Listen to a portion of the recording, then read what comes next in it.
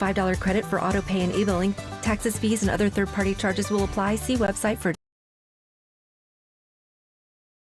Second of the action this season on Crystal Clear FM with Denny, Jake, Ryan, and Stu. One hop to Junior. He backhands. Long throw. Got him. We're with you for all 162 on 96.5 The Fan. And if you're in Kansas City, you can listen to the play-by-play on your phone and desktop with the Odyssey app. Plus, it's all free, easy to use, and easy to find us. You're listening to the home for Royals baseball. What's up, Kansas City? This is John Indiana, and this is 96.5 The Fan, your home for Royals baseball. KFNC FM and AM, HD1 and HD2, Kansas City, an Odyssey sports station.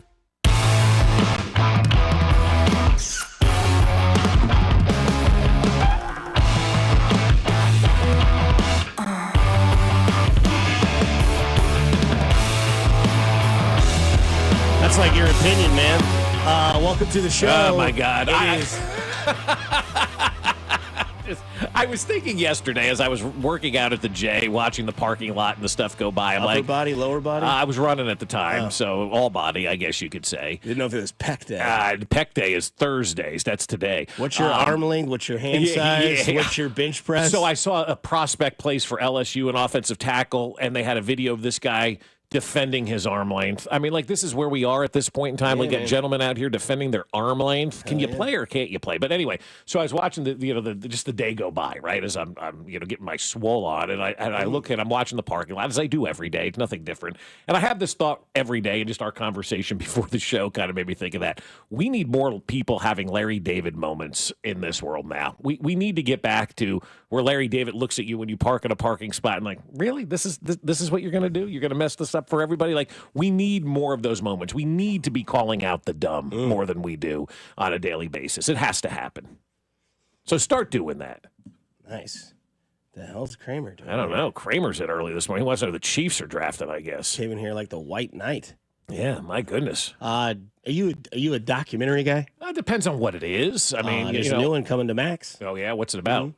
Paul Rubens' documentary. Oh, wow. Pee as himself has been releasing May 23rd on HBO Max. Yeah, I'll watch that. Yeah, I'll watch that. I watched the Oklahoma City documentary the other day on Netflix. Have you seen that yet? I thought I was the one who talked about it. Were you the one who talked about Where it? they break down every single episode that led up to the Oklahoma City bombing? It's like a 90-minute Netflix episode. It just came out last week. Okay, then no. Yeah, it just came out last week. And so I watched that the other day. And I still maintain that's one of the best, if not the best museums experiences I've ever had. If you have not been down to Oklahoma City for that bombing museum, it is a tremendous museum. But it came out this year because of the 30th anniversary of the Oklahoma City bombing. April 19th. And they went through the whole thing, and they had video footage of Timothy McVeigh at Waco. Like being interviewed by the news at Waco. And I'm like, oh my, yeah, crazy stuff. If that documentary moved you, go watch Oklahoma. Okay. I think that's what it's called. So they start at the incident at the bridge, if you're familiar. Right. I forget what the bridge's name is called, but that's where it starts. That then leads to Waco. And then I think it was, 4 years later, on the day of Waco, Timothy McVeigh did the Oklahoma City thing. Yeah, so that was 1995. I think Waco was 92 or 93. It was a couple of years after. And it was on the exact day. Yeah, exact same day. And in that documentary, they bring up that interview, and they're like, at the time, a reporter who knew nothing was interviewing, and he was just ranting about the government and everything. Right, yeah. It's a very compelling documentary. Oklahoma, it's called. Yeah, I think so. Who's it on? You'd have to just Google search streaming Oklahoma. It's probably Prime or something like that. But not to get super morbid, I did have a family member in the bombing. Oh, you did? I didn't know that. Yeah, wow. my stepdad's. I believe it was my stepdad's cousin's child. Oh, geez. Oh, 3. Oh, it's awful. Yeah. Just a sickening thing, man. Oh 3 my years God. Old. Yeah. But I believe maybe not even that old. Oh God. I mean, I can't imagine. I don't know how you get up if you lose a child every day. I know a lot of people have. When Jerry and Selma was in here, lost his son, and I've known some people over the years that have lost their kids and whatnot. I just don't know how you especially with something like that, how you get up and you move forward, man. Yeah. But I mean, it was a really good, quick-moving, 90-minute documentary about Oklahoma City. So if you get an opportunity, flip that on the Netflix and watch it. So yes, documentaries, depending on what they are, I watch them. Right. Pee Wee Herman was a big part of my childhood. I was going growing to say, up. that's probably I had a foil ball, for God's sakes, Dusty. I mean, so that's my wheelhouse right there. My sister had a Pee Wee doll. Yes. I hate that thing. And it was terrifying. That's all I remember from that. But ask my parents. We have the saying, I hate the Pee-wee. Here it is like 40 years later, and we still say that in our house because you'd pull the string on the Pee-wee Herman, and it would be, I know you are, but what am I? I know you are, but what am I? Yeah, and eventually, eventually you just get tired of it. You want to beat the hell out of this thing, right? And God, it was awful. Maybe you guys know more than I do, but to hit the number one story of last night, is there a meteorologist in charge of when and how to decide this that talks to an umpire that then talks to the teams when it comes to rain delays? I don't know. Usually it's Trevor Vance who does a lot of that with the grounds crew, and he's usually pretty on with the forecast last night. I'm still not sure what went on there last night. Yeah, so I'm not an Except expert. interviews with dead baseball people on the radio. I'm not an expert of how this works. I know the text line probably is, so I can either be called an idiot or a moron, or like it's on the internet. But like I'm pretty in tune, you know me, with weather, and I'm always trying to look at it because of, you know, the events that I like to do throughout the week, play golf or like do yard work, whatever it may be. Right, yeah. And I'm looking at the radar yesterday and like kind of following the news and, you know, watching 41 and all this stuff. And they're like, yeah, the heavy stuff, or it should arrive around like 8:30. Literally hit Lee Summit last night about 8:45. Yeah. We had it earlier, obviously, because I'm further west than you are. And you would sit at like 7:45, 7:50. The lightning's pretty wild out here. Yeah, I was sitting outside watching the lightning. My wife comes out screaming at the top of her lungs to get back inside. I'm like, I'm enjoying the show. Yeah. So I'm thinking to myself, okay, the game's supposed to start at 6:40. I know in the past they have started like 30 minutes earlier to kind of get a move on the game, because nowadays 30 minutes is almost 3 innings. It is, yeah. And yeah. I'm thinking to myself, the night before, they were going into the bottom of the sixth at 7:50 because neither team can hit. Now, you can't play that into effect. I understand that. Right. But, like, it's a doubleheader. Colorado, you could look into your crystal ball and be like, this game is not going to matter for Colorado. So why wouldn't you just start that game at 6? Right, and if you have to play 5.5 innings, and play Colorado's 5.5 down innings. 3-0, they're like, you know what? Bang it. We don't care. We'll get on tomorrow. We're not coming back to Kansas City. This is the one-time shop. Right. It's early on, whatever. Or if you had to, you could start the game at the actual stopping point today instead of playing 2 full games. They'll play the classic doubleheader, 1:10 start. Cole Reagan's on the mound. Then they'll make 30 to 45 minutes, whatever it is, and then start the second game. Well, they got to get out for the draft. So I didn't know if, like, that was a possibility, because what I was looking at, from what I was hearing, they were like, it's going to hit the it's going to hit the city at like 8 o'clock. Game 6:40. Why wouldn't you start at 6? I just thought it was an atrocious call in the way that they decided to do it, because then we waited. And I was like, okay, well, if you're going to wait till 8, because I thought I heard right, maybe I'm wrong. I thought I heard Goldberg talking on the pregame show, like, plan to start first pitch is somewhere around 8 o'clock. I'm like, that's when it's actually hitting the city. Hit. Yeah. Which means then now you're going to wait another 2 hours for it to pass through. And you probably could have played an official game in that time frame. And then there were people that like, whoa, there's lightning. No, there wasn't. Like, there wasn't. I know there wasn't. Like, I knew people that were at the game that were literally sitting there going, yeah, it's just cloudy. Well, just because it was lightning at my house doesn't mean it was lightning at the stadium. Those are worlds apart. So soon they'll be closer together, but right now they're worlds apart, right? Yeah. So, now some people are saying that it was Major League Baseball that made the decision on the Royals not playing on time. But you can't move the game up because you got people with tickets that are trying to get to the game that are expecting a 6:40. They have in the past. It's only very 30 rare. minutes. Yeah, very rare. And then you got the TV and all that kind of stuff. Like, there's semantics and all that kind of stuff. It's baseball excuses. That seemed like a perfect semantic situation to do that. To move the game up. Hey, this is the only time Colorado's coming here this year. We don't want to have a doubleheader tomorrow. Let's just play this game 30 minutes early and get moving. Sorry for the inconvenience. We're going to start at 6. Yeah. Hey, I know you guys want to hit some ground balls to each other and throw some balls around. It's game 29 of the season, whatever it is, yeah. Game 25. And we're just going to okay, cool, sounds good. Or do you guys want to come back tomorrow and play 2 games on a getaway day? Right. Actually, we'll do the first option. Right, because at least the Royals are staying home. Colorado has to travel after this. I don't know where they're going, but it's early game, so they don't care where they're going. Yeah, that's the thing. But I'm sure there's a lot of baseball excuses that will come into play, because baseball's the ultimate excuse maker for everything. You got the Angels complaining about flying and not getting enough rest and stuff like that, which I'm not here for any of these baseball excuses. But I do think it's probably because of the tickets and the people getting to the game on time and whatnot. That's why you can't move it up. Now, if you were going to move it up and planning, which sometimes gets lost, right? You probably should have looked ahead and made that announcement at like 10 a.m. that, hey, weather is expected today. We're moving the game up to start at 6:10. We're sorry for the inconvenience, but it's that requires foresight and thinking ahead. And it didn't look like any of that was out there yesterday. And now you have, the doubleheader today, which is fine. You do you. But I'm sure the players don't want to participate in the doubleheader. And I'm sure the fans. I mean, you were going to the game last night because, well, it was a night game and that fit into your schedule. And now I'm sure there's some that aren't going to be able to make it and go to that game. They should have really acted early and ahead of time and kind of change things up a little bit, because we were at soccer yesterday and we had about 4 minutes to go in the game. Thunder hit and boom, it was over. Yeah. And we had kind of moved on. But I think the Olathe East tennis was supposed to play yesterday. They canceled that early because they knew the weather was going to be there. You've got to make these decisions early. It just kind of feels like ultimately, I don't know if the ball was dropped or the forecast changed or whatever the case may be, but there was a way to get 5.5 innings of that game in last night at some point in time anyway. No doubt about it. But it is going to be the draft tonight. Mm-hmm.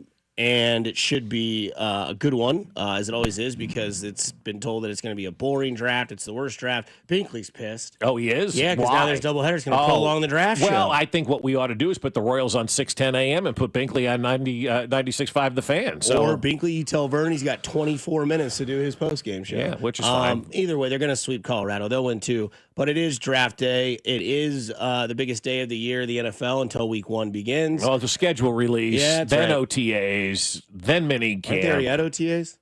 This is phase 1. Oh.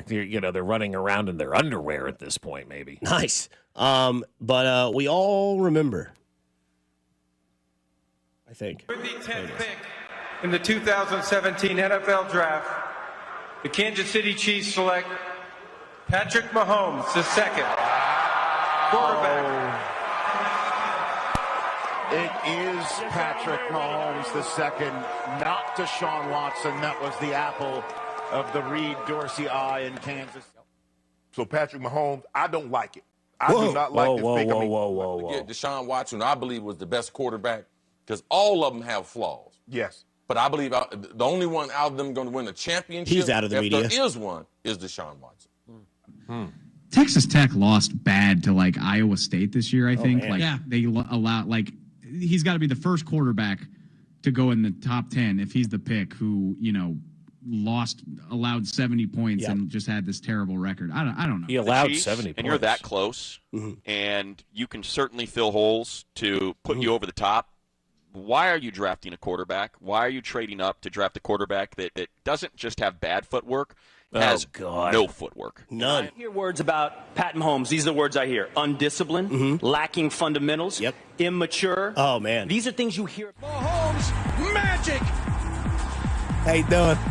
And trying to stay alive. Dive, touchdown! This man is an artist. He is a phenom. He is a true revelation. Non-disciplined. Woo, I love the fact that Chris Carter's on there, too. Who are the other people? Do we know who they are? No, one of them, Shannon Sharp. I know that. Believe me, I know that. 500 text messages are being emailed to everybody today. Yeah, dude. And then there's some guy from Texas Tech. I don't know, some guy that's he allowed 70 points. Mahomes in college. Did Mahomes play defense? Sure he did. allowed those 70 points all by himself, right? Yeah. And then it ends with he's a phenom. He's a superstar. Yeah. He's actually a 2-time MVP, 3-time Super Bowl MVP, 3-time Super Bowl champion, 9-time, 8-time, 7-time, who gives a time, AFC West champion. That's just always great to bring back from the 2017 NFL draft. But it also goes to show you how much draft analysts do not know when they are analyzing these players. And that's why you have to take a lot of this with a grain of salt. I found some great numbers about success rates of draft picks we can get to on the other side. When in doubt, grok it up. And the information that was provided about these draft picks that are going to be taken today, you have to keep in perspective, because I think there's a big false narrative for a lot of fans about what the draft is going to kind of give you when you start to select these players. People are thinking they're going to be these Pro Bowler caliber players, and I'm here to tell you, not so fast, my friend. One question, Bill. A lot of criticism about not taking a quarterback here. Your response? Well, we got a guy up there. Who in the hell is Mel Kiper, in a way? I mean, here's a guy that criticizes everybody, whoever they take. He's got the answers to who you should take and who you shouldn't take. In my knowledge of him, he's never ever put on a jockstrap. He's never been a coach. He's never been a scout. He's never been an administrator. And all of a sudden, he's an expert. He's in our papers 2 days ago telling us who we have to take. We don't have to take anybody that Mel Kiper says we have to take. Mel Kiper has no more credentials to do what he's doing than my neighbor, and my neighbor's a postman, and he doesn't even have season tickets to the NFL. Oh, wow. I hope your neighbor also uses Aspen Lawn. What year was that? I don't know. Because that sounded like Bill Tobin, baby. That's Toby's brother.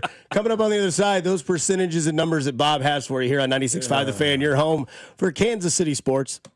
What's up, Kansas City? This is Jonathan India here, and you're listening to Fescoe and Dusty on your home for Royals baseball, 96.5 The Fan. Well, let me tell you about my friends over at Heartland Men's Health, because they're helping guys all over Kansas City, and I'll tell you what, they're ready to help you because, guys, as you know, ED is a terrible, terrible condition. It causes a lot of stress in relationships. It creates anxiety and undue hardships on a man, and often on their partner as well. Yet many men suffer for years without seeking treatment. The good news is Heartland Men's Health treatments work when the pills or herbals fail.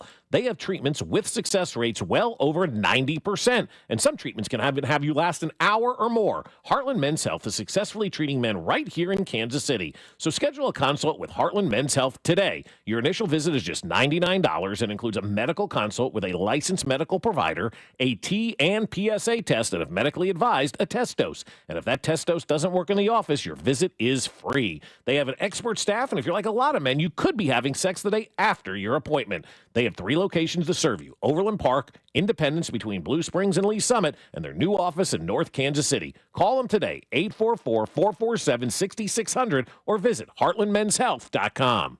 It's the spring sales event at Rob Sight Ford, and I'm here with the man himself, Rob Sight. Rob, you already stole the spotlight. Now what are you trying to take? Just your attention, Kevin, and maybe a few trade-ins. Now, we've got up to $14,000 off new Fords with employee pricing, plus our own dealer discount. $14,000. That's hotter than your Sunday barbecue. Exactly. And unlike your burgers, these deals won't dry out.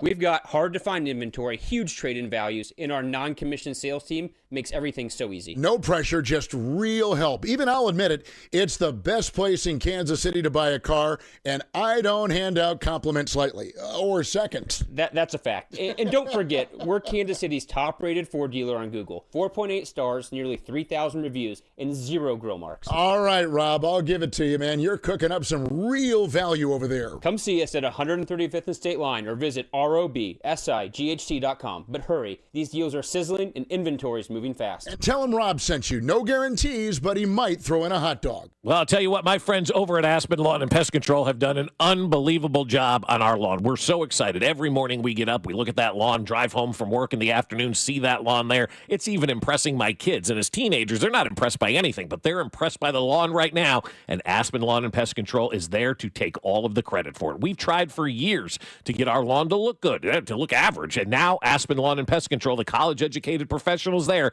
have taken care of it, and they've made it look great with one treatment. That's all they've done so far is it's that one treatment, and our lawn is already popping, looking great. I'm looking at all the other dandelions that are on the block. I'm like, I don't have any of those in my yard, and it's because of the good folks over at Aspen Lawn and Pest Control. And then the pest control portion is going to be outstanding. We love sitting outside in the spring and summer, and to have the mosquito dome over our house that's going to keep out the mosquitoes, the fleas, the ticks, and all of the vermin is going to be outstanding. So mention you heard this ad. You'll get up to half off your first application when you mention it to Aspen Lawn and Pest Control. You can find them at aspenlawn.com. That's aspenlawn.com.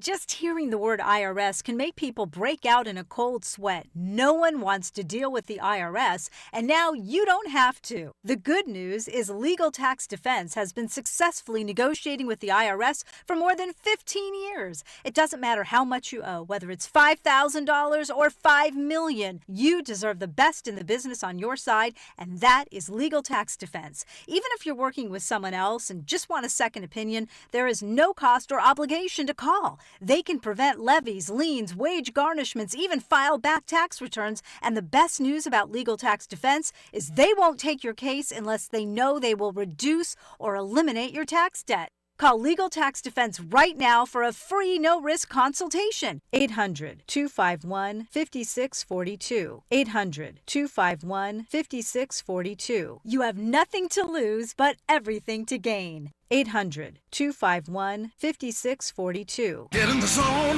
AutoZone. Annie's first oil change wasn't as hard as she thought because she went to AutoZone, where a friendly AutoZoner helped her find the right oil and save on an oil filter.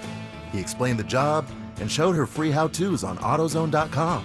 When she was done, AutoZone recycled her old oil for free. No hassles, just help. Everything you need, nothing you don't. Get in the zone, AutoZone. Restrictions apply.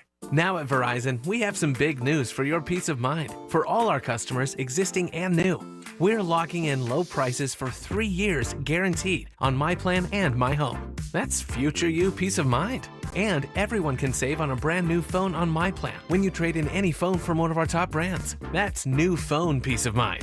Because at Verizon, whether you're already a customer or you're just joining us, we got you. Visit Verizon today. Price guarantee applies to then current base monthly rate. Additional terms and conditions apply for all offers. Booth Creek Wagyu, KC's premier Wagyu beef meat market, has even more convenient ways for you to shop. In addition to their location at 135th and Metcalf, they're now open at 95th and Knoll. Baseball is back. Time to get your game day grill going. Whether you're looking to wow your family with a meal at the ballpark or sear the best steak ever while listening to the game on the deck, Booth Creek Wagyu experts are ready to help you pick out something unforgettable. Booth Creek Wagyu, now with 2 locations, open 7 days a week or at boothcreekwagyu.com. You're listening to 96.5 The Fan from the Mission Plumbing, Heating, and Cooling Studios. Here's traffic, brought to you by DM Injury Law. Have you or a loved one been in a car wreck? Contact DM Injury Law today and get the money you deserve. Car wreck? Remember, Mike's got this. Brought to you by Connolly Plumbing Solutions, your neighborhood plumber. Call 913-768-7676 or ConnollyPlumbingSolutions.com. Kansas side, 35 northbound, trip from Olathe into downtown, about 20 minutes. Connolly Plumbing Solutions, your neighborhood plumber, locally owned and family operated from the start in 2012. Call Connolly at 913-768-7676 or visit ConnollyPlumbingSolutions.com to schedule. Alan Carr, 96.5 The Fan, traffic.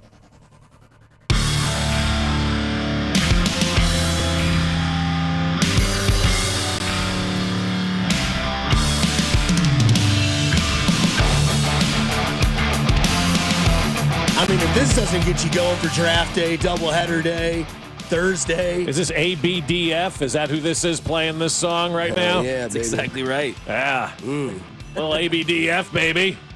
That's right. Generic 101, Daddy. Mm-hmm. From the Spectre collection. Back in Brown is what they call that song. Yesterday, your quarterback had some things to say, and he talked about your wide receiver room. I mean, obviously, everything looks great right now. I mean, getting the guys back healthy as far as Rasheed and having Hollywood fully healthy and Xavier in year 2. I think the offense has a chance to be really, really good. It's just about keeping building. I'm excited to kind of have these guys again, just with we've had a lot of turnover in the receiving room, and it seems like the core group will be back in its entirety. So the goal is to try to build on it and get even better and try to get back to some of the explosive passing plays that we've done in years past. Yeah, that's exactly what I told you yesterday was the goal this year, didn't I? Oh, we're going to get back to the high-flying aerial attack. And then the quarterback said it the same day. Oh. So we know where we're going. Up in the air, baby. Let's do it. Woo. That does get me a little excited because I do want to see that explosive offense. They're ready. I can tell you just from having conversations, they're ready. Like, everybody on that team is like, all right, enough of this.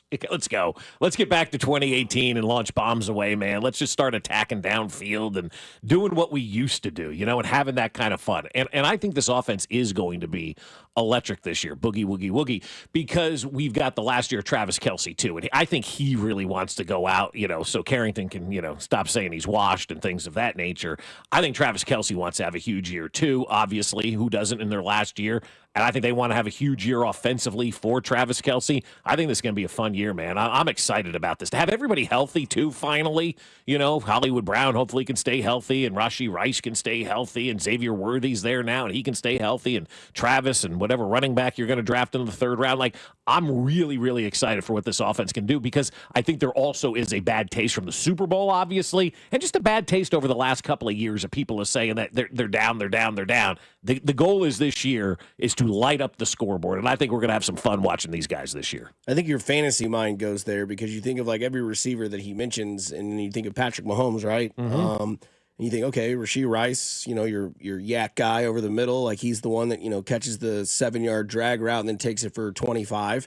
You think of Xavier Worthy as your over-the-top option. You think of Hollywood Brown that could be a hybrid in between both of those. I'm not saying that Hollywood Brown needs to be the guy that goes out there and hits a streak pattern down the field for a home run. He could if he wanted to, I think. But also he's kind of the hybrid of Rice and Worthy. And then you throw in a veteran like Travis Kelce, who has nothing to prove, but maybe something to prove in his last year in the NFL per se. Yeah.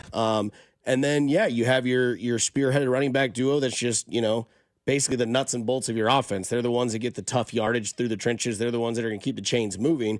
And if you kind of like play April 25th draft day offensive coordinator, you think that's maybe where this explosive offense comes, because you're like, okay, I can hand the ball off, and get, 2 or 3 yards here with Kareem Hunt or Isaiah Pacheco or whoever running back they may draft might have a minimal role in that as well. And then you think, okay, like maybe teams will get tired of giving up that 3 and 4 yards and giving up, the 5-yard first down play. Guys, you have to realize you have to have an offensive line to block too. We understand. But also you think of your fantasy land, what it could be, and what you hear him say and where the eagerness may kick in is that then it's like, okay, this kind of has that similar type of feel of offense that 2018 team had, right? You had Tyreek Hill, Sammy Watkins, Demarcus Robinson, and that sort of, different dynamic in receiver. And now you're going to bring in Rashee Rice, who will probably be suspended, by the way. I heard that. Xavier Worthy, who's got the speed out of this building. And then Hollywood Brown, Juju Smith-Schuster's still there as back well. Too, yeah. Travis Kelce's there. And, it's not like they have anything to prove. I know that's not what I'm trying to say, but I think they kind of want to get back to what made them electric and almost unstoppable. Now, they didn't have that great defense then. But again, who's to say they can't go out there and be that team this year that was like the Detroit Lions winning games 45-9, putting up a 50-piece in a couple of games? I would love it. It's obviously entertaining. You would love to see that. That would mean that you would have a lot of trends going towards MVP numbers, towards Patrick Mahomes. What would people complain about, though, from the offensive standpoint if they did go out there and put up 40 points per game? Like, what would people bitch about? Left tackle. Yeah, but how do we know left tackle's not going to be good? Like you kind of snarkingly text lined it a little bit and said they don't have an offensive line. They do have an offensive line. They've got a very good offensive line. They have a competition at left guard, which is good for everybody. They've got arguably the best center in the NFL. They got arguably the best right guard in the NFL. Juwan Taylor, say what you want about the guy. He's very good right tackle. Yep. He may show up a little early at times, but he's a very good right tackle. And you just went out and spent money on Jalen Moore to play left tackle. Like, I know they're not the household names maybe or whatever, and Joe Tooney was traded, and people think that there's no offensive line. But there very much is an offensive line here in Kansas City. And I think there is that goal. Like, this is Travis Kelce's senior year, right?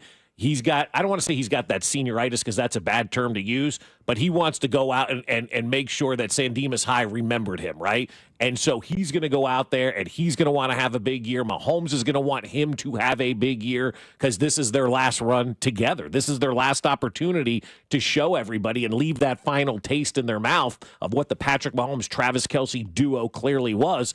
And because of that, I still think they're going to have a big year. Like, there's so much riding, if you will, on this season from an offensive standpoint. They're ready to get back to where they were. They're ready to send Travis Kelce out a hero, and they're ready to go out there and put up points again like they were doing in 2018 and 2019. Good text of what people might complain about, that they don't run the ball and or third and short is still our downfall. Well, we know that. That's never, as long as Andy Reid's the head coach, third and short. I mean, that's just an issue with Andy Reid. And if that's the worst thing that we take away from this era of Chiefs football is that they couldn't convert 3rd and 1, that's probably what we're going to end up taking away from it. Speaking of eras of the Chiefs football, there is the NFL draft tonight. Don't forget, tonight at the Landing in Liberty, starting at 6 p.m. We will be there, all in attendance. You have a chance at $965 cash prize. Make sure you fill out your draft sheet, turn it in before the first pick is on the clock. 1 player per right drafted. If you get the right team, 3 points. You also have an opportunity to win a Juwan Taylor football or helmet signed by him as well. Again, we'll all be there hanging out, talking to you all, smashing chicken fingers and Big Bob's Bavarian pretzels, $9.65 as well. But eras of the draft and success rates of the NFL and draft picks. It's not as good as people think, right? Like, everybody thinks you're going to load up, get a first-round draft pick, and this guy's going to be a Hall of Famer. And so I went to Grok, not Gronk, but Grok, because that's what you use now with the AI stuff. And I typed in success rates of NFL draft picks just to kind of see what the information was. And for me, it was kind of surprising, quite frankly. About 53% of first-round picks from 2011 to 2017 indicate a decent but unspectacular career. 31% of first-round draft picks sign a second contract with their drafting team, suggesting a higher bust rate than expected. Picks 1 through 14 have an 80% success rate as a 3-year starter, dropping to 60% for picks 15 to 25 and 50% for picks 26 to 32 over the last 10 years or so. Around 40% of first-round picks are considered busts. 60% hit rate for offensive linemen this generation of drafting in the first round. Running backs and centers, 60 to 70% hit rate. Quarterbacks have a 46% hit rate in the first round in this century. Wide receivers, about a 40% hit rate. Cornerbacks and edge rushers, about a 30 to 40% hit rate in the NFL. So essentially what you're looking at in the first round, 53% of players that are drafted in the first round get out of that kind of first contract and become decent players. You're not going to get a lot of great players in the first round of this draft. And that's what people seemingly fail to realize, is that people criticize first-round picks all the time. Half of the first-round picks that are going to be picked tonight are never going to amount to anything in the NFL. Maybe I don't know, overlooking the number. I think almost 50% of, in 100 years, almost 50% of quarterbacks have not been busts. I feel like that's kind of nice. 46% was what are successful. Is that what that said? 46% hit rate from 2000 to 2019. 26 of 56 quarterbacks have been hits that have been drafted from the year 2000 to the year 2019. Less than 50%. And this is defining a hit as someone who's stayed Gets in the their NFL? second contract. Okay. I would say it's we're not talking about a lot. It's not a lot. That's not hard. To Yeah. do as a quarterback, that's a lot easier than other positions. Yeah. So the quarterbacks are not good. Like you have to. That's why I go back. You have to be in that right situation. Patrick Mahomes isn't a superstar if he's drafted by any other team. He's a good quarterback in this league. He is not a superstar in this league. I promise you, he is not a superstar in this league. He wouldn't have had Alex Smith for that first year. He wouldn't have been with Andy Reid. If he was drafted by the Giants, he'd be on his third coach, getting ready to be on his fourth head coach. Quarterbacks do not have success in that era. Patrick Mahomes actually is the outlier more than the norm in all of this. The norm is that these guys fail. Patrick Mahomes is kind of the outlier in all of this. So defining success for you, Mac, a second contract, a starter for 2.5 to 3 years, and snap counts reaching 2/3 of the average snap percentage of their position's top 32 players. Okay. Yeah, that's still, It makes it even worse, quite honestly. Yeah, seriously. A few years and you play sometimes. 2.5 to 3 years is considered a good, like the average NFL career is 3.5 years. Yeah. It's 3.5 years. So according to that algorithm, Daniel Jones was a hit. That's a hit? Wow. Okay. I do think Mahomes would be a superstar outside of Kansas City. I don't think that he would have, because does a superstar define as like talent or like success rate in championships? Like, I think I'm good on this. I don't believe he has the championship success rate, but I don't think that like Andy Reid taught him his talent. I don't think that's it. I think he's used his talent to like explore his offensive like mindset, which has been each one like Andy Reid. Who's to say Andy Reid's still in Kansas City if he doesn't have Patrick Mahomes? Then he's probably retired by now. Or yeah, he's no question. back in the same situation he was at in Philadelphia. Right. No, they're perfect for each other. So not only that, but I think if you like Jaden Daniels is a superstar. Like in Washington, it took 1 year. He didn't win anything. But the eye test tells you who superstars are. That's which I think you would have that for Mahomes if he was in Cleveland or New York or anywhere. I think he's just a winner and knows how to play the sport better than anybody else. Now, yes, Andy Reid has taught him that, and he didn't have Alex Smith. So there would be maybe not the early on crispiness that was Patrick Mahomes, but like I think if he was anywhere else, he would still have the talent and would make those plays because, you know, Andy Reid's not out there in that body doing that. That's just Mahomes. But again, having the players around him, having the system has been just an expedited shot to superstardom. Is he where he's at as a person now? No. Is he a superstar? I do believe so. I also believe that Josh Allen and Joe Burrow probably would have Super Bowl championships if Mahomes wasn't drafted by Kansas City, because I don't think any other team would have dominated this era like the Chiefs have dominated. And it's all because of the relationship, if you will, but it's not just because of Mahomes or just because of Andy Reid. It's the perfect marriage, right? Yeah. Oh, yeah. It is like you could not other than Belichick and Brady, and then obviously you got Rocky at the end, and whatnot, and Brady had to leave, and Bill had to go find a 23-year-old. I don't feel like that's ever happening here. I think those two guys, Andy and Patrick, are just so in tune and on the same page and have the same goals, and everything's about the team. I don't think we're going to have that situation. But, if he's drafted by somebody else, we don't see a dominant team right now. We've had three, I think, in my opinion anyway, head coach quarterback relationships that are better than you've ever seen. Obviously, the Bill Belichick one, the Joe Montana one with Bill Walsh, and then obviously this one now with Andy Reid. The Joe Montana one ended kind of ugly in San Francisco. He ended up here. Obviously the Brady one ended pretty ugly in New England. I don't see this one ending ugly because I think both of these guys have that same goal in mind. They're the same brain. They say the same things. They use the same cliches. They talk about the same stuff. Like, they are wired together. And I think that ultimately is what's going to keep this thing going, is that you have a head coach and a quarterback who are the best to ever do what they've ever done, and neither of them has an ego about it.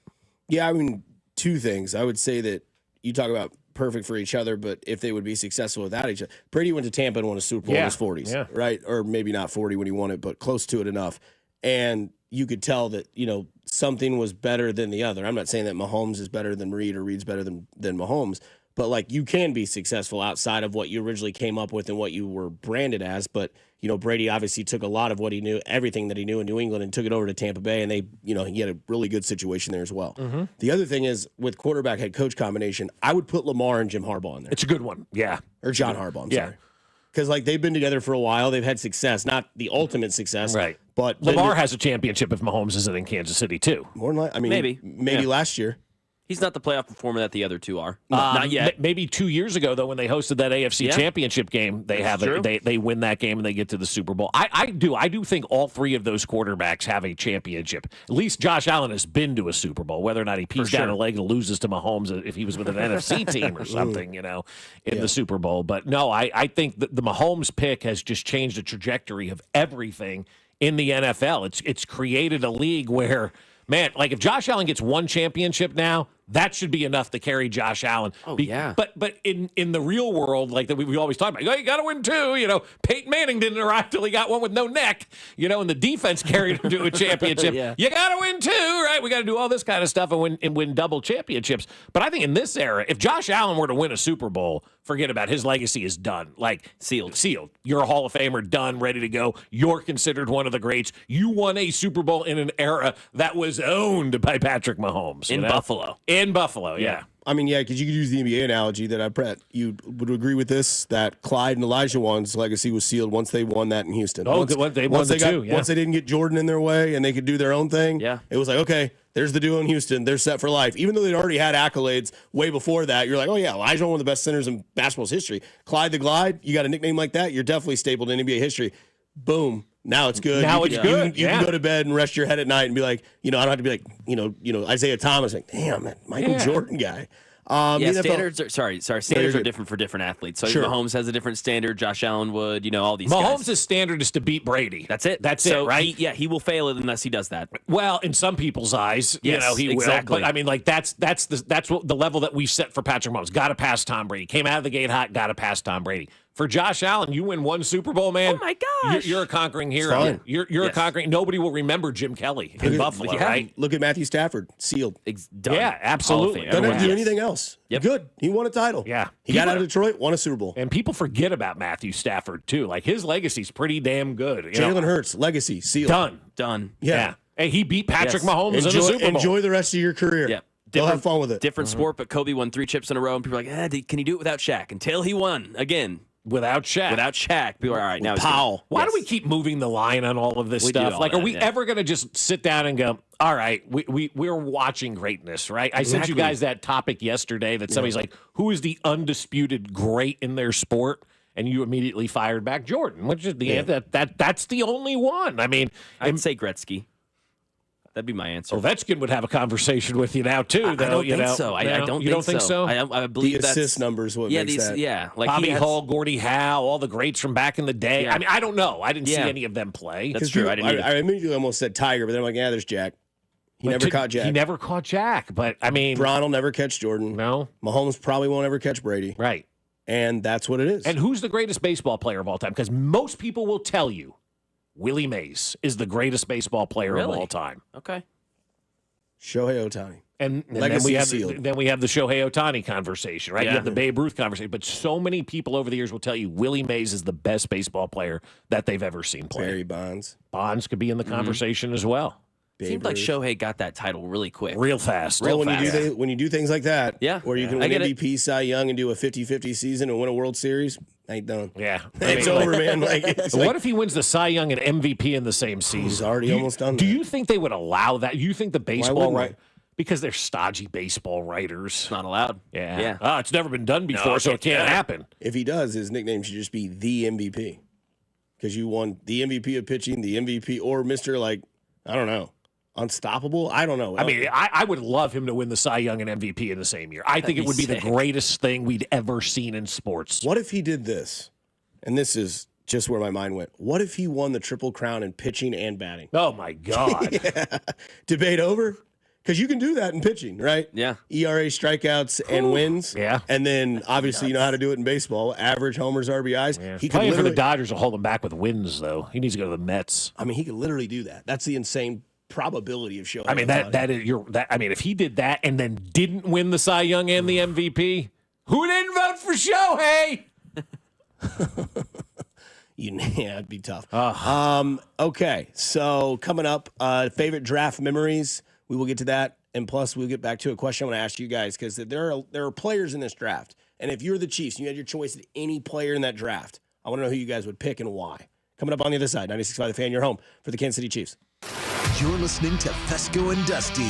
Whoever that bozo was doing the armpit fart thing, come on, man. Catch Royals insider Josh Vernier every Monday at 8:20, right here on your home for Royals baseball, 96.5 The Fan. Well, I'll tell you what, my friends at Foaling want you to come out and foal around and find out what an awesome time it is because foaling is perfect for everybody. We talk about foaling all the time, and you're like, well, who's it good for? It's good for kids. It's good for adults. It's great for a date night. It's perfect for a guy's night out. It's even better for an office party when you're trying to get some team building going on. Take everybody foaling and let them see the coolest, the funkiest, the newest sports entertainment venue in KC off of 435 and State Line. Foaling Warehouse KC is a mashup of football and bowling and drinks and fun. And you're thinking to yourself, all right, what are we doing here? You're setting up bowling pins, right? And instead of bowling, you're throwing a football at them. You're knocking them all down. This game was invented at the Indianapolis 500 by dudes sitting around trying to figure out something fun to do while they were waiting for the race.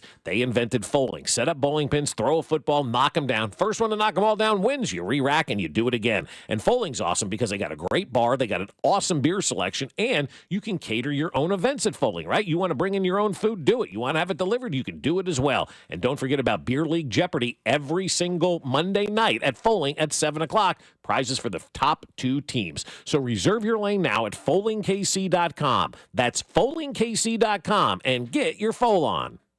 Are you prepared for the change in seasons? Take advantage of Hamilton Plumbing, Heating, AC, and Router's $69 seasonal HVAC tune-up deal to help prevent costly breakdowns and ensure your heating or cooling system is running at peak efficiency. Over 40 years experience and more than 8,000 5-star reviews are great reasons to trust Hamilton. Our licensed technicians and exceptional service guarantee will give you peace of mind. Visit callhamilton.com for details, terms, and conditions.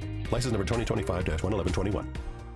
I'll tell you what, you're getting ready for some big events coming up. We've got a lot of things going on over the next month or so. You've got graduation parties, you've got Mother's Day, you've got all kinds of beginning of the summer type stuff that's going on, and you don't want to do any of the cooking, so let Smokehouse Barbecue cater all of your events. There's nothing better than going to a graduation party and seeing Smokehouse Barbecue, burnt ends, Cajun chicken wings, you've got the ribs, you've got the beans, everything you could possibly want right there for you on the buffet, and it's ready to go. and you don't have to worry about any of it because Smokehouse Barbecue is going to cater all of your events. If you want to have your graduation party or your special event at Smokehouse Barbecue, all 3 locations have what they call a banquet room, and you can do all of your events at Smokehouse Barbecue. Bring the party to Smokehouse Barbecue or have them bring the party to you as well. Either way, for graduations, for Mother's Day, Smokehouse Barbecue needs to be your spot for all of your catering needs. And when you dine in, you've got to go with the barbecue nachos, get the crispy meat and the pulled pork, and of course, you've got to try their pulled chicken sandwich that I love right now as well. Check them out at one of their 3 locations, Independence, Gladstone, and Zona Rosa, or at SmokehouseBBQ.com.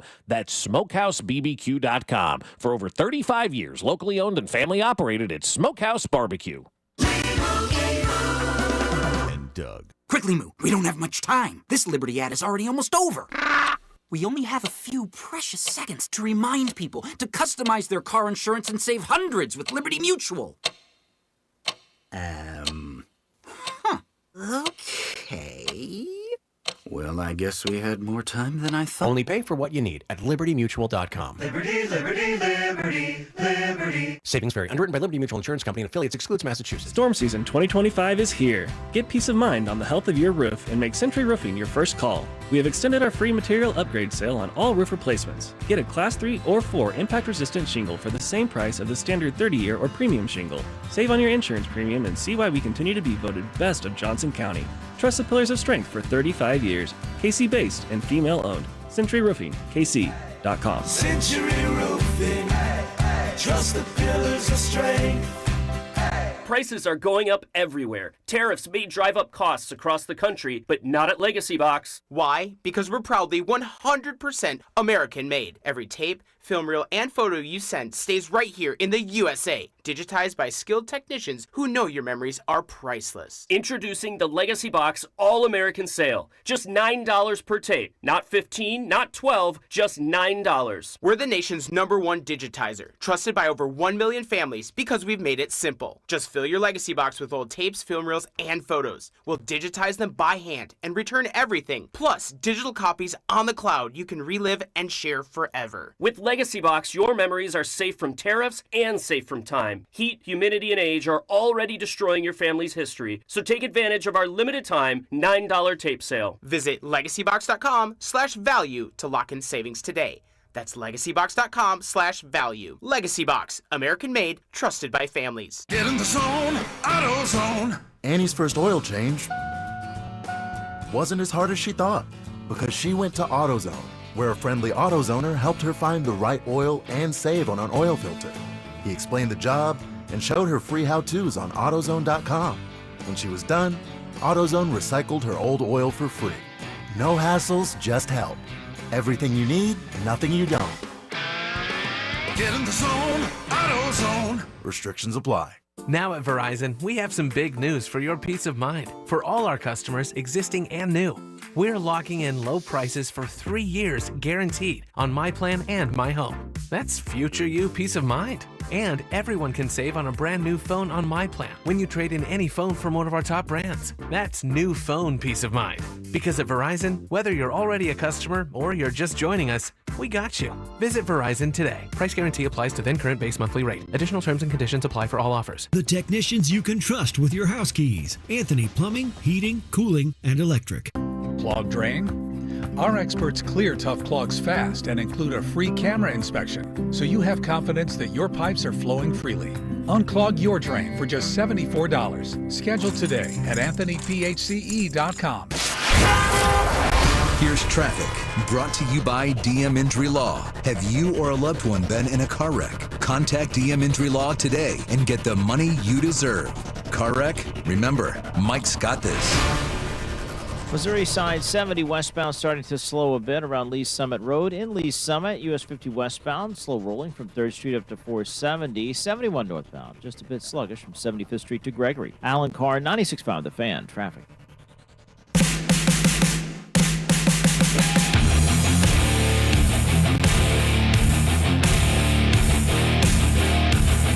That's right, baby.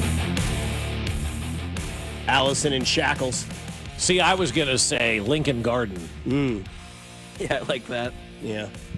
Washington Garden.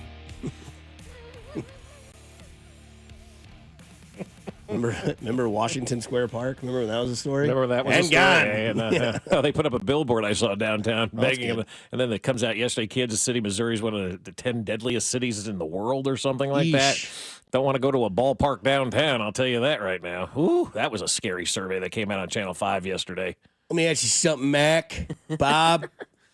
If you could pick one player in the NFL draft this year to go to your Kansas City Chiefs, who would it be and why? Okay, so this is, I saw a story, I think it was on CBS Sports, about the ideal pick for every team, right? This is where we are right now. Just whoever you think. So, like, a bunch of teams had, like, Travis Hunter. A couple of them had Shador Sanders. I'm like, wait a second. But they're like the ideal pick for every team. And I'm going to dodge bullets on this one from you guys. But I'm gonna say the running back, Genty. I think he would be the ideal pick for the Chiefs. Now, all things being equal, not worried about the first-round label and all of that kind of stuff, like the ideal fit for this offense, I think Genty would be that type of guy. I think he'd be phenomenal in this offense right now. I also think Luther Burden would be a nice fit in this offense too. So yeah. And if he's sitting there at 31, it's going to be hard for not everybody to get excited. Like, oh my God, let's go get Luther Burden, and whatnot. I don't know if they do. I don't know where they have him ranked or whatnot. But I can tell you right now, like the perfect pick. I'd love to get Genty in here, but I know he's not going to land out of the top 5. And with a first-round grade and a very, very limited type of success rate for these first-round picks, especially running backs, it's hard for me to say, go ahead and take him in the first round. And it's a good thing because he'll be gone by the time the Chiefs pick there. I may surprise you, but I'm so with you on this. And I'm so anti-running back in the first round. I am too, completely. But like with the Chiefs, what we've seen when they've had Kareem Hunt for that one season when he was, I know it's only 1,100 yards or whatever he had, but still he led the league in rushing. He was so good in the passing game. And where was he drafted, though? Yeah, way back. Third exactly, round, yes. right? And Third round pick, You draft the premier, what is talked about being the next Saquon Barkley-type talent to the Chiefs with Patrick Mahomes. Yeah, sign me up, dude. I'm so in on this. Yeah, everyone's talking about, we need to get receivers who can catch. All that goes down a big tick if you've got one of the best backs in the league. Yeah, it would be crazy to get like all things being equal and taking out all the excuses and the narratives and all that kind of stuff. Like the perfect fit for this team would be a star running back right now. Yeah. No doubt about it. I would go with Abdul Carter. That's a good pick, too. Yeah, he's the best player in the draft. Yeah, the reason I say this is he would be the face of your defense for the next 8 years. He comes in to the Chiefs. He would be in that next wave of superstars in Kansas City as you see Travis Kelce slowly but surely fade out of the team perspective because he possibly could retire. You look at Chris Jones getting older. What do you build a team around? One of the 2 wide receivers, hate to break it to you, probably not going to be with this team forever, and Xavier Worthy and Rashee Rice. I look at that as like a situation when it comes to Cincinnati. We all sat here and dogged them to be like, you're going to pay all these offensive weapons, but you're not going to pay defensive weapons. We know how Brett Veach operates. He's going to look at one of those 2 guys and say, okay, when am I getting traded, right? And then you throw in Abdul Carter, and it's like, okay, where does this next era of the Chiefs go? Well, now it's spearheaded by Patrick Mahomes and Abdul Carter, who could be the next, complete wrecker of a backfield quarterback guy that you hadn't had since Derek Thomas, who was the face of your franchise for many years with him and Neal.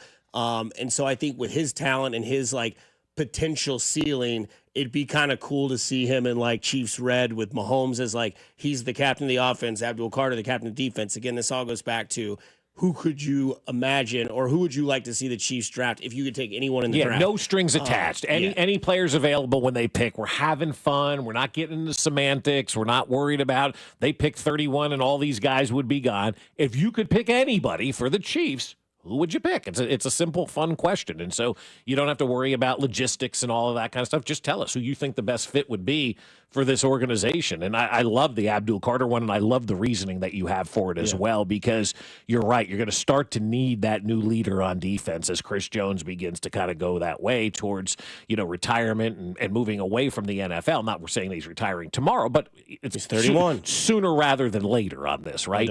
And you're going to need that next leader with McDuffie and Bolton and those guys on the defensive side of the ball. You need that star defensive lineman. Abdul Carter could be that guy. We go to the draft tonight. It'll be starting at 7 p.m. on the 4-letter network, but we'll be starting our show or the draft show hopefully immediately after the Royals doubleheader is over. We'll keep you updated on that as well. They play at 1:10 and 4:40 today. Binkley and Unicero, they'll be in studio today at 9 a.m. We'll have Ben Maller at 7:15, and we'll have there's one more I'm missing. Why am I missing it? Oh, Alex Gold, Yeah, Alex, 45, to give you some draft props. But the draft also brings a lot of memories. I know that there's a lot of you that probably remember when they selected D Ford. I do. I do, Because I never exactly, knew. yeah. I didn't know who he was. And then we all remember the Patrick Mahomes thing, but we also remember like the little things of the draft and memories that probably shouldn't last long, but unfortunately they do because of either the awkwardness or the hilariousness of it. And I don't know if you guys have any favorite memories, but where I start off is just the bong gas mask of Laramie Tunsil. Like randomly stepdad sends this picture to social media and all of a sudden everyone's like, what in the world? Yeah. That one's always one for me. CeeDee Lamb's girlfriend or whoever that was that took his cell phone and then the side the eye. CeeDee Lamb grabbing the phone away. Man, it was Yeah. great. Hilarious. Russell Wilson's wife. Do we know if they're still together, by the way, CeeDee Lamb and the girl who was with him at the draft? But I remember the reaction that Russell Wilson's wife at the time, or maybe it was his fiance or girlfriend, but then became his wife, and then they split right before he set the record-setting deal. Her reaction, which everybody on the thing on X was like, "Look at her, she's like, I'm set for life," and Russ is like, "Wait 3 years." Yeah. So that one was always funny to me, but obviously there are many. That are in there. I think there was one. I think it was Jalen Waddle got drafted. His entire family was in the room. Oh yeah, trying to get a and hug he just with him immediately left before anybody could do anything. Yeah, that was on the internet yesterday. I was watching that laughing. Nope, I'm out. I'm gonna go hug my agent. That's the guy that means the most to me right now. Sorry, fam. Yeah, but I'll be back, Mom and Dad. But we got to take care of some business. For me, one of the great moments, and you named like some of the best ones. The Brett Favre one of him sitting on the bed is always going to be really good in jorts because it's just so perfect of the time and the era that we were in with Brett Favre in the 90s. It was a perfect 90s football picture. You had that. Obviously, Aaron Rodgers dropping was really good. Brady Quinn kind of dropping, very good as well. But I still think one of the best moments for me in the draft is Mac Jones doing that badass walk to the podium after he got picked, looking like Vince McMahon, strutting out there like that in his mom jeans. Like, that to me will always be like, that was Mac Jones' greatest moment in the NFL, was walking out after finally hearing his name called by the New England Patriots and Bill Belichick. And awesome. That will always be one for me that I just laugh at. The Laramie Tunsil one is, I mean, that's legendary. It's legend. Imagine if that was just 10 years later. Nobody would have cared. People have been like, cool. Yeah, so nobody. what? But everybody lost their bleep that day because of that. And it was a dumb picture to tweet out by his stepdad or whoever did that. Like, what are we trying to do here? You're sabotaging the kid on draft night, man, you dope. Lamar dropping was a pretty big moment. Yeah. That was a good one. Yeah. Johnny Manziel, I was a huge Manziel and A&M guy, so watching that, I was like, no, Yeah, he kept Manziel, falling. no. Yeah. Well, he was no good. He never should have been drafted. I mean, that poor guy. That's all self-inflicted. Yes. But the D Ford draft pick you mentioned, and I think that D Ford draft pick will go down, and you'll look back at that pick and realize that was a very important pick because it showed you what this organization is all about. When they drafted D Ford, they did not need that position filled, but they knew eventually they were going to need that position filled. That was the beginning of when they really started to draft for the next couple of years as opposed to just that moment, because I remember sitting there and D Ford got picked and I'm like, God, why? You got Tamba, you got Justin, you don't need him. Boy, you did need D Ford. And so that goes to show you, I think the first draft that I realized Andy Reid and company really have a stranglehold on what they're doing. They understand what they're doing. I look back at that D Ford pick a lot and realize, man, that was foreshadowing to where we are now, because you even played the Patrick Mahomes highlight earlier where somebody goes, I don't know what they're doing. They've got a quarterback. They should be drafting a weapon instead of for the future. It's like, now they're setting the table for the future. That D Ford pick is very, very, very important in the landscape of the way that the Chiefs draft. Yeah, and then the 5th round, I think they would draft that weapon. Or was that the year before? Tyreek was the year before. Yeah, Tyreek was 16. Yeah, so they'd already had the weapon. Good studying. Who the hell's Mel Kiper anyway? They had Tyreek and they had Travis already on the team. They were building their team, and then they drafted the quarterback to kind of change that narrative. That building will continue to be built tonight, as the draft is tonight at 7:00. We will all be at the Landing in Liberty. We hope to see you there. Coming up on the other side, Mitch Holtis might have given us some foreshadowing as well. We'll explain here on 96.5 The Fan, your home for Kansas City sports. You're listening to Fescoe and Dusty. Hey, what's going on, man? On your home for Kansas City sports. 96.5 The Fan. Hey guys, it's Dusty Likens, and you better believe it, baseball is back, and this season we're bringing you the proud partner of your Kansas City Royals, Surfside Iced Tea and Vodka and Surfside Lemonade and Vodka. They're absolutely delicious and pair perfectly with a day at the ballpark. Find it in Kauffman Stadium all season long. Surfside is only 100 calories per serving, and the best part, 0 bubbles for 0 troubles. So it's easy to sip and enjoy while you're at the game. Ask for it at your local bars and liquor store. You must be 21 years of age. Please drink responsibly. Hey there, Royals fans. It's Royals Hall of Famer Mike Sweeney. Have you or your kids experienced a high school coach who wants to make our Kansas City community a better place to live, work, and play? The Royals and the See You in the Major Leagues Foundation, together with Blue Cross and Blue Shield of Kansas City, are shining a spotlight on 6 impactful coaches in the KC metro area. Nominate a high school coach today at royals.com/coaches with character. At Chain Company, we know getting engaged is a big decision. But once you know, you know. That's the way our customers feel when they choose a Chain Company engagement ring. They walk into a warm welcome and walk out with their dream ring, knowing they got it right. For almost 100 years, we've been offering personalized shopping experiences. And we're in it way past the honeymoon, with a free lifetime warranty that includes the center stone, cleanings, repairs, and resizing for life. Shop with us at shaneco.com or at your neighborhood store. Shane Company, your friend and jeweler. This postseason, BetMGM, authorized gaming operator of the NBA, is making first field goal scorer wagers more exciting with Second Chance. What's Second Chance? Ever bet on your favorite baller to score the first field goal, only to see him dish the rock to his teammate for the easy layup? Well, with BetMGM's Second Chance promotion, you'll get your stake back in cash if your first field goal scorer scores second instead. That's right, simply bet on any player to score the first field goal during any playoff game. If you're right, you win, but if your pick scores second instead of first, you get your stake back in cash. Keep the hoop dreams alive this NBA playoffs, even if your bet misses. Grab the chance at getting your stake back at BetMGM, authorized gaming operator of the NBA. See BetMGM.com for terms.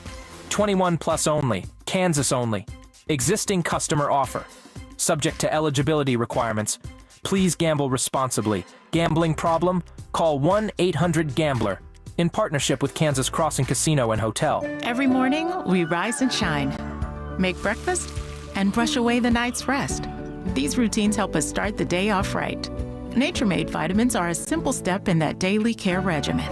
Multivitamins with daily essentials, clinically studied probiotics for gut health support, magnesium to help relax the body. Nature-Made is made to care for you every day. These statements have not been evaluated by the Food and Drug Administration. These products are not intended to diagnose, treat, cure, or prevent any disease. Still getting around to that fix on your car?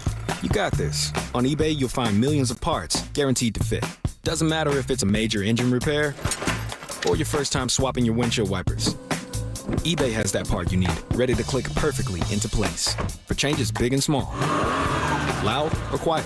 Find all the parts you need at prices you'll love, guaranteed to fit every time. But you already know that.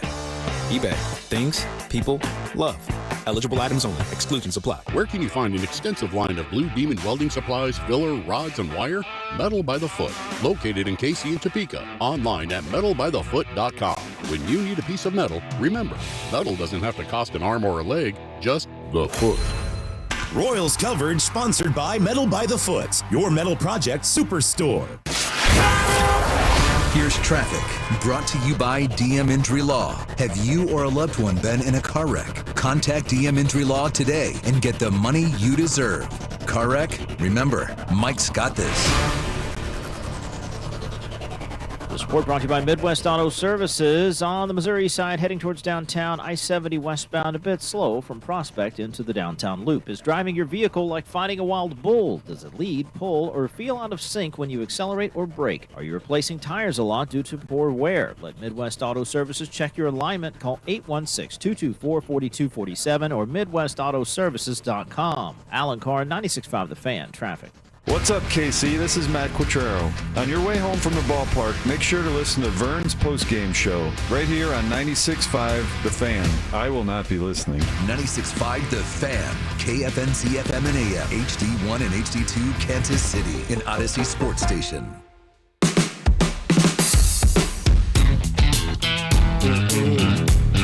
The Groove Tenders coming to your airwaves right now in your lovely ears. Didn't probably think you'd have that on your bingo board. Welcome to 7 o'clock, Kansas City. It is draft day, pick 31 as of now. See you at the Landing tonight in Liberty. Bink and Unicero there doing their show. They'll be here at 9 o'clock this morning. Again, Binkley's already here, I think. He might be. He's pissed. He really wanted that game to be played last night. Royals today, 1:10 and 4:40 are the alleged times. 1:10 will start on time. 4:40 should start on time. But before I get into this, because somebody on the text line had asked us, are you sure? Are you sure Travis Kelce's retiring? As of right now, April 25th, day one of the draft, what percentage would you say that this is Travis Kelce's last year? 100. Oh, wow. You're not going to give any sort of out. I think it's been made pretty clear, hasn't it? Unless I'm Read missing my something. lips. Okay, 99.9%. I'll give that 0.1% chance that it. Yeah, if we want to give the 0.1, sure, But it's no way. Yeah, you think it's 99.92? Yeah, there's no way he's back another season. No, this is it. I mean, it's been pretty evident going into the offseason and what we've seen and everything. Like, it's pretty much done. I would give it like 85%. Okay. A little bit of a chance. Yeah. Would it be like if we don't win, or would it be? I don't know what it is. Okay. I just know that, like, let's say he goes out and it looks like he's got some more gas in the tank. Okay. But there's that brutal conversation to be had. Like, we're moving on. We thought you were done. Which Well, I don't know if- there is that angle, too. So I don't know if that would happen. And then it's like, Travis Kelce played for Cleveland? Yeah, he went back home. Oh, so that's why I God, leave a small percentage. Oh, Now, you're saying so playing versus playing in Kansas City. just retiring is the thing. Like, is he retiring 100%? I don't know. I would say 85%. The only reason I leave 15% of it open, which is a very small chance, is because maybe there is that possibility that, like, he does call it quits, because I didn't see Gronk going to Tampa. Right. I also didn't think Gronk was officially done. But Patrick isn't in Cleveland blowing the horn saying, come join me either. No, you he's know? not. No, he's not. And thank God. Yeah. So, I mean, again, that's For his just sake. That's just me giving up, putting up that, because this seems very much like the same way it went for Jason, who's his mentor, who's his idol, who's his role model and older brother. And Jason was like, I lost, I think, in the Super Bowl. And then he went back one more year. He's like, I'm going to run this out one more time. I got a good team. And then it ended, and then he was done. Mm-hmm. The other thing, too, that I say that it's 85% is because they had a lot of money for Travis outside the NFL. There's already a lot of money outside the NFL, right? There's more money outside the NFL he's going to make in 1 year than he's made in his entire career playing. Plus, there's a lifestyle that he could be living that could be very nice with a significant other for the rest of his life and foreseeable future. So I would let it be at 85% just because I'm playing the I never know for sure, and the possibility that he is from, New Heights and all that sort of stuff. And what do you want to go back? Cincinnati, loves the Guardians, like all that sort of. I don't know. I'm just leaving that. I don't open. think he'd go to Cincinnati. Would I he? mean, Cleveland. I mean, but he did play in college in Cincinnati, so you have to think does he have the love for that city and that crap chili? Like this, does he want to go back there and be a participant in that? I would hope not after the rivalry. The Cleveland thing is very interesting. If he wants to go back and play 1 year with Cleveland, why would you? It's not like it's a good team. It's a good situation. They have a good quarterback or anything like that. It would be just the same. But Jason never did that either. He played for that one team. You don't want to be remembered for that Emmitt Smith, Arizona Cardinal year or whatever the case may be. Jerry Rice Seahawks? Jerry Rice Seahawk year, or Bronco Jerry Rice even, who got cut in training camp. Like Jamal Charles Bronco? Jamal Charles with the Broncos. 49 yards from $1 million. They made him inactive with the last week of the season. I mean, how bad is that? Scumbags. Right? Yeah. Screw them. So you don't want to be that guy either. Yeah. Like you want to have that legacy. I think that's very important to Travis as well, to have that legacy, finish it off here in Kansas City and be done with it, I just leave a little bit of a window open. Yeah, that's fine. No, I mean, I shouldn't slam it shut either. But Until I hear him say at a press conference, this is my last year of football, then I'd be like, okay, it's 100%. Look, you do something your whole life. Even then, it's not 100%, though. You can have second thoughts. You can change your mind. It's fine. Yeah, Gronk said that. He came back. Yeah, because, I mean, like, you think about it, these guys do this their whole life, and then all of a sudden, like, you know what, this is it. This is it. This is it. And then all of a sudden, it's like, okay, there's only 2 weeks left in the season. Am I sure this is it? Like, I feel like I still got something left, like Brady was done. And then LeBron James called him and was like, dude, from what I saw, you got some stuff left. He's like, yeah, you're right. Honey, you want to come in here and talk real quick? I'm late to my jiu-jitsu lesson. What's up, Tom? Too soon. All right, Mac, take it away. Okay, so we had the voice of the Chiefs, the legend Mitch Holthus, in this week, and he was talking about what he thinks is going to happen with the Chiefs at pick number 31. Here's what he said. At 31, if they stay put at 31, which I think it feels like a move up or down to me. But at pick 31, I think interior defensive line, because what you want at 31, in my opinion, is an immediate starter, immediate impact week 1, and then an eventual Pro Bowl / All-Pro. And I think those guys are there in this draft at the interior defensive line. Not so much edge. Yes, there's talent there. But I think this team, if you find a young Chris Jones or a Chris Jones complement. So a young Chris Jones is what the Chiefs are on the lookout for. But that little short blip of him saying he doesn't think that the Chiefs will maybe be there at 31. He thinks it's a move up or down. What do you guys think? Yeah, I mean, everything's possible at this point in time. The problem is, and we'll talk and hear from Ben Maller coming up, there's not that one guy where people feel they need to get up the board for. There's not one player in this draft where people feel like, I've got to have this guy, right? I mean, correct me if I'm wrong. Maybe you guys think there is that player. Like, I think Abdul Carter's the best player in the draft, but he's not one of those players where, like, I got to fall all over myself to get that guy, right? So if that guy isn't there, why do you want to trade up, right? I think everybody wants to trade down in this draft. And if everybody wants to trade down and nobody wants to trade up, it may be hard to move some of these picks, right? I'd love to see them trade down and trade out of that pick at number 31. But if they do end up drafting there, I've been in favor of interior defensive line since this whole process started after the Super Bowl. Yeah, it looks like that's where mock drafts are going to. It's like more so as we see things develop, which nobody knows anything except the people that are actually drafting already. But it's like, I don't know. I mean, I think defensive interior, I'm not mad about that pick. I don't know if there's a pick that I'd be like, what?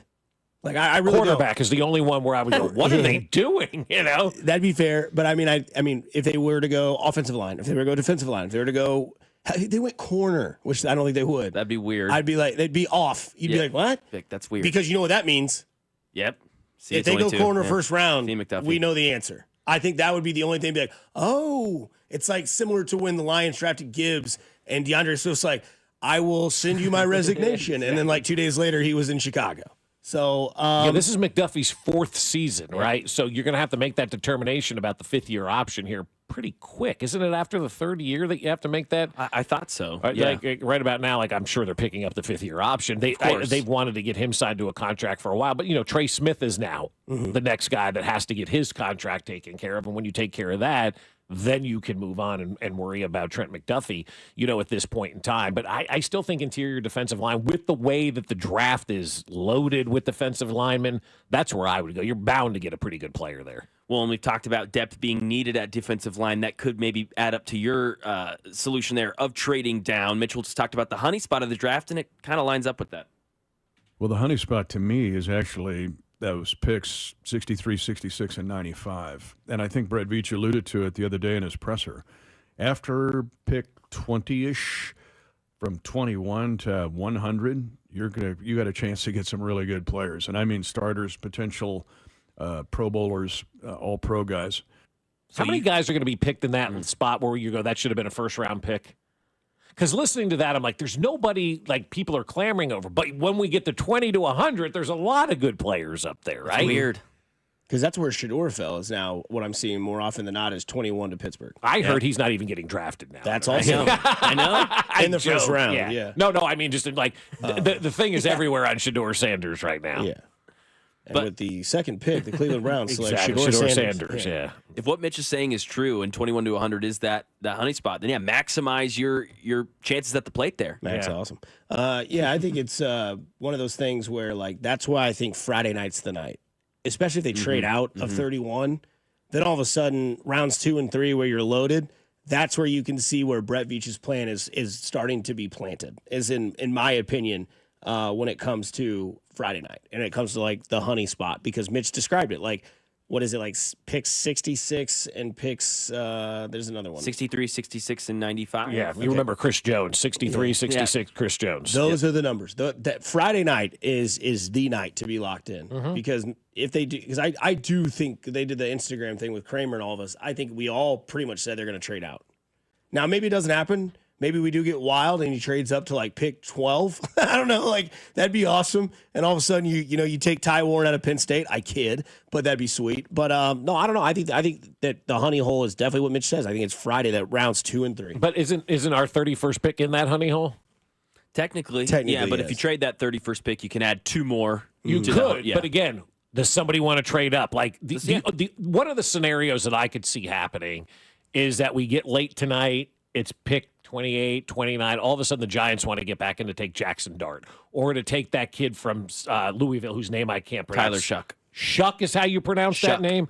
S-H-U-C-K. Shuck. Yes. It looks like slow or something like that. S-H-L-O-U. It's spelled S-H-O-U-G-H. Show.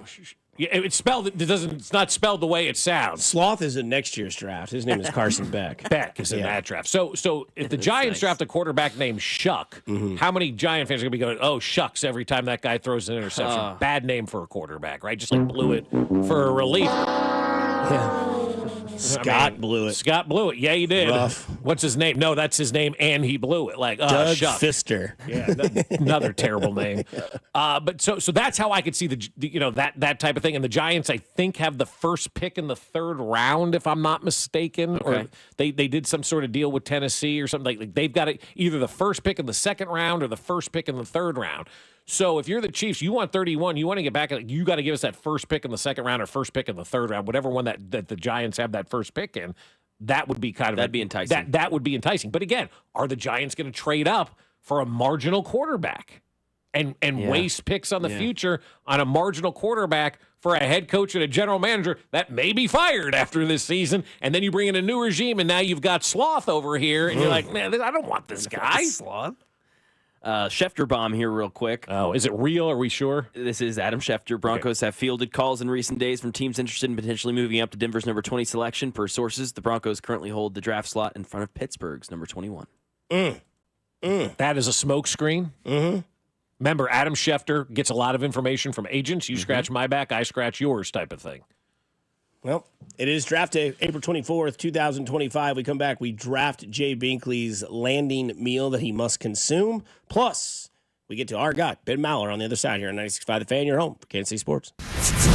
You're listening to Fescoe and Dusty on your home for Kansas City sports. 96.5 The Fan. Well, here we go into a weekend, and you're thinking to yourself, all right, we got some cool things going on, but we really want something awesome to do with the family this weekend. Or you're thinking to yourself, I got a date tonight. It's like date number 3. I want something fun and interesting to do. Or maybe you've got some family coming in town to celebrate the draft or whatever's going on, and you want something cool to do with all the members of your family. Foaling is the answer to that. Football plus bowling plus bar equals Foaling Warehouse, Kansas City. It's KC's funkiest sports entertainment venue, and they're located at 435 in State Line. Foaling Warehouse KC is a mashup of football and bowling, drinks, and fun.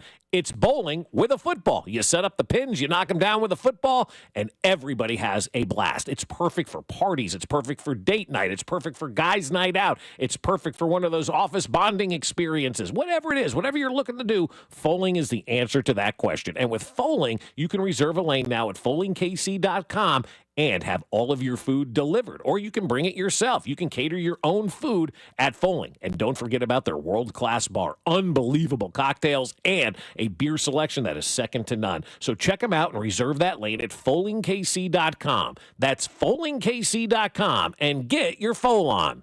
Men, is good enough really what you want with your sex life? This is Jeff for Heartland Men's Health. And if erectile dysfunction is making a bad bedroom experience for you and your partner, you should call us because you want your intimacy to be fantastic, both for you and the one you love. At Heartland Men's Health, our treatments have success rates of well over 90%. And because we're a medical practice focused on men's sexual health, we can offer many treatment options and even combine treatments to find the right one for you. Which means if you're like most of our patients, we can likely get you performing like you haven't in years. So make an appointment and make a change from good enough to really good. Your initial visit is just $99 and includes blood work, a medical consult, and if medically advised, a test dose. And if that test dose doesn't work in the office, your visit is free. Call 844-447-6600. That's 844-447-6600. Or go to heartlandmenshealth.com. We have 3 offices to serve you. Heartland Men's Health, a Promenic restorative health practice. Don't let clogged drains slow you down. Call Hamilton Plumbing, Heating, AC, and Rooter today for our $79 mainline drain clearing special. The pros at Hamilton will inspect your drains with video camera technology to pinpoint exactly what is needed to clear those clogs and help prevent expensive drain repairs. The expert technicians at Hamilton are ready 7 days a week to solve your problem the right way, the first time. Over 40 years experience and more than 8,000 5-star reviews ensures your peace of mind. Visit callhamilton.com for details, terms, and conditions. conditions. License number 2025-11121. I had the worst dream last night. You were in a car crash, and the kids and I were on our own. We had to move out of the house because I couldn't afford it anymore. That's awful, hon. My brother got life insurance from Ethos, and it only took 10 minutes. And he got $2 million in coverage for around $2 a day. It's all online. No medical exam. He just answered a few health questions right from his house. Ethos, here we come. Visit ethos.com/radio. That's ethos.com/radio. Sample rate is a 10-year term life policy for 35-year-old healthy, non-smoking male. Billed monthly. I'm Brian Tedesco, CEO of Blaupunkt Americas, the pioneers of the car stereo. Today, we're not just about sound systems. We are revolutionizing the e-bike scene with Blue Dot Bike. Thanks to AmericanEagle.com, our online presence now features a dynamic e-commerce website that showcases the quality and affordability of our foldable e-bikes. And our collegiate e-bikes, just perfect for the college fanatic. These e-bikes offer a new way to experience freedom on two wheels, no matter your age. When we needed a top-notch website to match our cutting-edge e-bikes, we turned to AmericanEagle.com. They made the impossible seem easy, tackling digital challenges like pros. Check out the Blue Dot Bike website to see AmericanEagle.com's amazing work in action. Need the best in website and digital marketing solutions? AmericanEagle.com is your go-to. They've been a game changer for us, and they can be for you too. Visit AmericanEagle.com or call 877-WEB-NOW-1. That's 877-WEB-NOW-1. What's up, baseball fans? It's time to swing big on your bets this season. Step up to the plate with an odds boost token from BetMGM, an official sports betting partner of Major League Baseball. No opt-in is required. Just log into your BetMGM account to receive your odds boost token. Then, place a bet on any MLB game and activate your token. If your boosted bet hits, you'll score a bigger payout. No matter the showdown, BetMGM is your betting home for baseball. Major League Baseball trademarks used with permission. BetMGM and GameSense remind you to play responsibly. See BetMGM.com for terms. Must be 21 years of age or older. This U.S. promotional offer not available in Mississippi, New York, Nevada, Ontario, or Puerto Rico. Gambling problem? Call 1-800-GAMBLER. Available in the U.S. For New York, call 877-8-HOPE-NY or text HOPE-NY 467-369. For Arizona, call 1-800-NEXT-STEP. For Massachusetts, 1-800-327-5050. For Iowa, 1-800-BETS-OFF. For Puerto Rico, 1-800-981-0023. Subject to eligibility requirements. Rewards vary and expire in 1 to 7 days in partnership with Kansas Crossing Casino and Hotel. Booth Creek Wagyu, KC's premier Wagyu beef meat market, has even more convenient ways for you to shop. In addition to their location at 135th and Metcalf, they're now open at 95th and Knoll. Baseball is back. Time to get your game day grill going. Whether you're looking to wow your family with a meal at the ballpark or sear the best steak ever while listening to the game on the deck, Booth Creek Wagyu experts are ready to help you pick out something unforgettable. Booth Creek Wagyu, now with 2 locations, open 7 days a week or at boothcreekwagyu.com. Whether you're digging a pond, clearing brush, grading property, or doing demo, Foley Equipment, your local Caterpillar dealer, is your one-stop shop. Buy or rent, Foley Equipment has the machines you need to get the job done. And right now, Foley has 0% financing on new cat skid steers, mini excavators, and compact track loaders. Stop by any Foley Equipment location today or visit us at FoleyEQ.com. That's FoleyEQ.com. You're listening to 96.5 The Fan from the Mission Plumbing, Heating, and Cooling Studios. Here's traffic, brought to you by DM Injury Law. Have you or a loved one been in a car wreck? Contact DM Injury Law today and get the money you deserve. Car wreck? Remember, Mike's got this. Missouri side heading into downtown 70 westbound. Pretty heavy already with the problem around the Paseo. Keeping traffic very slow back to 23rd Street. Center lane blocked as you head in towards the downtown loop. Alan Carr, 96.5 The Fan. Traffic.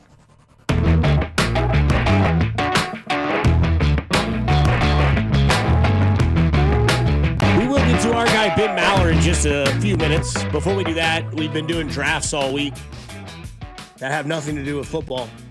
And neither will this one, but it has everything to do with our guy, Jay Binkley, because he said, and he's told me, he goes, I got my nuts and I got my word dust, man, and that's it. Used to have my pizza cutter, gone. But we're going to draft. She did take the pizza cutter, and I've got a bunch of pizza cutters at the house he can have if he really needs one, Dusty. Both of them. I think he just taco styles pizza these days. The whole pie, he just... No doubt, man. It's actually pretty innovative. Like, it's really good. Oh, my God. I used to do that in college with the Totinos. Well, that's a small pizza. Smaller pie, I'm talking yeah. about like a pie from the pizza shop or so. You fold it in half and you all got in this half. big pizza. It's like this giant thing, right? Hell yeah, dude. So we're all going to draft a food item. Cannot use beer. That's an automatic for Binkley. He's going to have a few because the Royals game might be going a little longer. Oh, he's fretting over this already. This damn doubleheader today. You know he's mad. I bet when he comes in here, I'm going to ask him how mad he was about the game being delayed. Yeah. It's all these guys are fake radar dust, man. They think they know these things and they don't. Bunch of fear mongers and fake radar. He's not wrong about that. He's going to be, I can't wait. I can't wait, man. But no, let's all draft something that Binkley has to consume tonight. It could be an appetizer. It could be an entree. Binkley, you've already said yes to this. You have to consume this. Maloney's picking up your tab. All you got to do is kiss him on the forehead. He now knows that, yes. Yep. Mm-hmm. And, all right, Bob, what's he got to eat from your side? Look, I'll be honest with you, Dusty. He's got to go with the Bob's Big Bavarian Pretzel. That's on the menu. It's $9.65. That's a heavy start. It is a heavy start. It's a great start. But, I mean, I'm just looking at the appetizer menu at the Landing. Yeah. And I will tell you this. If you're looking for something to try tonight, and maybe it's in your wheelhouse, maybe it's not, the Reuben Quesadilla is unbelievably awesome. No, we had it when we went out there. Yeah, at the Landing. It's fantastic. I can't recommend that high enough. The Reuben Quesadilla is the play for everybody. After you get the big Bob's Bavarian Pretzel for $9.65, that's the special. Get that for the table, and then also get that Reuben Quesadilla for the table. Tables. The Reuben Quesadilla has been tabled until next meeting. No, it is great. It is fantastic. So he's got to eat the pretzel first? Yeah. Okay, that's where he's starting. Mac, what's his second menu item from the Landing in Liberty?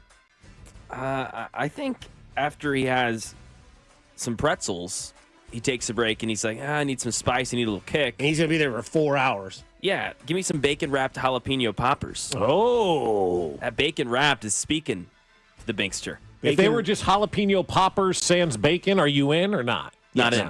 The bacon-wrapped sold me for Bink. Okay. So he's got Bob's Bavarian Pretzels, bacon-wrapped jalapeno poppers. I'm going to go right in his wheelhouse with the final section. Yes. Final selection.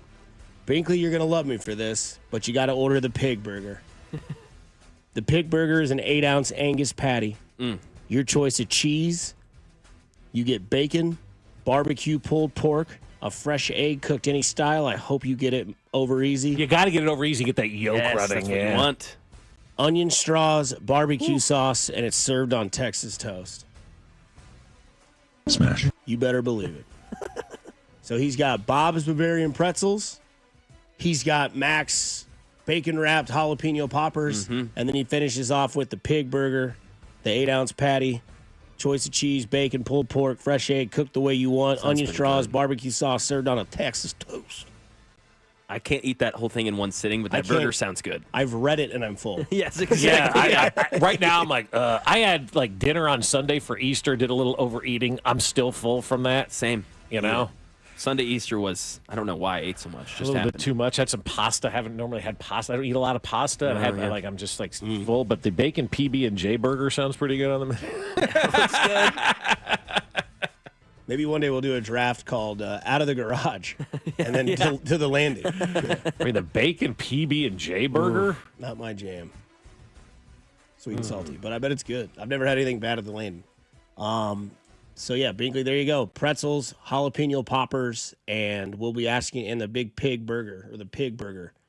You got to smash all those. So we'll get to those when he comes in here and tell him what his order is. Unacero's going to puke hearing that. He's going to be like, what in the world? He's not going to like that. He's like, I think I'm going to eat a chopped salad. That's more his style. No, but yeah. Our guy Ben Maller joins us now. It is time to talk to our guy, Ben Maller of Fox Sports Radio. Of course, you can catch him overnights right here on 96.5 The Fan. And tonight, we'll be at the Landing in Liberty having the Ben Maller Chicken Tenders because it is the NFL Draft. And, Ben, there has been no movement in that first round at all. Do you think we're going to see a slew of trades tonight, or is this going to be kind of a chalk draft? Yeah, so it's good to be on with you guys again. Make sure if you're going to the draft today at the Landing tonight, make sure to eat 2 orders of the Ben Maller chicken fingers. That's more important than the actual draft itself. But to answer the question, though, Bob, there have to be trades. There have to be trades. The fact that there have been no trades as we are talking right now that we know of is wild. And the other factor, not just the draft picks being traded, but you have the veteran players, and there's chatter about George Pickens out of Pittsburgh and Kirk Cousins and players like that being traded. But as far as the draft, this is not a ringing endorsement for the draft that no one has been willing to move mountains in order to acquire a pick to move up. Like, there's no one that people are willing to move up for, and it's likely because you can get a player about as good whether you're picking 25th or whether you're picking 15th. It doesn't really matter that much, but it's wild. This has never happened in any of our lifetimes. It's never happened before. We've gotten to the day of the draft and no picks have been traded. Like, is this because of the nerds, or is this because of the draft is just not that great? Well, it's interesting because the nerds do weigh in on it. I mean, I've talked to people in baseball who said the nerds and the social media and the peer pressure that they receive now because of social media. People don't want to trade prospects. People don't want to trade picks because it's always about what could have been and not what is. And with this draft coming up, I think you're right about it. I think it really says where the talent level potentially is in this draft, that nobody is really trying to trade up or move up for a certain player. Yeah, like Tennessee, the Titans have the number 1 pick in the draft tonight, and they were throwing out that they were open to make a trade. They were leaking stories in the media. There was a story on The Athletic I remember reading about a month ago that the Combine, I believe it was, about how they were open for business. They wanted to get a lot of picks, and they leaked this story, and no one's been willing to trade up to get the top pick. So even if you don't think Cam Ward's going to be great out of Miami, you got Abdul Carter, who I'm fond of, or Travis Hunter. Like, there's like 3-4 players at the top of the draft that are like, you're like, those guys are pretty good, and no one has been willing to trade up. So it is odd. And the whole shame game of prospects and all that. And then you look at the amount of success, like even first round picks have, it's not that particularly great. And there are other ways to navigate it, right? You don't have to keep every first round pick. The Rams won a Super Bowl. They didn't have a first round pick for almost 10 years. And in that time they won a Super Bowl. There are other ways to do it. Ben, I'm officially at the point now with the draft where I think there's two things. One, the Chiefs pick at 31. I don't think they're going to pick there. I think they're either going to trade out.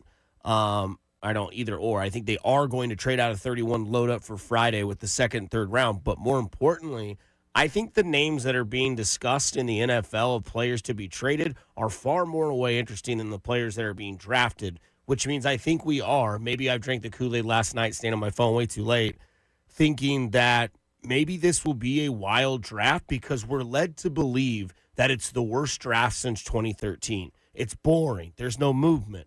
Why not wait till the draft starts and cause total anarchy and chaos? And there's names like Michael Parsons, Tyreek Hill, George Pickens, A.J. Brown. That's way more exciting, I think, to anyone with also movement and trades than Ashton Genty, Shedeur Sanders, Travis Hunter, Cam Ward. Yeah, so hey, I'm right there, Dusty. Like, we both have shows to do, so I'm like, dude, I'm right with you. I want to see big names relocated, and I want to see like Aaron Rodgers make some announcement tonight during the draft, and like I'm there. I get my popcorn ready. I got my snacks. I'm into it, and so why not? I mean, the worst thing is like your team keeps the pick. You draft some offensive lineman from, some suck you somewhere, university, and you're like, I don't know who that is. But you just forget about it. Like, you don't know the player, and you watch a clip on the internet, or you'll hear somebody give some scouting report, and then that's that. That doesn't really move the needle for our purposes, so it's not that great. And the draft, as we know, is a TV show, and they get big ratings, which is shocking considering what it is. And so it's a big TV show and all that, and they have to have storylines. And the one guy, though, that will spice it up is Shedeur Sanders. Because if he falls out of the first round, or there's that shot, where's he going to go, and we get down to like pick 20 and no one's picked Shedeur Sanders, then that'll be riveting if you're into that kind of thing.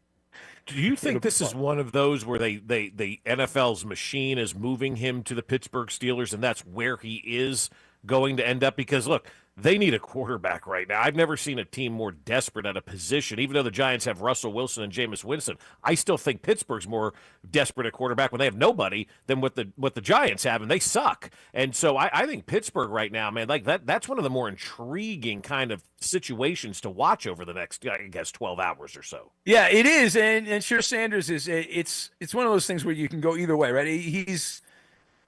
If I were to bet, if you gave me $1,000, Bob, and said, Shedeur Sanders going to be really good in the NFL, I would bet against that. Like, I'm not there. I like the aura. I like razzmatazz and all that. He wasn't overwhelming against better opponents. He really was overwhelmed at times in some of those big games Colorado played in, even though his overall numbers were outstanding. And the touchdown to interceptions and all that was really, really good. And the whole thing, he's not ready to play. It's not like you just add water if you draft Shedeur Sanders and throw him out there. The Steelers might have to if they draft him because they don't have, as you said, they don't have a quarterback. Unless you think Mason Rudolph is going to be the guy. Isn't he? He's back. I believe he's back. So, but yeah, that's the one. Shedeur Sanders is the wild card in this thing.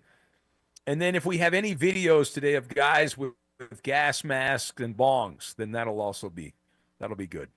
Hell yeah. That was the best thing ever. All right. You have no clue how this is going to turn out. So that's what's so fun about this question, Mr. Maller. If you had to say today on draft day, not today, but on draft day, better NFL career, Travis Hunter, Abdul Carter. Abdul Carter.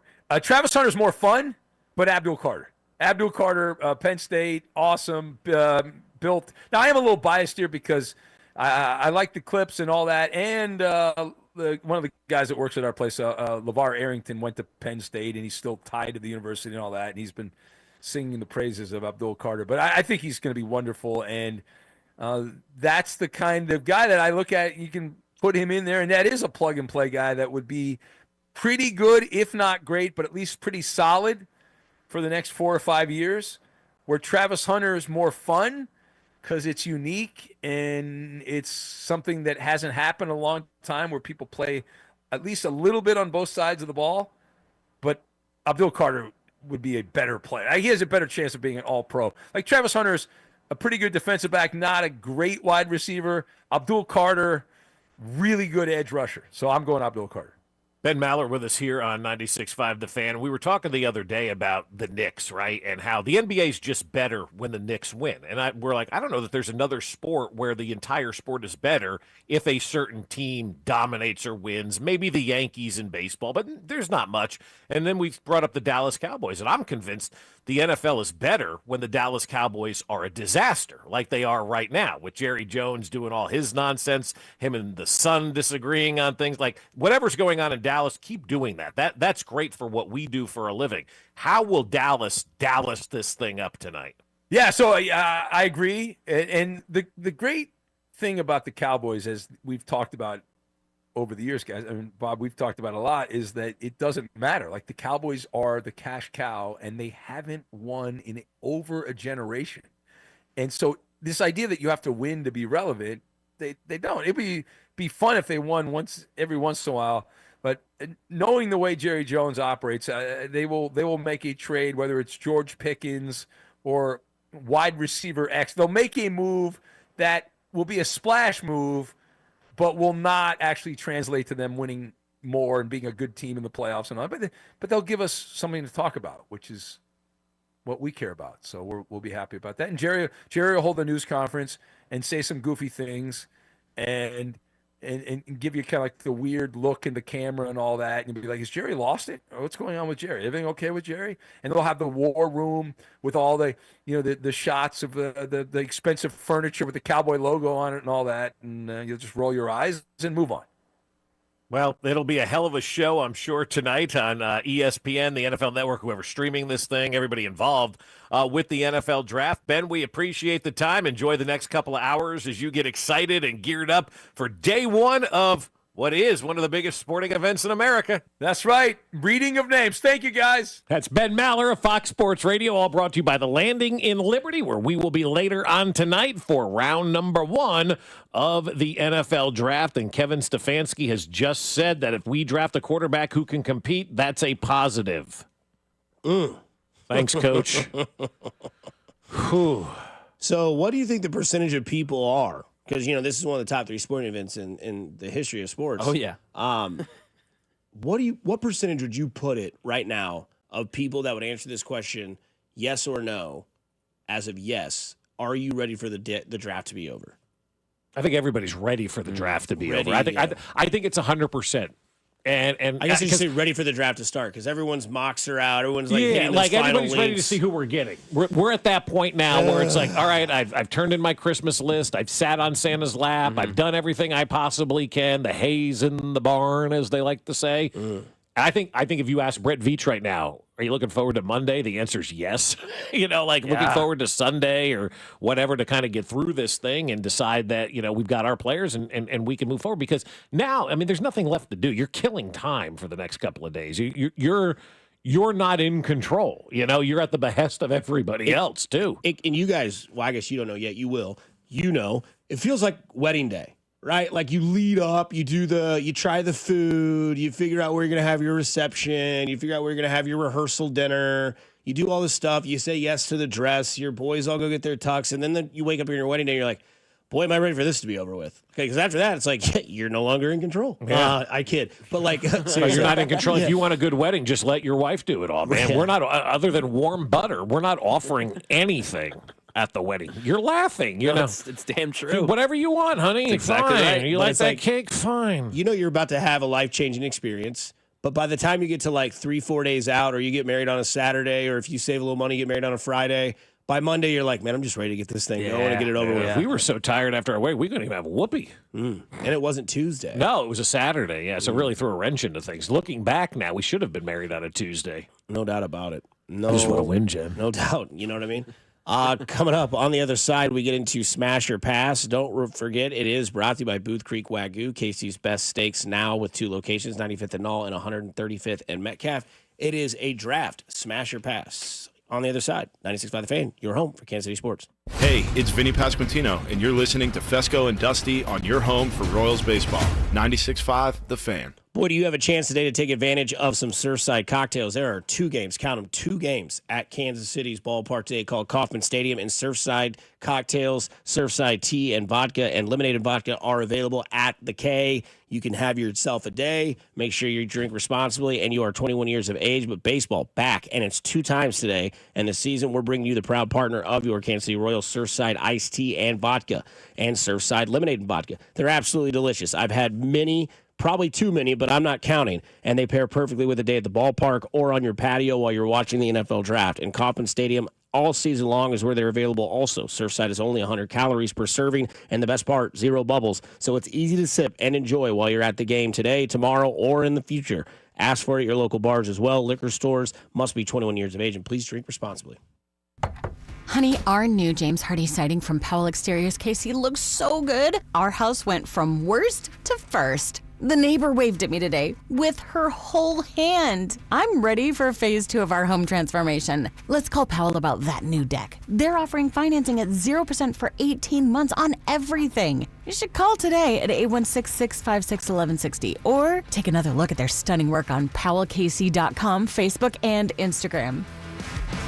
Living with chronic joint pain is like trying to get comfortable on a cactus sofa. Nothing feels good. And forget trying to do the things you enjoy this spring, like golfing, hiking, and tennis. You're just trying to get by. I want you to know something. The medical pros at QC Kinetics right here in Kansas City are on the case and focused to finally get you the relief you need. They've already treated tens of thousands of patients around the country with regenerative treatments that help calm that debilitating joint pain in your knees, your hips, your shoulders, and your back. With QC Kinetics, the science is solid. They give you your life back without surgery, without drugs, and without any downtime. Curious if you'd be a candidate for these treatments? No problem. The consultation is totally free, and they're happy to take a look to see if they can help you finally get the relief that you deserve. Call now and find out how easy it is to get back to enjoying life without chronic joint pain. Call QC Kinetics now, 816-412-6299. That's 816-412-6299. Hi, Mia here at the winnings desk of the Missouri Lottery. So, I wanted to write a thank you note for every dollar Missouri Lottery players have given to Missouri and education, but that would be 8.4 billion notes.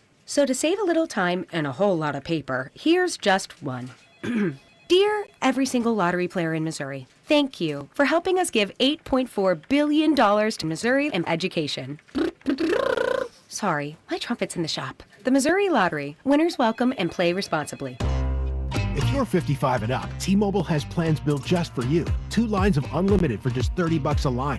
That's a 45% savings compared to Verizon and AT&T. But don't just take our word for it. It's not just the savings that are great with our T-Mobile plan. There's all this value from all these other things that T-Mobile offers. T-Mobile has been such a savings for us. We love it. Switch today and get 2 free 5G phones like the Motorola Edge with Turbo Power charging that gives you power for the day in just 15 minutes. And customers 55 and up can get 2 lines of talk, text, and data for only $30 a line. Go to T-Mobile.com/55 to learn more. With 24 monthly bill credits and 2 new lines with autopay for well-qualified customers plus taxes, fees, and $35 per line connection charge. Credits end and balance due if you pay off early or cancel. Contact us plus $5 per line without autopay. Debit or bank account required. 45% off 2 lines versus AT&T Starter and Verizon Welcome. Plan benefits vary. See details at T-Mobile.com. Motorola Edge requires 68-watt charger. Charger sold separately. Actual performance will vary based on usage and configuration. What's up, baseball fans? It's time to swing big on your bets this season. Step up to the plate with an odds boost token from BetMGM, an official sports betting partner of Major League Baseball. No opt-in is required. Just log into your BetMGM account to receive your odds boost token. Then, place a bet on any MLB game and activate your token. If your boosted bet hits, you'll score a bigger payout. No matter the showdown, BetMGM is your betting home for baseball. Major League Baseball trademarks used with permission. BetMGM and GameSense remind you to play responsibly. See BetMGM.com for terms. Must be 21 years of age or older. This U.S. promotional offer not available in Mississippi, New York, Nevada, Ontario, or Puerto Rico. Gambling problem? Call 1-800-GAMBLER. Available in the U.S. For New York, call 877-8-HOPE-NY or text HOPE-NY 467-369. For Arizona, call 1-800-NEXT-STEP. For Massachusetts, 1-800-327-5050. For Iowa, 1-800-BETS-OFF. For Puerto Rico, 1-800-981-0023. Subject to eligibility requirements. Rewards vary and expire in 1 to 7 days in partnership with Kansas Crossing Casino and Hotel. Hi, Drew and Jonathan Scott here, reminding you that a lot of life's firsts are better with help from American Family Insurance, like your first home expansion or your first big lightning strike. There's a first for everything. Get the right home policy at the right price with the right help from American Family's agents. Life's better when you're under American Family's roof. Insure carefully, dream fearlessly. Get a quote and find an agent at amfam.com. Products not available in every state. American Family Mutual Insurance Company SI and its operating company 6000 American Parkway, Madison, Wisconsin. Here's traffic, brought to you by DM Injury Law. Have you or a loved one been in a car wreck? Contact DM Injury Law today and get the money you deserve. Car wreck? Remember, Mike's got this. Heading towards downtown, 29 southbound slows at Armour, stays off again on again, heavy into downtown. From there, 169 highway southbound gets heavy by the airport, stays very slow to the bridge, then sluggish down onto I-35 towards 670. Alan Carr, 96.5 The Fan, traffic.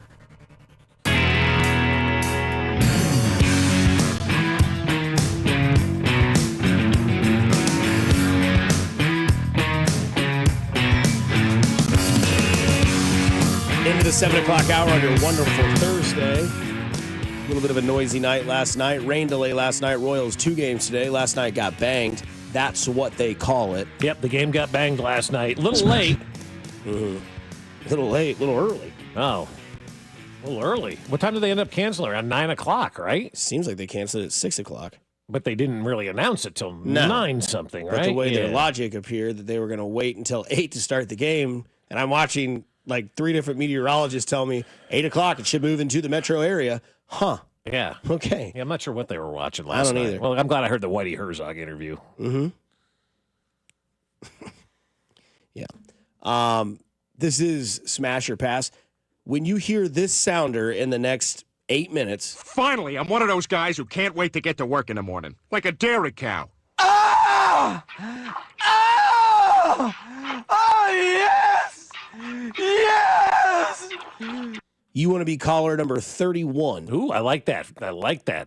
Or maybe, like we don't know, Mac will trade up, and you might be caller 12. Trade up. Could trade up. Could trade up. Well, Could be aggressive this hang morning. on. What's in it for us? What are we getting in return? A quicker name on the rundown to give a shout out to. Right. And somebody. That's not a good enough offer. Okay. But yeah, call up when you hear that sounder during this segment of Smash or Pass, and you have a chance at some Booth Creek Wagyu. KC's best steaks now with 2 locations, 95th and Knoll and 135th at Metcalf. Surprise, sports guys are not going to talk about food. They're going to talk about sports. Oh, Matt. wow. How about that? Smash or Pass on an NFL draft day, baby. Look at Kevin us. Costner. Smash. Yes. Yeah, neither of y'all seen that movie, Nope, right? Yeah. I'm not It's going okay. ever watching That's that movie. That's fine. Never planned on it. Nope, never going to watch it. I'm into The Last of Us right now. Sorry. Yeah, my friend was just telling us we need to start that. I might do that. I do want to do that. Watch out for those guys. Okay, well, we'll start with Smash Pass. We're going to name guys, What'd you name say? some of the, who knows. We're just, it's like, hey, I'm Joat, man. Joat. Strawberry pie. We're gonna start Why isn't that a Smash or drop? Pass It can be. Start Smash or Pass. Okay. with guys, premier players in the draft. Abdul Carter, Smash or Pass? Yeah, he's the best player in the draft. Definitely going to smash Abdul Carter. Yes. Okay. Like a BLT in July with a side of cottage cheese. Smash, smash, smash. We smashing or passing on Travis Hunter? You want to go first? I'm going to pass. Okay. You don't want to go first. Oh, no, you're passing on Travis Hunter? Yeah. Oh, I think I'm Bob going to pass. Fescoe. Yeah, I'm going to pass. I just feel like the hype machine there. I don't know. There's something about it, man. There's something I'm just like, It's the size, isn't it? You've think been that has- persuaded by Mac and I when we saw him with the naked eye at the, yeah, at the Super Bowl. you haven't helped. I'll be honest with you. Okay. You've Yeah, not that's fair. helped. And- We're trying to make this show better. I'm sorry we haven't helped yet. Yeah, you've not helped with that guy. But no, but I mean, like you've changed my perception. That's a good thing. Like you keep talking about how small he is. I'm like, I don't want a small guy. And then I heard him yesterday. Like Green Bay would be the perfect place for me. I like kind of just being away and away from everybody. And I'm like, Again, bratwurst on the grill, hot mustard, sauerkraut, and a side of Fritos. Smash. Okay. Travis Hunter could be, the only reason I smash it, could be potentially a franchise-changing player and something that maybe we haven't ever seen or haven't seen in quite some time in the NFL. Yes, I do think undersize is an issue. Yeah. I worry about it because of these machines that we've seen in locker rooms and like guys that we've seen in the field. And I look at Travis Hunter, I'm like, well, we thought Kevin Durant was small, and he had a pretty good career. Trent McDuffie isn't the biggest gentleman on earth either, though. Not playing a super contact position either. Like he's more retreating and covering than he is like going out and catching a quick pass. And here comes, I don't know, Abdul Carter. Yeah, of course. Yeah. I worry about that. So still smashing Travis Hunter with the skill set that he provides. Yeah, I'm with you, Bob. Day of the draft here. I'm passing. Travis Hunter will be one of the biggest busts in NFL history. I think can book that. You mark it. I will. You save that because I want to come back to that in 2 years because that's when we'll know. I mean, unless he just is absolutely brutal and in the first. Or he's amazing. Yeah, one of the two. One or the other. Will Travis Hunter, one of the biggest busts in the NFL I draft don't history. think that's hyperbole No, at that's a all. hot take, This guy has been like hyped up for so long now, right? And that's what a bust is. The What it guy takes. that's hyped up so much and then don't live up to So anything. he gives you like Zion Williamson vibes. No, because Zion's been hurt. When he plays, he's really good. Travis Hunter was really good in college at two positions. I don't think he was great at either. I think he was really good in the Big 12 at two positions. That at best translates to being good at one. At best, in my opinion, being good at the third that's overall fine. pick That's your at one opinion. position. Yeah, that's how yes. you win the Heisman Trophy. Yeah, but I think again the Heisman too leads to a lot of busts. I mean, you win the Heisman Trophy, you're supposed to be this all-world player. Like the expectation for Travis Hunter is unfair, but if he doesn't meet that unfair expectation, he will be considered a bust. I mean, that's life. Cam Ward, number one pick, future Tennessee Titan. I'm going to pass on him. Okay. I think he's probably the best quarterback in this draft, but does that mean you're that good? And are you drafting Cam Ward because he's going to change your franchise, or are you drafting Cam Ward because of peer pressure and you don't like the guy who eats mayonnaise? So I'm going to pass on him. I'm passing on all the quarterbacks in this draft. Yeah, I'm with that. I mean, unfortunately, it's where we're at. Like Bob said, he's the best quarterback in a draft, but it's like being the popular kid in fifth grade. You're funny and you're fat, and then all of a sudden we get to middle school and emotions start to happen and romances happen. All of a sudden that kid's no longer popular. Yeah. So like here we are, Cam Ward. But I mean, What's he talking about me for? He's in a perfect situation though, right? Like, hey, you're the best quarterback in this draft, the most sought after position, and Team 1 needs a quarterback. Cam Ward, I'm passing, but I know Tennessee is smashing. I will tentatively smash, but I don't love it. Luther Burden. Smash. I like Luther Burden. Yeah. I know I'm not supposed to because he played at Mizzou, but not anymore. He doesn't. That's true. There's just something about that kid that like he's the guy that we've always wanted as a wide receiver in Kansas City. I take Luther Burden smash all day. Love it. Yeah, I think he's got the good skill set. He was before the college season started, everyone was saying he could go top 15. Yep. Yeah. Now all of a sudden there's plays out there that he could fall to 31, maybe. I don't think he's going to. I think he's going to go way before that. I'm also going to see what Pittsburgh does because a lot of people have them mocking Shedeur Sanders at 21. But if they trade George Pickens, they're going to need somebody to go with DK Metcalf. Why not bring in a rookie wide receiver who you could possibly fill in as the other side? What if they traded George Pickens to the Dallas Cowboys for Micah Parsons? For Dak Prescott. Be wonderful. I'd love it. Absolutely. Finally, I'm one of those guys who can't wait to get to work in the morning. Like a dairy cow. Ah! Ah! Oh, yes! Yes! Pittsburgh gets George Pickens to Dallas. They get Dak Prescott in return. Dallas takes Shedeur Sanders. What pick does Dallas have? They got to be in the teens, right? The early teens. They picked before Pittsburgh, right? Yeah, They they definitely 16, do. I think, is where Dallas is picking. Shedeur should be there. Trade Dak Prescott for George Pickens. This isn't your worst Some idea. collateral picks that Yeah. nobody cares about at this point in time that will turn into Nick Bolton or somebody Binkley will remind us of years later. Of course. And then you draft Shedeur Sanders. You get Dion back there. You've got your circus in Dallas picks 12th. 12th. 12th. There we go. Okay, there you go. That's my plan right now. I love that. George Pickens goes there. The more chaos, the better. Then Dallas gets their quarterback. I'm not a fan of Dak, but he's better than what they have, and he'd be fine in Pittsburgh. And then he's happy because Abdul Carter goes to the Giants. He's like, I don't have to deal with that guy. Right. Exactly. They're going to play against him. And then Dallas is able to draft Shedeur Sanders. They get the Dion. I mean, it just sounds good, doesn't it? Like, that's what you want. You got to think of the mind of what's good for the show.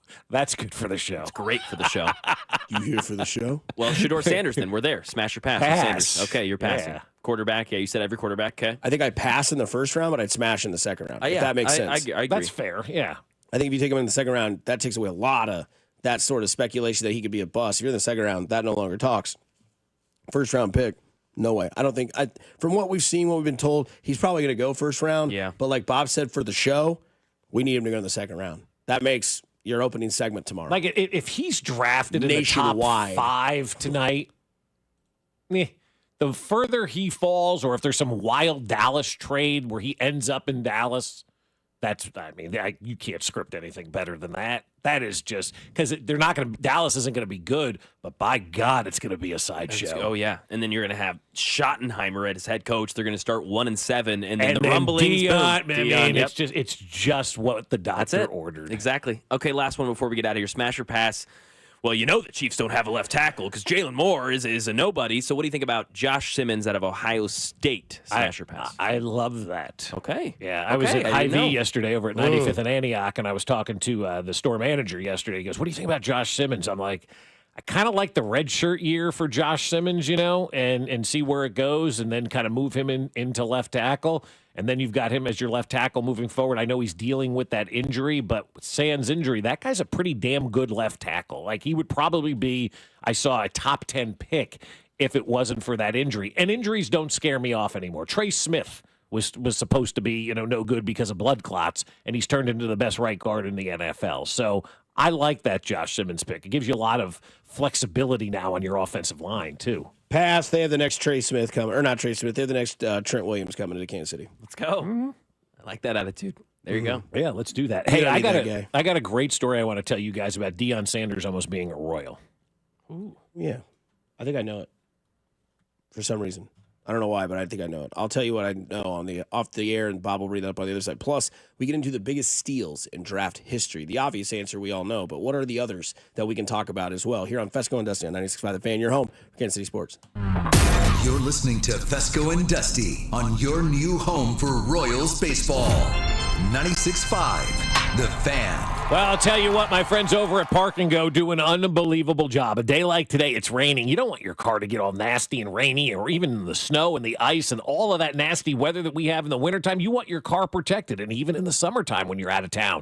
You don't want the sun beating down on the interior of your car, so you need to park at Park and Go when you're flying out of KCI, because at Park and Go, every spot is covered, and it is so easy to make your reservation. Go to bookparkandgo.com immediately after you make your flight reservation. And once that's done and taken care of, prepay, because when you prepay, you save money too at Park and Go. You'll get their lowest rate possible, save money, and it's all taken care of. Then you show up on the day of your flight. You tell them your reservation number, and they direct you to that spot that's covered that they had reserved especially for you. You pull into that spot, and the van meets you right away and takes you to the airport terminal, and you're there in no time at all. When you get back, it's even better because nobody likes waiting around for the bus after they've been on a long flight. Grab your bags, walk off the plane, the bus is there, jump on it, and it's right back to the trunk of your car. Do what we did and join their frequent Parker program and earn points towards free parking. Reserve your spot today at bookparkandgo.com. The best deals in parking. Bookparkandgo.com. Park and Go, family owned and operated.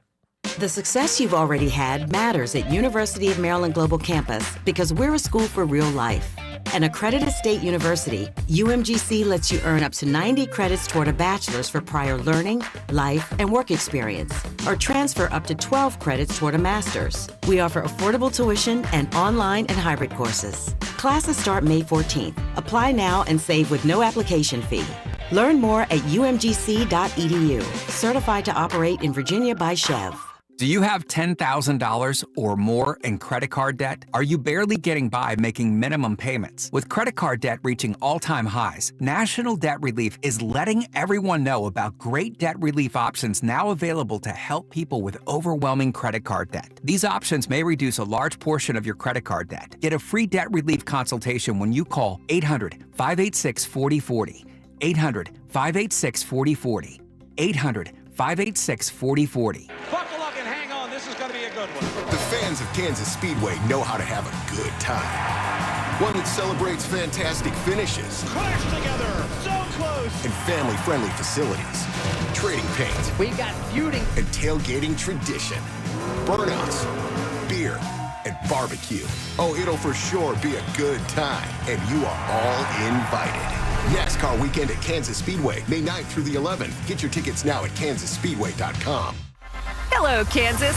Looks like we're in for another heat wave this season with a forecasted high of up to $300,000. That's right. The Kansas Lottery is bringing the heat with the Hot Sevens family of tickets rolling across our state. You could instantly win up to $300,000. Plus, there's even a chance at up to $20,000 in the second chance drawing through Play On. Talk about a scorcher. Don't forget your oven mitts when you head out today. See kslottery.com for details. It's the final days of Diamonds Direct's annual spring sale. This is your last chance to get an extra 20% off our already renowned prices. Plus, book an appointment and get an additional $100 off your purchase. But hurry, these savings end soon. And this weekend only, we're open Sunday to give you an extra day to shop our expanded selection of trending engagement ring settings, his and hers wedding bands, must-have fine jewelry, and more. Time is running out. 20% off, store-wide savings. Visit diamondsdirect.com for details. Are you looking for an easy and affordable way to have a beautiful lawn all year long? GrassPad's idiot-proof lawn program is designed to create a healthy, weed-free lawn at an affordable cost. The program has 5 steps to feed your lawn, prevent and control weeds, and keep your grass green. So come on down to the Grass Pad and we'll guide you through the process and you'll have your lawn looking great in no time. Come on down to the Grass Pad. The Grass Pad's high on grass. Royals coverage sponsored by Border Magic. We've got the edge for your landscaping edging needs. Boost your curb appeal and add value with custom concrete landscape edging from Border Magic. Choose from a huge variety of styles and colors, all backed by a 10-year warranty. A cost-effective way to give your home that wow factor. Get started now at southkcbordermagic.com. Here's traffic, brought to you by DM Injury Law. Have you or a loved one been in a car wreck? Contact DM Injury Law today and get the money you deserve. Car wreck? Remember, Mike's got this. Kansas side, 635 southbound, getting pretty heavy from Gibbs down towards I-35. 35 southbound, off again, on again, slow from 635 down towards Shawnee Mission Parkway. Alan Carr, 96.5 The Fan, traffic. Hey, it's Cole Riggins, and this is 96.5 The Fan, your home for Royals baseball. KFNC FM and AM, HD1 and HD2, Kansas City, and Odyssey Sports Station.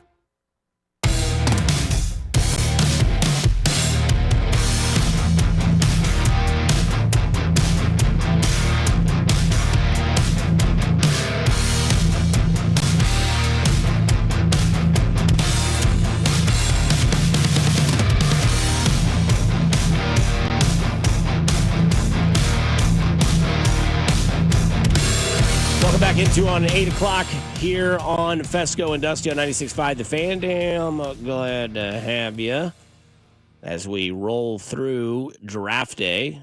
Shout out to Matt, who was the winner of the Booth Creek Wagyu, Casey's Best Steaks, now with 2 locations, 95th and Null and 135th and Metcalf. So congratulations, Matt. Hey, You Matt. are the winner. Yeah, hey, Matt. Good morning. You got free beef.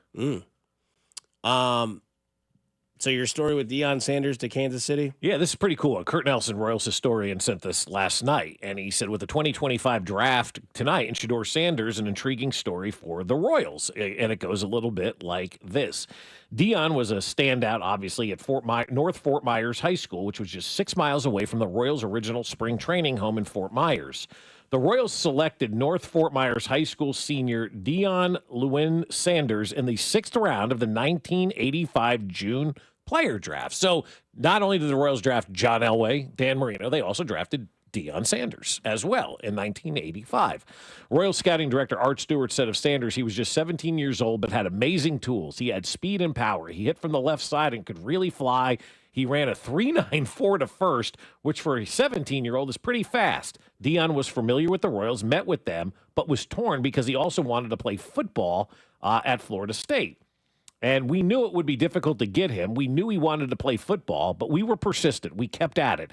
And when the draft came around, we thought he'd take a chance. In fact, the Royals' legendary scout thought if they had a deal done, that they would have Dion Sanders. Quote, "We had a verbal agreement over the phone, but our scout got there too late. Somehow, in the middle of the night, Florida State got him and signed him."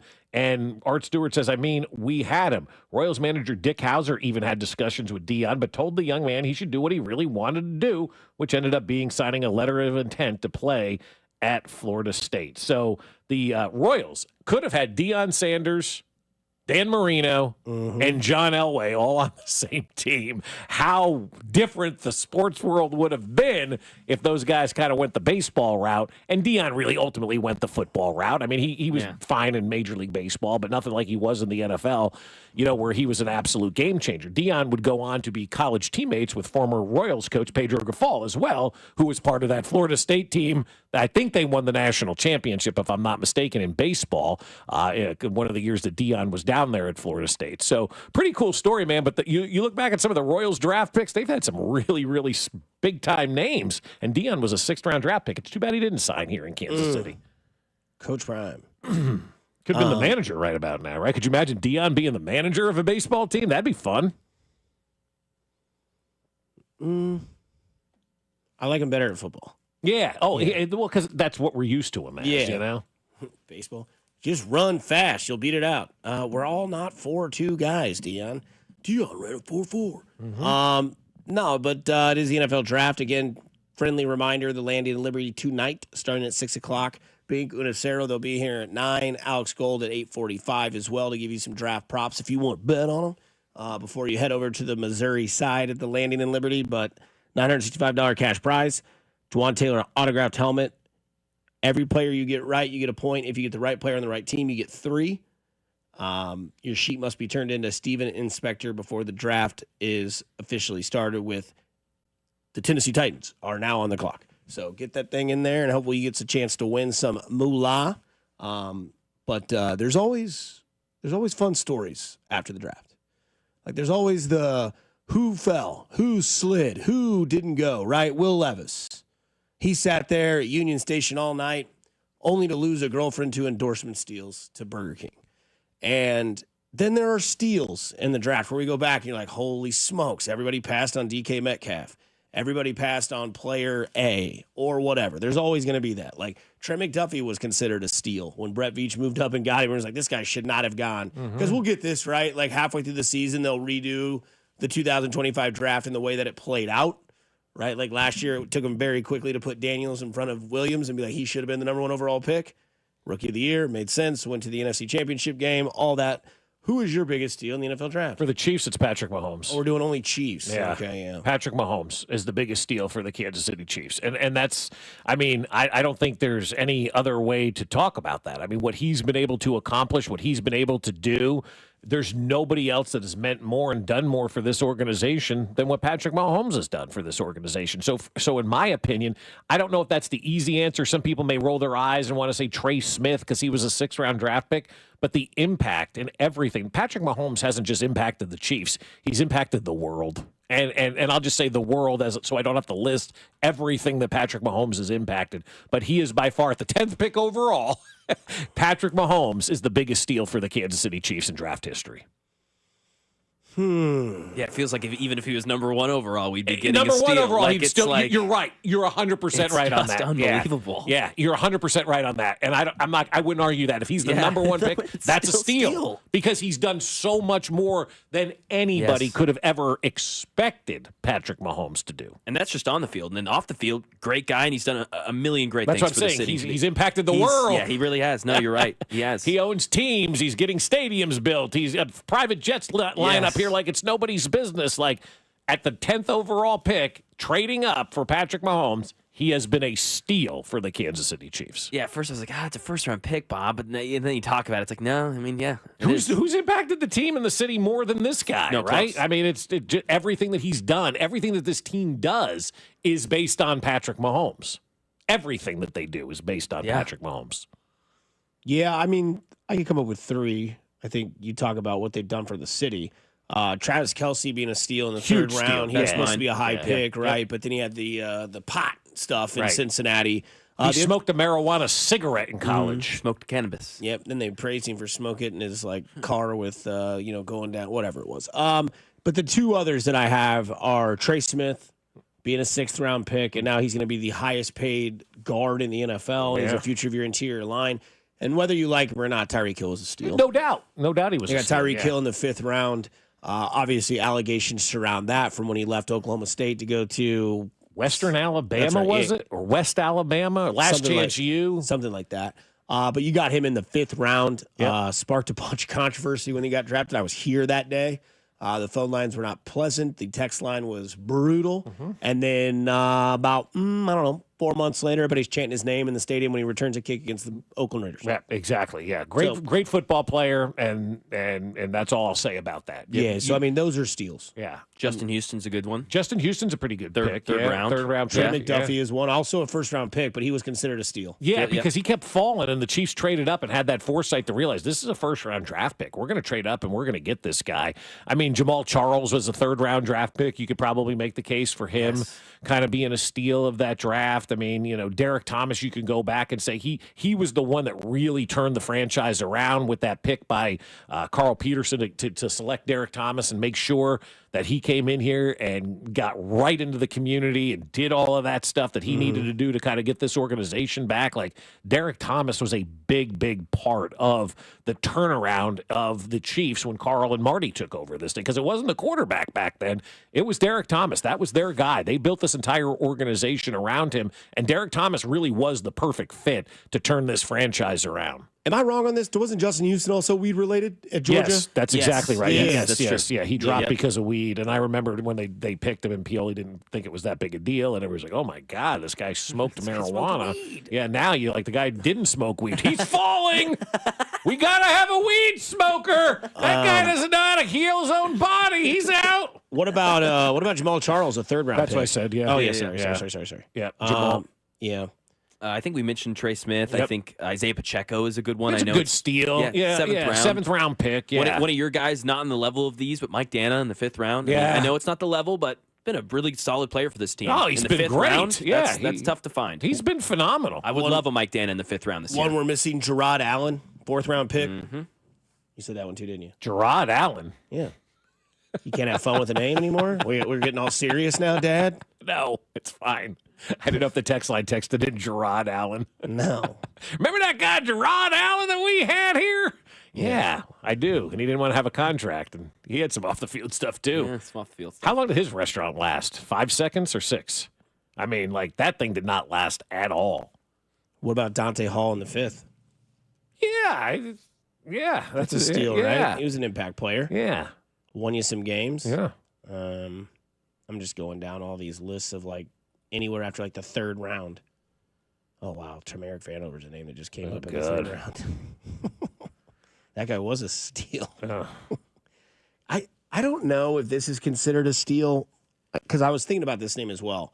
Will Shields. Steal. Okay, guard, third round. I know people are like, he's a guard, and you don't steal. He's a Hall of Famer. One of the best offensive linemen to ever play the game. And he's a third round pick. So I was wondering about that. Was the other one. Absolutely. Whoever says Will Shields isn't a steal in the third round, man. I just wondered about the guard position. Can you consider a guard a steal? I mean, we put Trey Smith in there, right? I mean, and Trey Smith and Will Shields play the exact same position and whatnot. And so, no, Will Shields is a definite steal. I mean, hell, I had Patrick Mahomes number 10 overall as a steal. Yeah.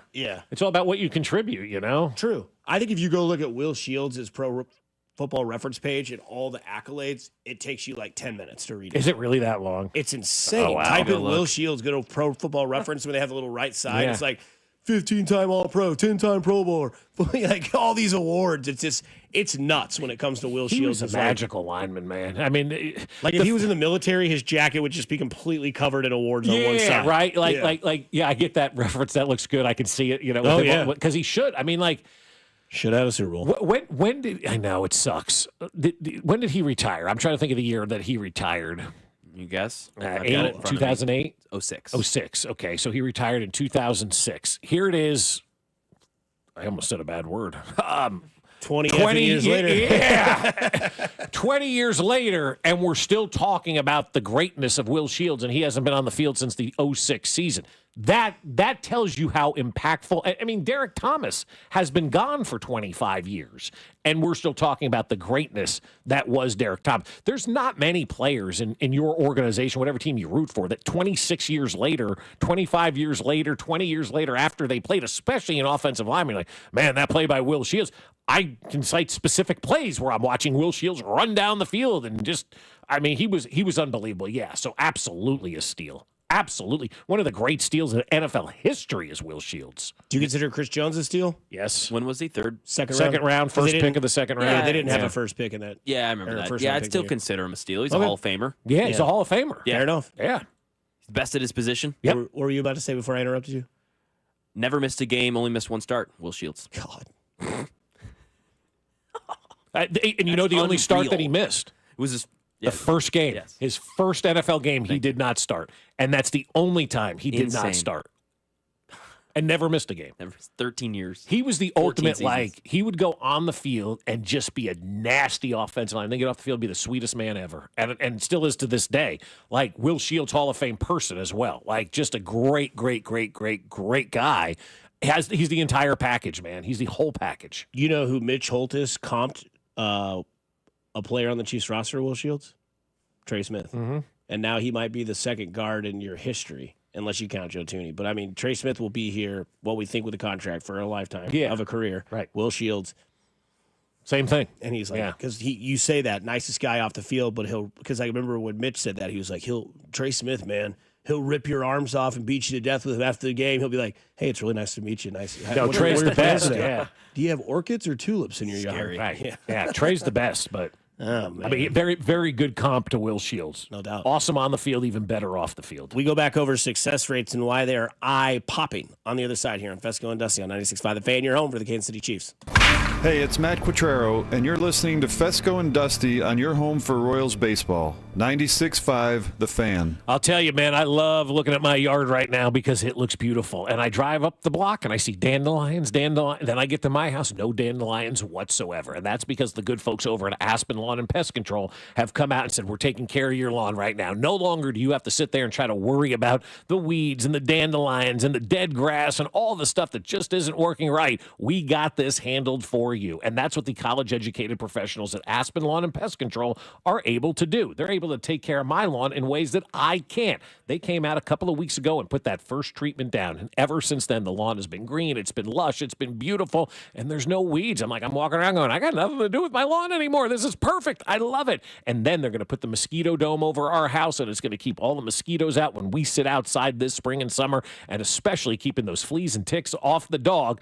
Aspen Lawn and Pest Control is going to work wonders on our outside experience. Right now, if you mention this ad, you'll get up to half off your first application. And the folks over at Aspen Lawn and Pest Control offer full-service lawn care, irrigation, and pest control. So don't wait. Call them today or visit them at aspenlawn.com. That's aspenlawn.com.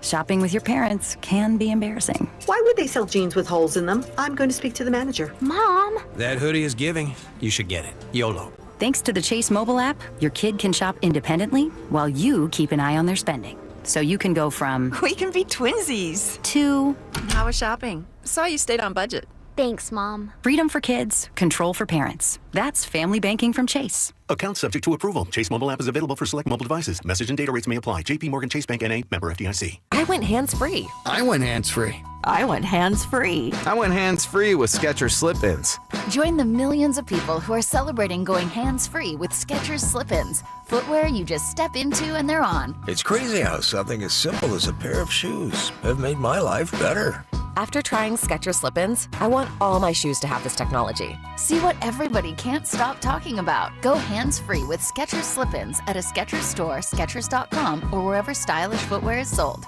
Men, here's the truth. In the bedroom, good enough isn't really good enough, is it? This is Jeff for Heartland Men's Health. And if your erectile dysfunction is making intimacy less enjoyable for you and your partner, give us a call today. Because whether your ED only happens sometimes or all the time, it's time to stop good enough and time to start really good. At Heartland Men's Health, we're experts in treating ED. Whether it's only mild or moderate, or even if it's severe, our treatments have success rates of well over 90%. And because we have a variety of treatments and can even combine protocols, we can likely get you performing like you haven't in a long time. You could even last up to an hour or more and make sex great again for you and your partner. So make an appointment and be done with good enough. Your initial visit is just $99 and includes blood work, a medical consult, and if medically advised, a test dose. And if that test dose doesn't work in the office, your visit is free. Call 844-447-6600. That's 844-447-6600. Or go to heartlandmenshealth.com. We have 3 offices to serve you. This wasn't how Patrick pictured himself in retirement. Instead of playing golf every day, he could barely walk because of his severe knee pain. It hampered everything because it hurt to walk around the golf course. It hurt to swing, just pretty much hurt doing anything. But the groundbreaking regenerative treatments at QC Kinetics changed everything for Patrick. QC Kinetics uses your body's own healing properties to help repair and restore damaged tissue in your knees, hips, back, and shoulders. No surgery, no drugs, no downtime. The turnaround's been amazing from where I was to where I am now. I've gone from a 15 handicap down to a 7 handicap. That's because my knees allow me to play golf like I haven't been able to play probably in 15 years. Don't let joint pain keep you from doing what you love. Call QC Kinetics today for your complimentary consultation. Call QC Kinetics, 816-412-6299. That's 816-412-6299. 816-412-6299.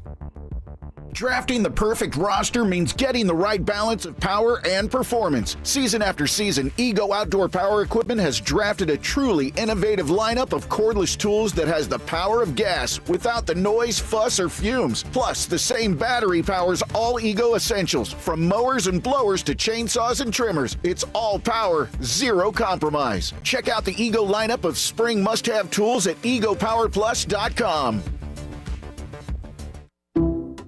Some people just know they could save hundreds on car insurance by checking Allstate first. Like you know to check the GPS directions first, before driving to the mall. Turn right at the light. In 1,000 miles, you will reach Montreal. Not Montreal, the mall. Recalculating. 6,000 miles to Nepal. No, the mall. Checking first is smart. Recalculating. So check Allstate first for a quote that could save you hundreds. You're in good hands with Allstate. Savings vary. Subject to terms, conditions, and availability. Allstate Fire and Casualty Insurance Company and affiliates, Northbrook, Illinois. Whether you're digging a pond, clearing brush, grading property, or doing demo, Foley Equipment, your local Caterpillar dealer, is your one-stop shop. Buy or rent, Foley Equipment has the machines you need to get the job done. And right now, Foley has 0% financing on new cat skid steers, mini excavators, and compact track loaders. Stop by any Foley Equipment location today or visit us at FoleyEQ.com. That's FoleyEQ.com. I'm sure everyone says this, but my mom really deserves the world. This year, I finally found a Mother's Day gift that comes close. She loves Hellsberg, so I'm getting her these timeless gold earrings she can enjoy for years to come. They feel special enough to show how much I truly appreciate everything she does for me. And I mean everything. I even sent my dad a link to the Diamond Eternity band he'll be getting her, too. Save up to 50% on Mother's Day gifts Mom will cherish forever. Visit Hellsberg.com or a store near you. You're listening to 96.5 The Fan from the Mission Plumbing, Heating, and Cooling Studios. Here's traffic, brought to you by DM Injury Law. Have you or a loved one been in a car wreck? Contact DM Injury Law today and get the money you deserve. Car wreck? Remember, Mike's got this. Lee Summit, US 50 westbound, a little slow around 291 south, moves better up by 3rd Street. 470 westbound, pretty heavy around View High with a report of some potholes in the area, keeping things slow. Alan Corn, 96.5 The Fan, traffic.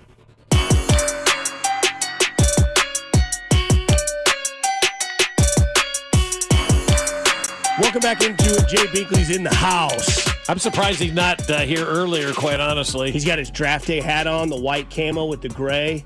Stitching down the middle of the hat with the KC interlocked for the Chiefs. Arrowhead on the outside label. Shorts, t-shirt, ready to go. Duct taped to the leg. Draft day, baby. He's ready to roll. I think I'm ready for Friday. Well, we're all ready for it to be over. We're all ready for it not, and the answer is not over. We're ready to know who we get. We want to know. The anticipation has been killing us for these last couple of months. We want to know where this team's going to go and who the new players are going to be. That's all. We want our gifts. Let me ask you this. Okay, hypothetically, if I told you I knew for 100% the Chiefs were not picking at 31 tonight, how long would you be tuned into the draft? Till about 8:30 when I fell asleep. What basketball game's on tonight? Three. Yeah, exactly. If I get my 2 TV set up, probably till I head to bed around 10. Wow, you're hanging on that long. But I mean, it's more about just the Chiefs. I'm a sucker for drama. I'm a sucker for the cliffhanger. I'm a sucker for the what could happen. And I know there haven't been any trades, and we've reached draft day. First time ever that we've reached this point in time where everybody has their original first-round pick. It's coming. And but then the flip side is there anybody worth trading up for? Like Ben Maller talked about, nobody's climbing all over themselves where there's the have-to-have guy in this year's draft, right? Abdul Carter's the best player, but he's not I got to trade up to get him. Cam Ward's the number one quarterback, but only because there's nobody else. And so you don't have the folks there that maybe people really want and need, but who knows? Maybe as we get later in the first round. I'm always of the belief in the NFL, there's going to be something that happens that I don't want to miss. And that's why they're the best league out there, They're the best league out there because you always feel like, even on a night where they're reading names that most of us have never heard of, hardly any of them, we don't want to miss it because there may be something we miss. And you don't want to be the guy who missed that big moment because you fell asleep or went to bed or your team wasn't picking and everybody's talking about it the next day. That's where I am with the NFL. I'm a sucker. I think I'd be tuned in until like pick 12. I think if I'm being honest. Yeah, that's fair. I'd be like, okay, pick 12. Is that where the Cowboys are, 12? Yep. Yeah. There you go. But no, I think I'd be there because you've seen the big names go, like Genty's either going to be in Jacksonville or he's going to be in Vegas. Hunter's either going to go 2 or surprisingly he goes 1. He just says he's going to play quarterback 2. Cam Ward goes. Shador slips out of the top 10 because the Saints decide they're not taking him. Maybe there's some movement. But, yeah, I mean, top 10 picks, that basically probably would get me to like 8:15? 7:15 to 8:15. They're probably going to give out the first pick announcement at 7:15. Goodell come out, give his message.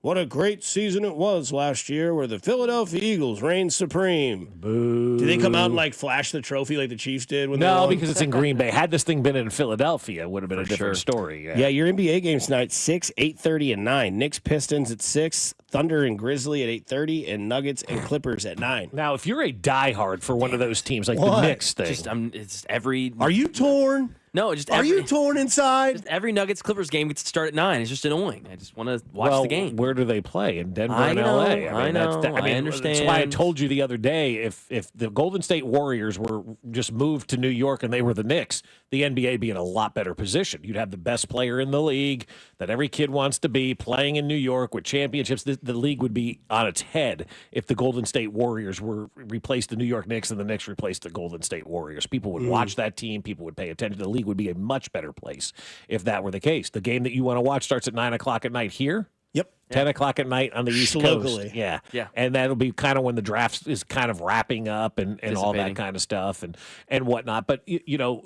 if you're a Knicks fan, like, and I know, like, New Yorkers are complaining because the draft is happening and the Knicks are playing. I'll be honest with you, man. Like, if you're a diehard Knicks fan, at this point in time, you're glued to the game. Yeah. You get the draft on your phone, man. Yeah. Like, the Giants Agreed. are picking 3. Who gives a rip about where the Jets are picking? Do you want to know? They pick at 7. 7 Yeah. they pick. So by the time you've reached the 8th pick, it's all over for you in New York anyway. You don't have to pay attention to it. But if it were me and this was my team playing in the postseason and they got game 3 of a series that's tied 1 apiece and you feel really good about your team for the first time in a generation, I can get the draft information on X. I want to watch the game. I don't think there's any comparison. For me, I'm in the draft because I got nothing else, you know? Now, there is rumors that the Giants and Falcons could be swapping some stuff. Okay, give me that rumor. So I saw, again, I don't know what's true and what's not. I just saw there's a chance that the Giants move out of 3rd and go to 15th. Okay. And they get Kirk Cousins. Who said that? Wow. Like NFL rumors or ML football or somebody that's just trying to cause like a story. Right. But the Giants need a quarterback. I know they have Winston, all those guys. But maybe they don't want Abdul Carter because this was all in the theory of the foot or whatever it is going there. They move out of 3 to get their quarterback. Atlanta moves into 3rd. They go get Abdul Carter. Yeah. And then you have the 15th pick where it's like, okay, do we build this offensive line in front of Cousins? We have Malik Neighbors. We have Kirk Cousins. We have a second-year running back. Could add another wide receiver. You can do a lot. 15. Well, let me ask you. Or you that. trade Thibodeau as well as another name I saw getting traded out for the Giants as well. Yeah, the Thibodeau name is interesting, but then you look at, I was reading you the tweet, like the Giants' defensive line could be Dexter Lawrence, Abdul Carter, Brian Burns, and Kayvon Thibodeau. Damn. That'd be taking that Philly blueprint. I mean, that's a hell of a defensive line right there, right? Scary. Yeah, but Kayvon Thibodeau's got to live up to his billing. Yeah, Can't imagine those defensive lines in the same division. I mean, and that's why for the Chiefs, man, you got to go defensive line, man. Like, you're not that good at the defensive line right now, in my opinion, right? It's the wave of the future. But it is. I mean, like, everybody's been copying the Chiefs. It's a copycat league. You need quickness. You need length. You need dogs on that defensive line. And I don't think the Chiefs have enough on that interior of their defensive line. That's why I would go with the interior of the defensive line. Now, let's get back to this trade for a minute here. Let's do the say it out loud test right now. You went and signed Jameis. You went and signed Russell, right? You're still iffy on the quarterback position at this point in time. Kirk Cousins coming into that scenario is, I mean, for our purposes, drama city. Because Russell Wilson, that ain't going to sit well with Russ.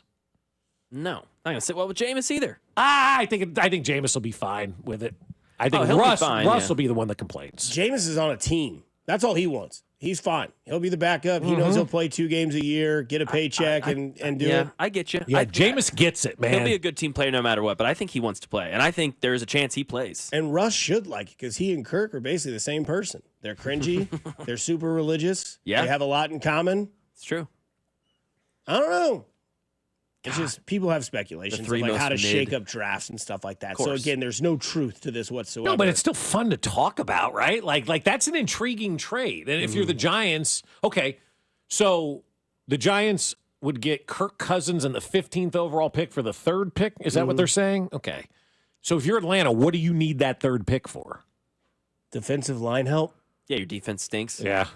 So Abdul Carter's that guy. So that makes sense. Yeah. What are the Giants doing at 15? Offensive line. Maybe a wide receiver. Yeah, They need offensive. line. They need an offensive line for a generation. Because you think about it, you're picking at 15. We've mentioned 5 names that aren't going to be wide receiver or offensive linemen. Like Genty's going to go. Cam Ward. Hunter. Travis Hunter. There's 3. So now you're technically picking 12. Right. The first offensive lineman may not go till 7 to the Jets, the kid from Mizzou, right? Membu. Yeah. He may be the first offensive lineman off the board. I hope he doesn't go to the Jets. I really want him to go to like New Orleans, somewhere it's at least fun. I don't want him to go to New York, dude. I mean, that's just every question should be about Aaron Rodgers. Anymore though? I mean, I think he's gone out of New York. Hope so. I don't know. They killed that on McAfee's show. That film lingers, like that film of a pig pen, when he wanted to leave that film. Aaron Rodgers leaves a film wherever he goes. Like people can't stop. They still talk about him in Green Bay, and so. I don't know. I just think the Jet situation for anybody sucks. Either way, you look at the success rates of these picks. We don't know what they will be, but history of Grok will tell you that there is a history. There is a little bit of a history. I went to Grok, the AI. Everybody's using AI now. I said, what's the success rate of these draft picks? And Mac asked a question earlier, what is success determined by? And I think that's a very good question. So defining success, second contract, starters for 2.5 to 3 years, playing 2/3 of the average snap count for your position, that kind of justifies success in the NFL draft. And so you look at what is successful. In the years 2011 to 2017, 53% of first-round draft picks were considered a success. 53%. Yikes. So when people sit here and complain about this pick or that pick or this, every other pick sucks. Yeah. Every other pick sucks. Only 31% of first-round draft picks sign a second contract with their drafting team. 70% of the first-round picks aren't seeing the light of day after that first contract. Picks 1 through 14 have an 80% success rate. 60% success rate for picks 15 to 25, and where the Chiefs are picking 26 to 32, 50% of those picks have a success rate.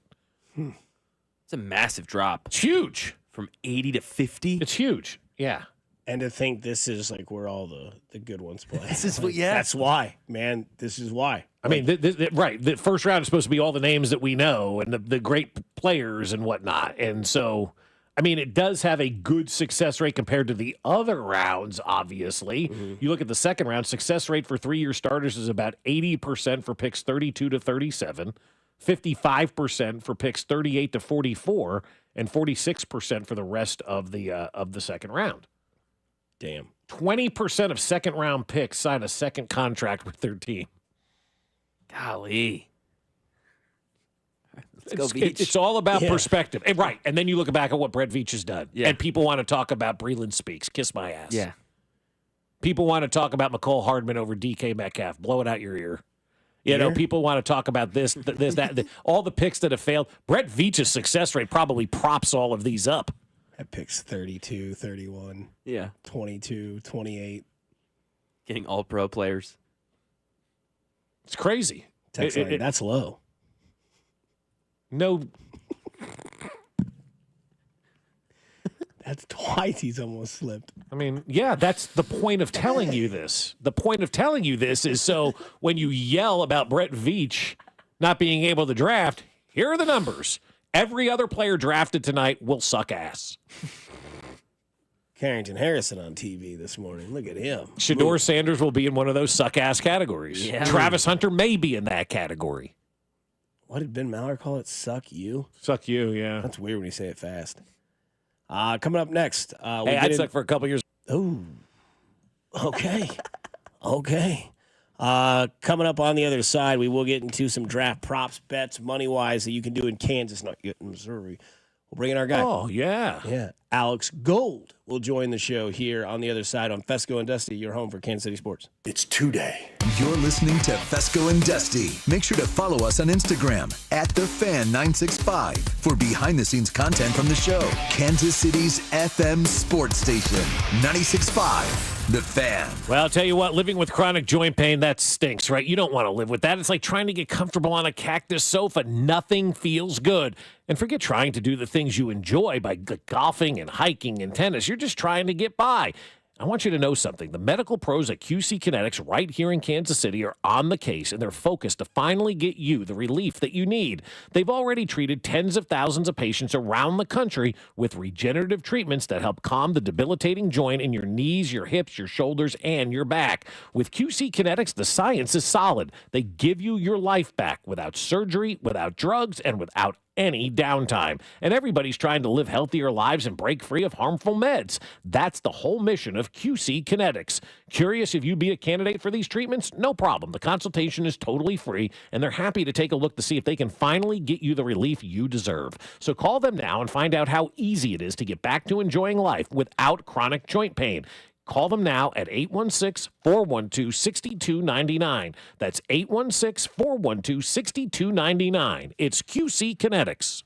Gear up, race fans. Sioux Cup IndyCar Race Weekend is roaring into Iowa Speedway July 11th to the 13th, featuring the only NTT IndyCar Series doubleheader weekend on the 2025 schedule. Sioux Cup IndyCar Race Weekend has become one of the most anticipated and action-packed events in racing. Tickets are going fast. Score yours today and get ready to feel the rush at the fastest short track on the planet. Visit IndyCar@Iowa.com for tickets. Sioux Cup IndyCar Race Weekend at Iowa Speedway, the ultimate summer racing event. It's the spring sales event at Rob Sight Ford, and I'm here with the man himself, Rob Sight. Rob, you already stole the spotlight. Now what are you trying to take? Just your attention, Kevin, and maybe a few trade-ins. Now, we've got up to $14,000 off new Fords with employee pricing, plus our own dealer discount. $14,000. That's hotter than your Sunday barbecue. Exactly. And unlike your burgers, these deals won't dry out. We've got hard-to-find inventory, huge trade-in values, and our non-commissioned sales team makes everything so easy. No pressure, just real help. Even I'll admit it,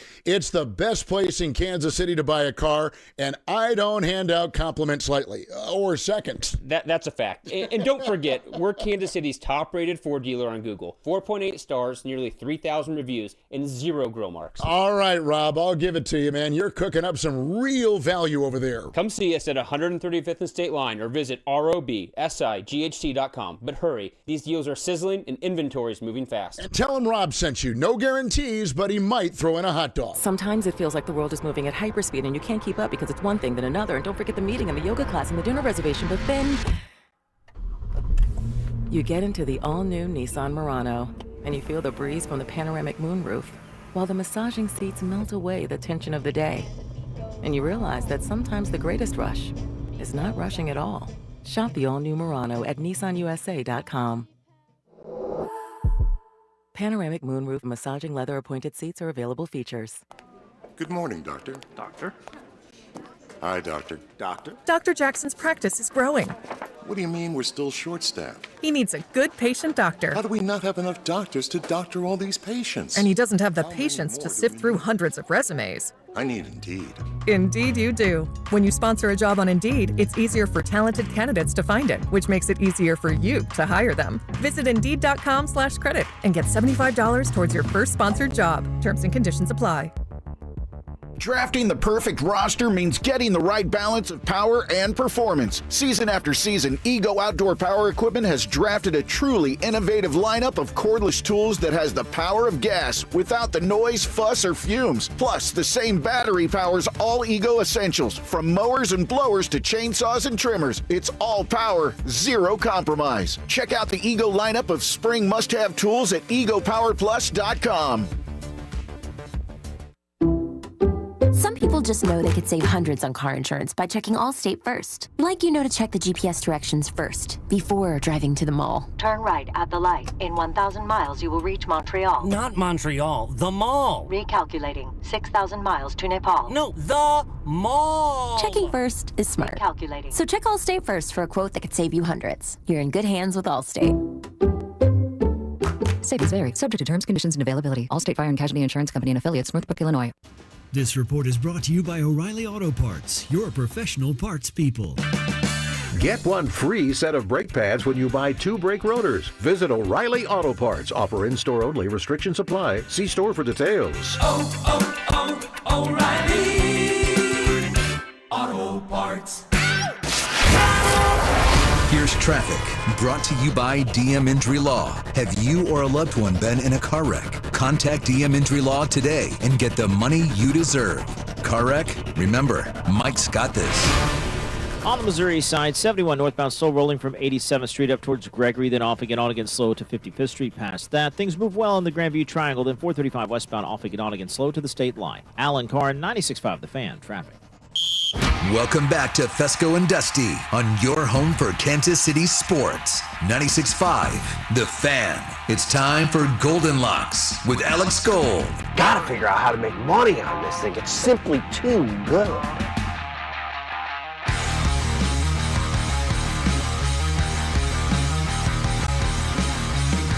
8+ body type with well-proportioned frame and premium length. That is Alex Gold, who joins us now from Cody and Gold. Got a long show today, bud. We got an hour? Yeah, 2 maybe. hours. 2 hours today, you know? Let's see, you talk draft, and then you talk draft, and then you get out of here and go Take watch a little draft. break, and then see you guys all up at the landing tonight. It's going to be a good time, man. You, what's your say? 31, yes or trade?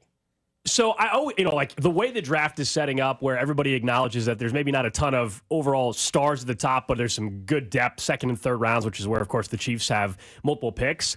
I would love them to trade down. We always say that, and it's way easier said than done. Like you have to find the trade partner. We forget that. Like tomorrow morning, if the Chiefs, whoever the Chiefs draft, let's say they pick at 31, and then we will be sitting here and people will be texting in, and I'm like, how come they didn't trade out of the first round? They could have got that player 5 spots later.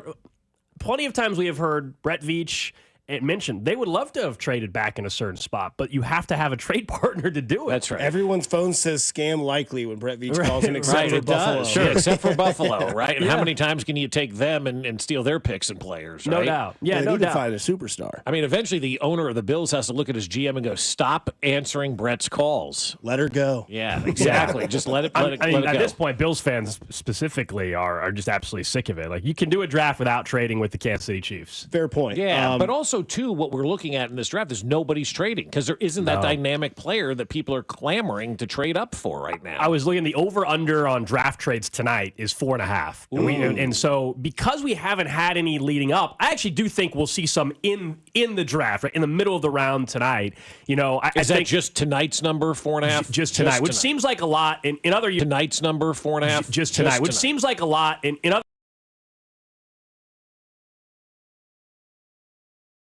There's the random swap. It's pick 21, and someone wants to come up from 26, or the Chiefs want to go from 31 to 24. I mean, some of those can add up. I don't know if we get 5, though. The 4.5, so you need 5 to cash the ticket. Yeah. I could see us getting 4. That's why the number is set at So 4.5. are you taking the under on that? Yeah, one I'm then? on the under. I think we get like 4 trades in the draft tonight. And the thing with draft betting, it's actually the best market to bet on, one of the best of the entire season, because the books don't have the normal edge. All year we come in and we talk about this with you guys, and we do the picks for the week and everything, and the books have a pretty good edge. They have plenty of data to utilize to figure out why the Chiefs should cover the 6.5 points, let's say, in week 3 of the football season. They got all kinds of algorithms and data to know why that should be the number and why they think they're gonna take in a ton of money from bettors. The draft, you're doing a lot more predicting, and you're trying to, are you buying the rumors, selling the rumors, that kind of stuff. And so they don't have as much of an edge on us, the bettor, that they typically would. So this is where, like, for many, many years, draft prop bets were not as readily available. Well, now everybody to be competitive, like, everybody has to offer them. But there was a point in time where books were kind of afraid to do it. So you can take advantage of it. I will say, though, now that we're on draft day, some of the opportunity that we have to bet, they're not as great. For example, Dion Sanders was over under 8.5. Where would he be drafted? Meaning, would he go pick 9 or pick 8 or earlier, right? That was where it was 4 or 5 days ago. And you could have got plus money on it being over, so that he would be 9 or later, Saints or later, basically. Mm-hmm. Do you know where the number is at now? 21.5. Yeah. So what made it swing that much? Narrative, more and more out there, whether it's the hit pieces, whether it's just conversations from the insiders out there that are reporting that they're hearing that the Saints maybe really don't like him, that he could follow the Steelers at 21, so that's why it's over under 21.5. Right. Like that's why it's happened. But that's my point, is a week, 4 days ago, you could have bet Sanders over 8.5, and you'd be having all this cushion. See, we think, right? Who knows? Surprises happen. Whereas now, like, that's one you really can't bet on anymore. Right, you just got to stay away from that one. Now, it doesn't matter the team; it just matters the draft position, Now, right? you Like can the do Steelers team. could trade up to 17, Yeah. and if you took the over 21, well, then you'd lose at that Right. point. They took them at 17. Yeah. Exactly. Now you can. I mean, you guys have probably seen it, whether it's on FanDuel or wherever. I mean, you can bet specific teams too. You know, so for example, team to draft Shedeur Sanders, the Pittsburgh Steelers are minus 135. So you can just simply bet, hey, wherever, to what you're saying, Bob. Even if the Steelers, I guess, traded back in some reason to 23 and still draft them, you could still hit your bet. Whereas if you do the over/under draft position, it's over. Let's see, 21 is plus 114. So it's plus money that he'll be later than the Steelers pick that they currently have, or minus 158 that he goes 20 earlier than 21. Do you think he's the most bet drafted person tonight? Like, because that's where everybody's watching. Like, a lot of people will bet that he's going to go out of the first round because that's where the money is. Yeah, him or Genty. Although his market's gotten tough, the running back out of Boise State. Is his favorite now Jacksonville? For Genty, team to draft him. Currently, the position is over under 6.5, and it's minus 600 that he goes 6 or earlier. Wow. So again, one you really, unless you're betting the over and you're hoping that somehow he slides to 7 or later, you really can't. You're not betting the under anymore. Right. A couple days ago, you could have. Yeah. As far as the team that he could get to, I mean, there's a lot of trade rumors out there. Like, the Bears may trade up, the Patriots may trade up, or I mean, whoever was there, Yeah, this is. I mean, the market. It's fun because it is so unpredictable. I just think there's some value you could have got a few days ago versus today. I mean, the one that I still kind of like from a plus money perspective is how many running backs are going to get drafted tonight. We know Genty. We know the Hampton kid out of North Carolina. Those are pretty much locks. Everybody thinks for the first round. Those are the only two that seem like locks. And the number's what, 2.5? 2.5, and it's plus 125. I like the over. Like plus I money is the over. I like that. Whether it's hopefully not the Chiefs at 31, but somebody 28 to 32, Travion Henderson or the Iowa running back or whoever your favorite running back is, basically right at the end of the draft. Scatterbill. He's not going to the first round. 5th. I could see him going to the 4th, maybe. Yeah. Do you like? Is that who's the running back you guys want the Chiefs to draft at some point? We know Brett Veach basically said we're drafting I don't care. one. Whoever he takes I is want the fine kid with from me. Tennessee. Omar Hampson. Yeah. That's where I'm at as well. Guy. Yeah. There's a couple Tennessee guys that I would like. Dylan Sampson? Dylan Sampson, thank you. O.J. Sampson? Yeah, Dylan Sampson. Omar Hampton's the North Carolina one. Yeah, Hampton's the North Carolina. Dylan Sampson at Tennessee. James Pierce Jr. is another player that I would love. You would? Yeah. I'd rather have Jr. at 31, and that's just my opinion on that one. But we are talking to Alex Gold. All NFL draft-related interviews brought to you by PAL Exteriors, JMP Displays, and Salvation Army as we get into some draft odds. What's your favorite bet? Yeah, so one of them is the over 2.5 running backs. One of them is going to be that. And then the team to draft Jackson Dart. I like the potential for the Saints to trade back into the first round. See, I'm going to throw you for a loop right now. Okay, plus 250 for the Saints. You just saw what happened on X, formerly Twitter, right? What happened? Okay, Mac just sent us this. Okay, I haven't seen it. From Warren Sharp at Sharp Football. People seem to respect his stuff. Yeah. Apparently, Giants GM Joe Shane's son posted a Jackson Dart highlight reel on Instagram this morning, and then he sent his account to private. Well, the favorite to draft Dart is the Giants at FanDuel, Bob. People are buying that. So there it is. Minus 120 that it's the Giants. There it is, right there. The son of the GM put up a video. Well, he was right last year. The son would have been. Yeah, who did he want last year for the Giants? And it was Daniels, wasn't it? Like, yeah, trade up. If you don't trade up to get him, you're an idiot. He told his dad basically. Yeah, right. Do you think the Jets owners' kids looking at the NCAA ratings to see who they drafted in the draft this year? Oh, well, yeah. Yeah. I remember that from last year as well. It's funny you mentioned the Jets, though. Is there a chance they just draft a quarterback and surprise everybody? Everybody thinks they're taking the Missouri tackle at 7, Mimbu. But Justin Fields, you signed to a 2-year contract. Okay. Aaron Glenn's out there saying, we think we're about to unlock something. Sure. Is there a chance that there's a surprise and the Jets actually take a quarterback? Are they the sleeper to take Shedeur that no one's talking about? I don't think at 7. I honestly don't think they he's need to going get to their the top organization 10. back. I don't think that you're talking about just the headache that could bring. Just like you've got a new coach and a new GM. You don't need Shedeur Sanders in that mess. Let those guys just coach and do their thing and stop trying to be a damn sideshow. You're not the Cowboys. Oh my God, look at Pelissero's hair. God, he is ready. It's perfect. It is. What's the over-under on quarterbacks taken in the first round? Over-under right now on FanDuel for the position of quarterback, it sits at 2.5. It's minus 179 for the over.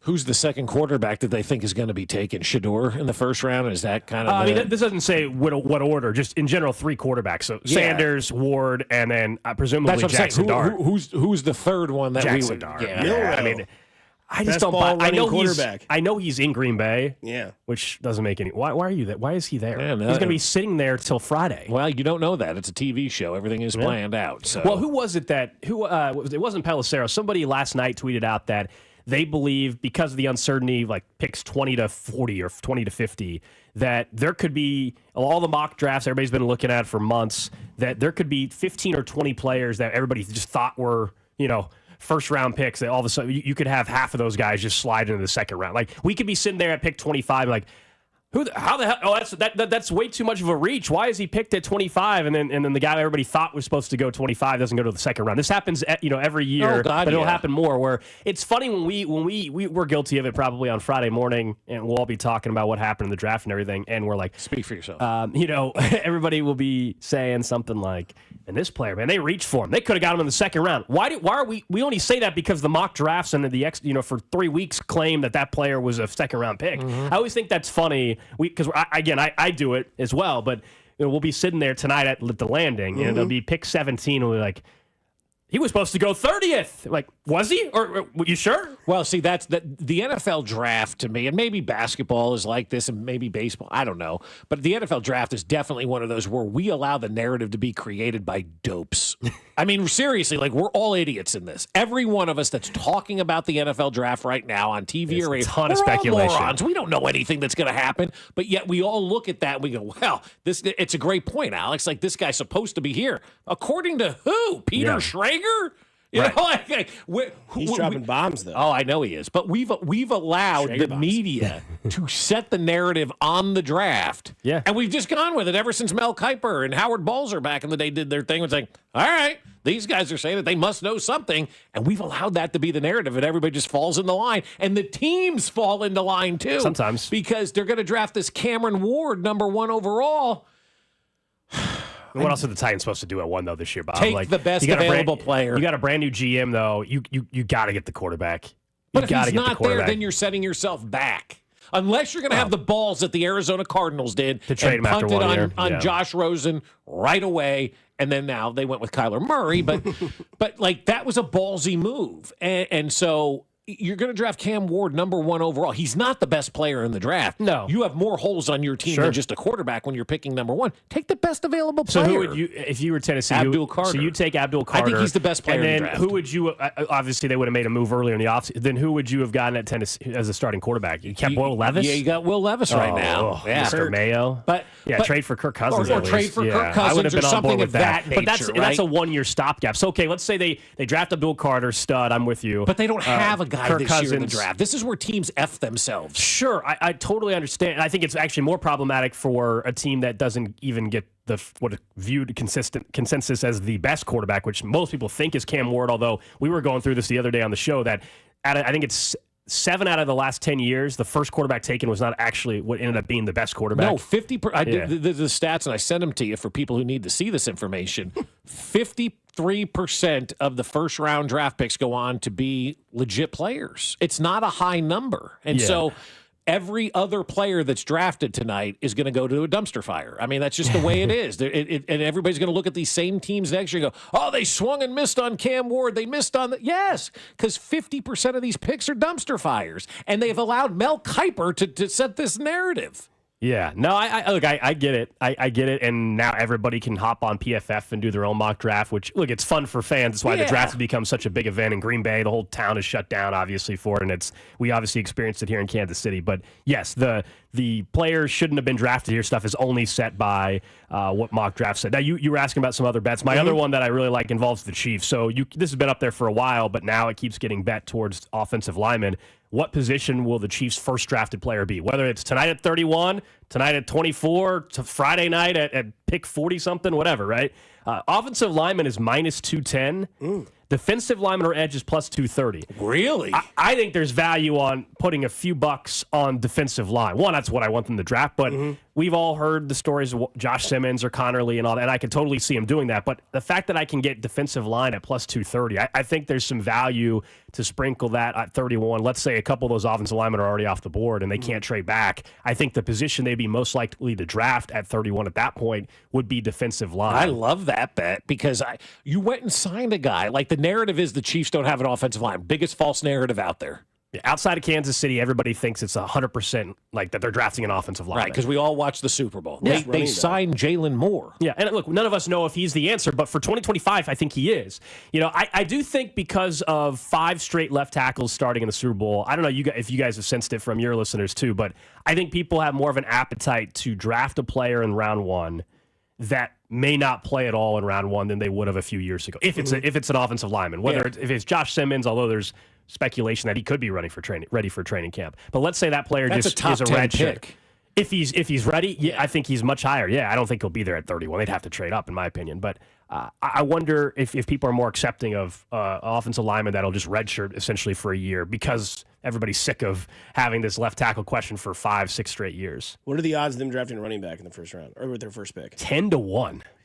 And I know there's too much. There's too much depth there, don't you guys think, to spend a first round pick on running back? I believe I it, do. Yeah, but I'm going with obviously where the more money is. Yeah, right? I mean, here's the other one. So running back 10-1, corner 14-1, tight end 20-1, wide receiver 27-1. I think Bink had them taking 2 wide receivers at some point. At one point in their older mocks, he had them taking Luther Burden. If you're a Missouri fan and you think the dream's coming true and they're going to get Burden, 27-1 if it's their first pick. And remember, that does not have to be at 31. If the Chiefs trade out and It's they're just picking in their the first pick, and it's the second round, and somehow they trade back and a wide receiver's there that they're happy with taking at 40-something instead of 31, you could still cash your ticket. 2 hours today. What do you got going on in the show? Yeah, obviously going to talk a ton about the draft, the latest rumors out there, go through some of the prop bets a little bit, and then we'll hand things off to Vern for the On Deck show. Nice. We appreciate the time. Hey, thanks, guys. We'll see you tonight. It's Alex Gold.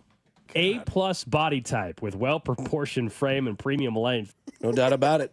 There he is, the man, the myth, the legend, Mr. Gold. He'll be on from 10 to noon, as he just mentioned. Coming up on the other side, it's the crew.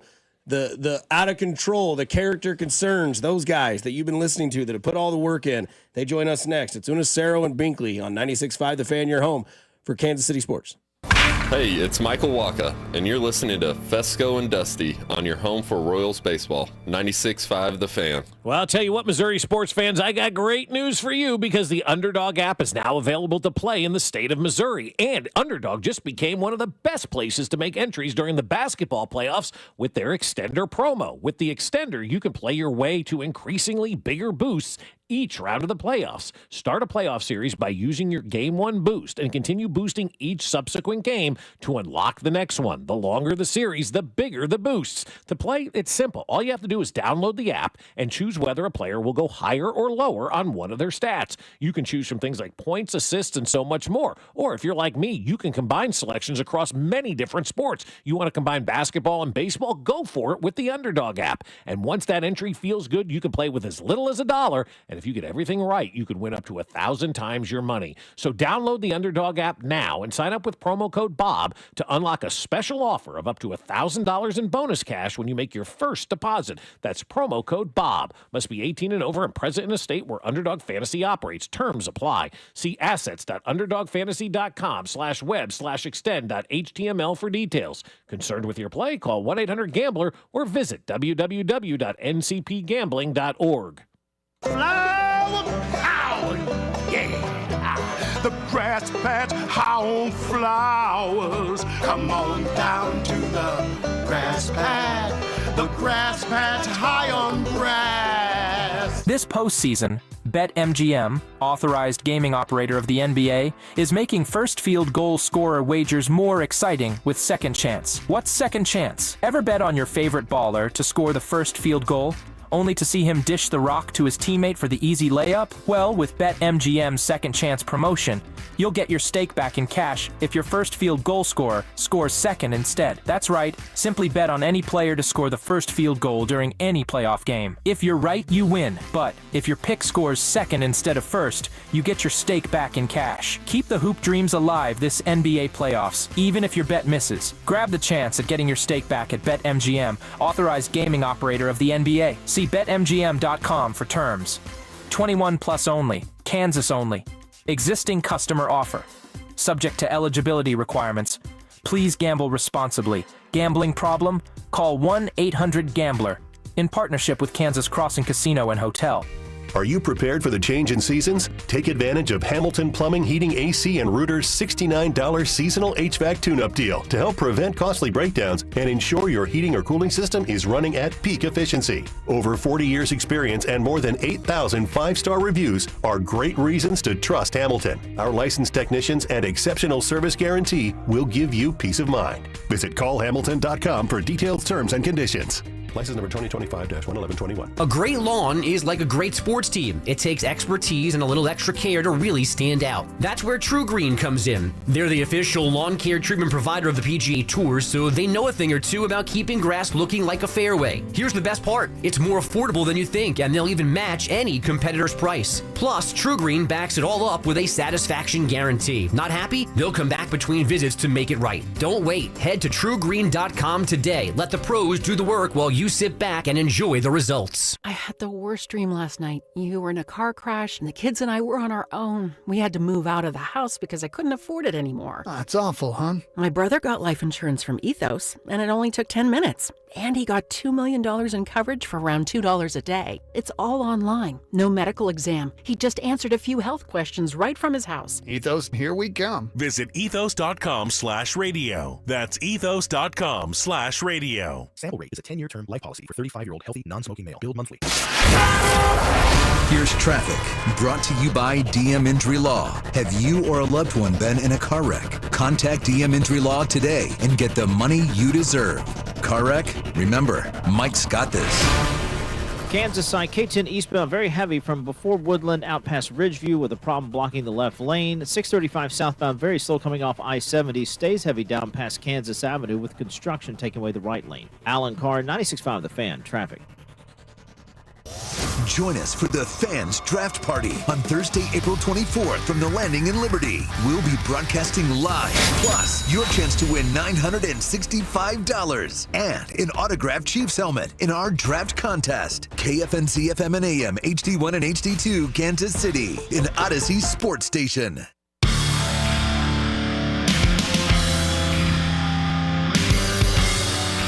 Time to play the game. Well, you talk WrestleMania. We don't have to. But there is an NFL draft that starts today at 7 o'clock. And we are joined by the guys that do more homework than anybody in the history of school when it comes to the draft. Chris Unicero and Jay Binkley join us now, fellas.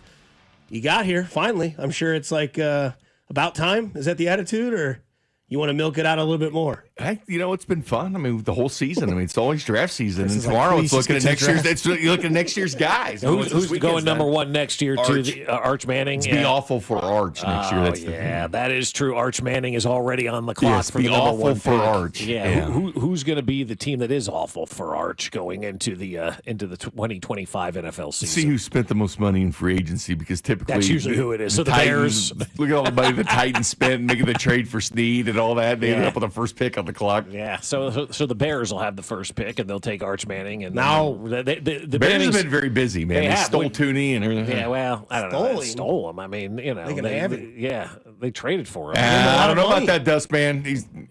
It's a guard, man. Like, I'm fine. You know the Chiefs have four positions that are the highest paid in the NFL per those positions, which is crazy About to that think five. about. With Trey Smith when he gets his, but Butker for kickers, Chris Jones defensive lineman, Creed Humphrey for centers, and then about to be Trey Smith. So that's insane. All right, Unicero, you've been dealing with this guy now for the better part of a year. Yeah, I know. Trying to figure this thing out. Like, so what are you feeling tonight going in? Not just for the Chiefs, but overall draft. Are we going to see one of these drafts that's exciting, or are we going to see everybody just kind of stand where they are and stand pat? I think there's going to be a lot of teams in the top 10 trying to trade back. Right, but nobody wants to trade out. No, nobody wants to trade out. And because you're hearing reports that some teams are trying to see if they can get into top 5 so they can get Ashton Genty or Travis Hunter or someone like that.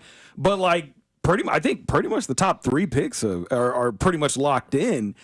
I think there's going to be a lot of teams looking to move back into like the teens because that seems to be where that sweet spot is, like 10 to 25. I think that's really probably the best spot for round one. You guys asked me over under on trades 3.5. I mean, we're going to have probably 2 before this thing even starts. You think so? Give me them. Well, I think honestly the Bears might be in consideration with the Patriots to move up for Genty if the Jags don't go. There could be a couple more trades, and then you'll see some in the 20s. Some teams positioned, maybe the Bills at 30 trade up to get the defensive lineman they want. Maybe the Chiefs, trade up as well. But I think we're looking at least 4. So is it a The player? average is 6. The average trade in the first round is 6. Because goal gives numbers 4.5 is what the number's at tonight. 4.5 is where it's at now, but the average trades in the first round is 6. So if the Jags do trade with the Bears, do they send like ETN to Chicago and the pick, or does he just stay on the team? No. Trevor Lawrence will go. Oh my god. No, they're going to want picks. They're not going to want to get a running back. Well, I mean, I know they're going to get the pick, but will they have like a package deal? Because I mean, ETN's kind of like it kind of fell apart last year. If you're the Bears, like, why would you trade for ETN? If you can move up and get the Patriots are the ones they're Yeah. looking at because the Patriots are willing to build and stockpile picks. That's the one because that puts them right in front of Jacksonville getting 4. Right. If they move, because 4 is going to be open for business where the Patriots are. So Is and Will Genty enough Campbell to is move looked up upon as 4? that guy, but Will Campbell's not that's the guy you want to take it for. So Yeah. that's who they're slotted to take. Who they should take is we went by the board. Will Campbell, short arm Will Campbell. They'll be listening to teams wanting to trade. That's probably why the Patriots are looking to move down, so they can still get Will Campbell, but also get some more picks. Get from some it. more picks, yeah, and that's what you want to do. The problem is you just don't have that number one guy that everybody wants, or the pick that you've got to have this guy to turn your roster around. That's why everybody wants to move down. In a year where everybody wants to move down, again, Carrington always talks about the say it out loud test. Everybody wants to move down because we're not great players. So if everybody wants to move down, how are you going to get some joker to try to move up? And when have you seen quarterbacks when we see these top 50 and top 100 boards come out from like Daniel Jeremiah and whatnot, and all of a sudden you see Cam Ward at like 8th or 16th? Like, when's the last time you saw the actual number one quarterback in the draft being looked upon as 15th or 20th in the big boards like a Cam Ward is? Because usually they sit there at number 1. And that's the fundamental problem that I have ultimately with the draft is that we've allowed this thing, whatever we want to call it, event, to be dictated essentially by Mel Kiper. And everybody falls into line and listens to what he says, and he's got this quarterback ranked number 1. They all put the quarterback up there. Bob, just back off. But I mean, like, I've never seen an event where everybody's beholden to the media. Like, everybody rips the media, but then the NFL draft comes along, everybody goes, well, the media's saying this. The media, like, that's who the bell cow is, I guess you could say, for all of this, are a couple of draft nicks. And if you're the Tennessee Titans, you're going to set yourself back, I think, by picking Cam Ward. You've got to take the best available player at number 1. And to they're me, sitting with Will Levis right there. I mean, they've been great in their evaluations. Great. I know that, but that's what I'm saying. Like Abdul Carter's the number 1 player in the draft. Just take the number 1 player in the draft. I disagree with that. Okay, tell me why. Travis Hunter. Yeah, I Oh, agree. okay, I all agree. right, That fine. is the Travis best player Hunter, in this draft. I think he's going to be the biggest bust in this draft. But again, that's where I come from. You're Macker on that Kool-Aid. yeah, but you're a top 5 pick. You got to go out there and you got to dominate, right? And so it's easy to be a bust when you're a top 5 When's the pick. last time Ask somebody Cody. was offensive and defensive player in college football and the Heisman Trophy winner? Well, how many Heisman Trophy winners have success in the NFL, too? Derrick Henry's pretty good. Okay. Daniel's He's pretty good. Heisman Burrow's Trophy pretty winners. good. Joe Burrow, Lamar's pretty good. Joey B. Yeah, there's Baker's decent. He's a decent quarterback. Baker turned it around. Yeah, he's I turned don't around know. in Tampa. I don't feel it, right? I just don't feel it for whatever reason. And we'll see. Maybe he'll prove me wrong and prove you right, and that's Mark fine, Ingram right? and Johnny Manziel, the last 2 that probably didn't pan out. Ingram had a decent He was career. okay. He had a Ingram was decent all career. right. He was Yeah. all right. Manziel was obviously a bust. Yeah, for sure. Yeah, but I don't know. So you think it's Hunter? I think it's Abdul Carter. Either way, if you're Tennessee, it's not Cam Ward, and so you're going to take this quarterback who probably should be a mid-first round pick, but because everybody says you got to take a quarterback, they're going to go and they're going to reach for a guy who may not be valued enough to be that number 1 overall pick. And to me, that continues to set your franchise back. I think a part of that is also quarterback is such a position that's hard to hit on. Yeah. I mean, obviously, they went out and they got Will Levis. Me and Bink were not fans of Will Levis. But But we hated it in the whole year. It's like, and- what are they? We're just sitting back here in Kansas City doing a podcast. These dudes are bringing him in and evaluating him. It's like, this dude sucks, man. Yeah. And then, So- then they get him. Yeah, so it's like you kind of look at this situation as like you don't get a lot of time in the NFL today to build a winning franchise if you're a general manager. So it's like Cam Ward, yeah, I think he's probably like mid-first round in terms of like his overall talent, but He's the best quarterback. I think he's going to be a good quarterback. I don't know about great elite quarterback, but I think he'll be good enough to where you could build around him if you put the right pieces around him, and you don't get a lot of time. So it's like you got to find your guy and you got to build around him as quick as you can, because if you don't do that in like 3 years, you're gone and you're looking for another job. And in all fairness, we've liked Cam Ward for a long time, even before this year. Yeah, back when Washington State, I was Bink's high guy on at Cam 23. Ward. But you never know what you're going to get with these guys, whether you like them or not, whether they're going to pan out or not. That's the biggest question, because half these guys fail at the next level. Oh, yeah. We know that. So but I give the Tennessee Titans credit, though. They go out and sign Tyler Lockett last night to give that veteran receiver a pretty big name wide receiver for Cam Ward. Now, that was a nice kind of quiet move last night by them to get the kind of their Sammy Watkins type guy for their it was young smart to quarterback. get rid of A.J. Brown, too, wasn't it? Yeah. Yeah. It worked out well for the Eagles. Yeah. Yeah. I mean, so we talk about Cam Ward, and what's the story with Shore Sanders in your guys' opinion? Is he still going to be a first-round pick? Yeah, I think so. I think Pittsburgh at 21? thinks, yeah, maybe that. Maybe the Saints at 9. Maybe the Saints trade back a little bit and still take him. But like I said before, it's like quarterback is a position that you got to at least be decent at. I mean, we just saw it. Sam Darnold got $33 million a year. Like I'm not a big Sam Darnold believer. I know his numbers were really nice last year. I think a lot of quarterbacks would Except look for good. the end. Except when it yeah, counted. except for the end. Last but like 8 quarters, he was terrible. He saw those ghosts. Still good numbers though. So like that got him $33 million a year. Like Shedeur Sanders wouldn't be a first-round pick in last year's draft, most likely. But because the scarcity of the position and because there is a lot of value at that position, even for a mediocre player at that position, it makes sense that someone would take him somewhere in the middle of the first round. Jackson Darko first round? I think it's possible. I would not take him in the first round. I think he does because they're starved for quarterback. Yeah, it's and like that's you're talking about Sam possible. Darnold. Sam Darnold got the money. He knew he was. And he played like crap down the stretch. He did. Sam Darnold was not the guy. He was but not. you knew he's getting money because everybody gets money if you can play quarterback. Right. And that's the way the NFL is. So I do feel Jackson Dart does end up going in the first round. Do you think somebody like the Giants trade back into the first round to get him a la Lamar a few years ago? They might, but I do feel that there will be at least 3 quarterbacks. That kind of stinks for the Chiefs, though, because last year you had those 6 matching that 83 draft going, in the top 12. And that takes positions away that need to be taken away off the board when all the quarterback classes are great because it leaves better players there sitting where the Chiefs are drafting. The 8 offensive tackles that went last year, not going to have that this year. The 7 wide receivers in the first round. It was just a really weird and cool draft, to be honest with you. I'm glad you put your dip in because we get to the Chiefs on the other side, which is where it really matters in this town, where they pick at 31. Let's dip into it, Binkley. That's Binkley, Unicero, Bob Fescoe, Dusty Likens, Mac Morey. You're listening to 96.5 The Fan, your home for Kansas City Sports. Fescoe and Dusty.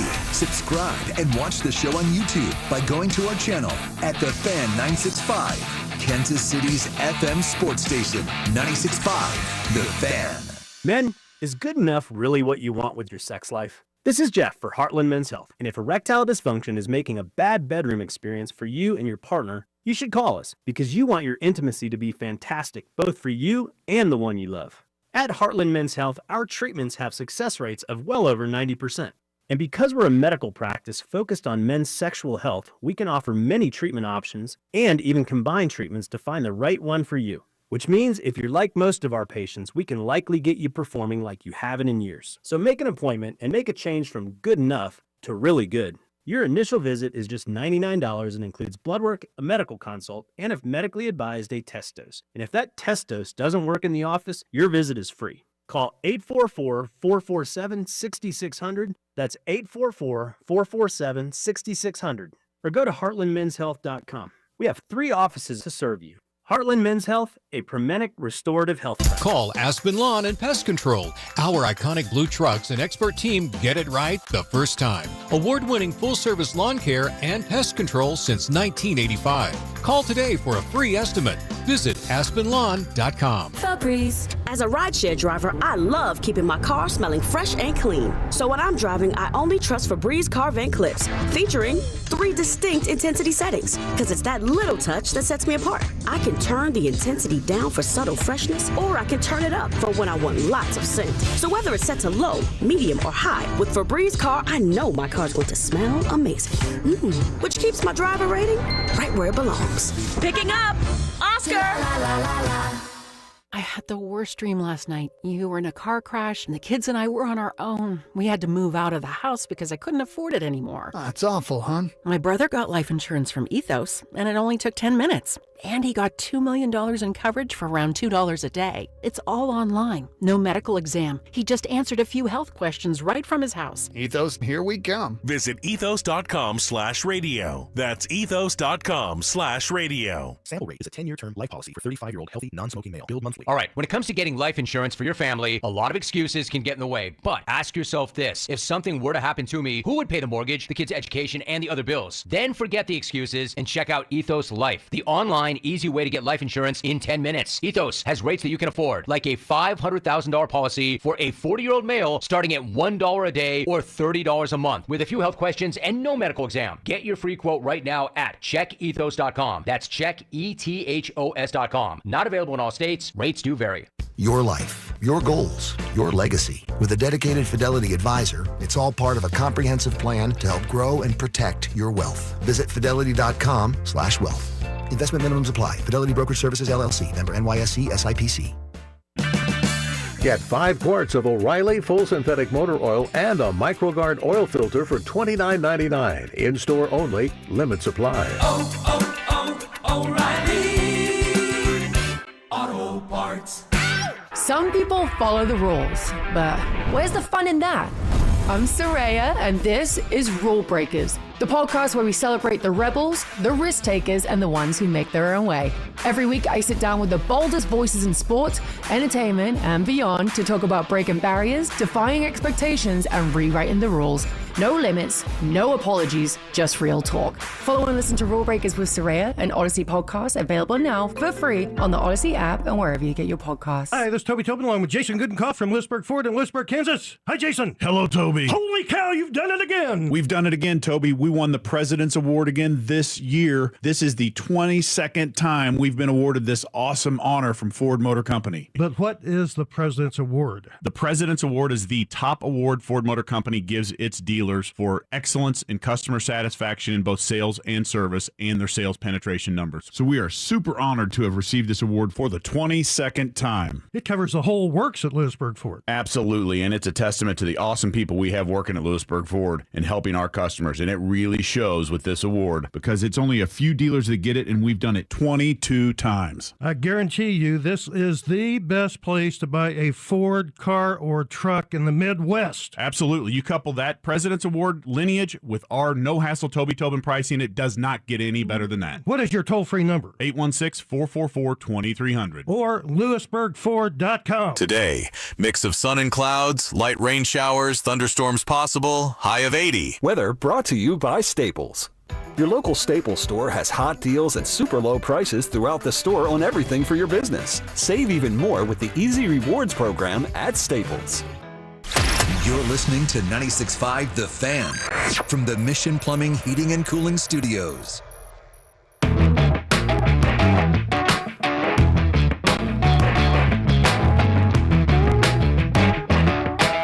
Diving right back into it in the 9 o'clock hour here on 96.5 The Fan. Fescoe and Dusty with Mac Morey. We're joined by the Character Concerns crew, Kristen Acero and Jay Binkley. We'll all be at the Landing tonight, starting at 6 o'clock. Those Royals, man, they're going to third year in a row for you guys. Man, he was nuts. He was so bad texting me this morning. And we all got the text. Yeah, 3 straight years. All right, so get your phone out because I want to make sure you got the same text that I got from Binkley at 6:09. Now our draft show is going to be effed because of the game. Is that what yours says? Let me check. I think I was kinder on that one. Let me see. Well, darn, Chris, it happened. No, he was very nice. He said, "Wonder how our show is going to be affected tonight." Oh, what time was that? This was at 6:10, so it was right after. So you got 6:09. Right you're 6:10. 6:11. So he just railed off. 6:11. He just railed off text. Doubleheader is going to jack with our draft shoe now. Shoe. Yeah, and then corrected it. Mac, did you get one at 6:12? Please say you did. Did not, Jay. He's not in the circle of trust like There's that. a thing called a group text. You know what, Yeah, though? you could've You just guys sent a make group fun of me. text. The actual first text I got, and there were several of them last night, was Alex Gold. Oh. Well, he was just trying to get you going, I'm He sure. goes, this is what's going to happen with this game. Then this So why don't we just put the Royals on AM and you guys on the FM, or the Royals on FM and you guys on AM to start this? That's above our pay grade. This is the third straight year the boys in blue have been rain delayed on draft night. Well, I don't get paid enough to answer that question. And well, I'm going to just throw it out there. That's what we should do. So we got two signals. We should just split it up. Give the draft on one side, the Royals on the other, and call it a day. I mean, it's not that hard. Bob Fescoe's on TV right now. Oh, yeah, look at that. What does Spectre do in that office? So this is the first time I've heard that comparison. So let's get into it. Pick 31. Yes or no? Trade out. What's the likelihood the character concerns have for the Chiefs tonight at 31? I tend to think they're going to at least shop around to see if they could trade up. Okay. Because I think I was listening when I was coming in. Y'all were talking about like defensive tackle and whatnot. I think that's where you got to go. I think so too. I want more from you on that in a second. And I think that it's probably looking like you might have to trade up just to ensure that you guarantee you can get the guy that you want. So I think in that case, you look to see if it's a good value. You obviously don't want to pay too much. But yeah, if you can get a good value, move up to, I don't know, mid-20s, maybe 24, maybe 26. If you can get there and ensure you get the guy that you're looking for on defensive tackle, then I think that's what you do. Right, who do you have on that list, Chris? Because I look at defensive tackle. We got Chris Unocero and Jay Binkley in studio, our draft experts. They're going to be out tonight at the Landing with us. I look at that and I get my information just like everybody does from everybody else, right? Everybody just listens and hears and right now, and everybody loves the defensive line position. So who do you love and who do you think the Chiefs can get?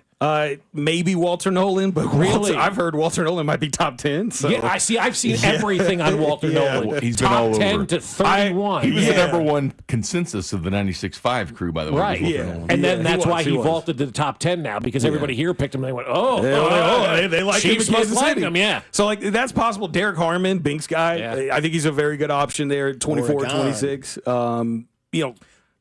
They might be able to get Nick Scorton at 31, so you might not need to trade back, and I think he would also be a really good fit. So are you going defensive tackles, or are you looking at it as a combined edge? I would look at edge, too. Okay. Like, if edge is the best, because like I don't necessarily think you have to go defensive tackle. Yeah. You want to go where value is. And if the value is at edge rusher with Nick Scorton, that makes sense, too, because I think you could use another edge rusher. I'm looking at some of these teams and what they would want. Chiefs at 20 trading at 24 with the Vikings. They've done a lot of business with the Chiefs in the past. That's one. Plus, that would put you in front of Houston, and they would put you in front of Buffalo again. So screw Buffalo all you can. And then also 26, the Rams, because the Chiefs have done quite a bit of stuff with the Rams. They do move up and be those spots, but the value's not going to be as much as what you've had in the past. It's not going to cost you nearly as much to move up 24, 26. You don't think 31. So? Why? No, and taking calls, but because of just the draft. I mean, you look at, as Veach said, 12 to 13 guys with first-round grades. Yeah. So it's not going to be tremendous value. And trading back, I don't know what kind of value you could get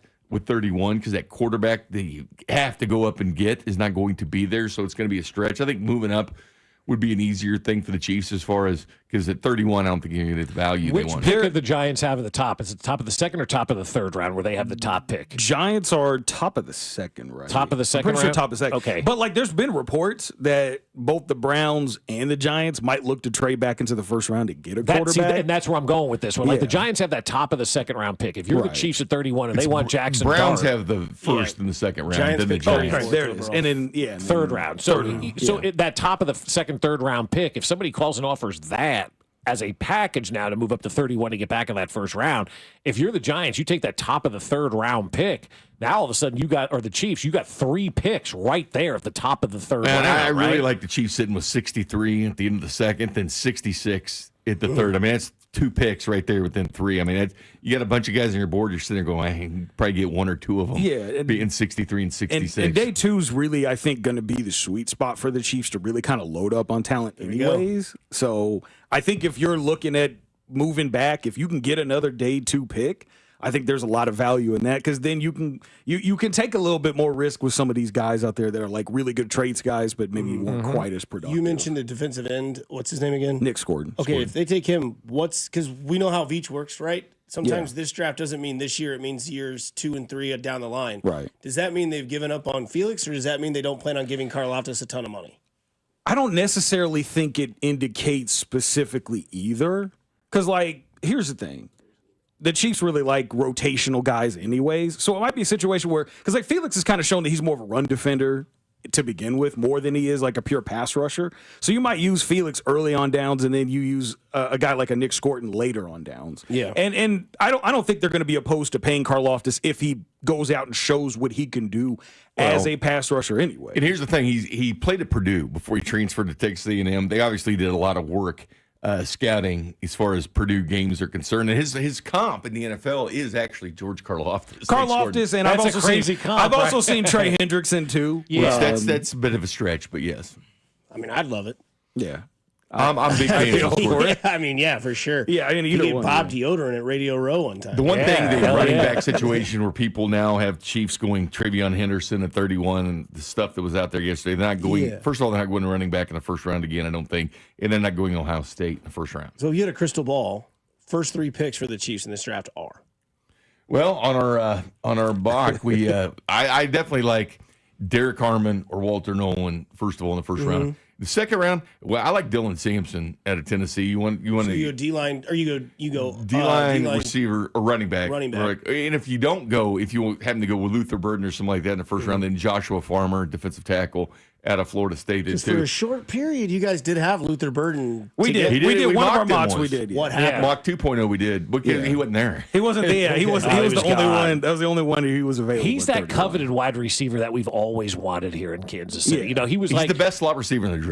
You know, just big and then watching his combine video, I'm like, oh God, you know, like he had no shirt on. And No, that's a guy that people could actually, the Chiefs could be fielding calls if he's still sitting there. Yeah. Like that is one of the, it's not going to be a quarterback. It'd be a guy like Luther Burden or something still sitting there where teams want to position themselves to get. But then you're thinking, well, why don't the Chiefs get him? They want to be wide open. You heard from Mahomes. They want to throw the ball. That's why we had 2 receivers in our last mock.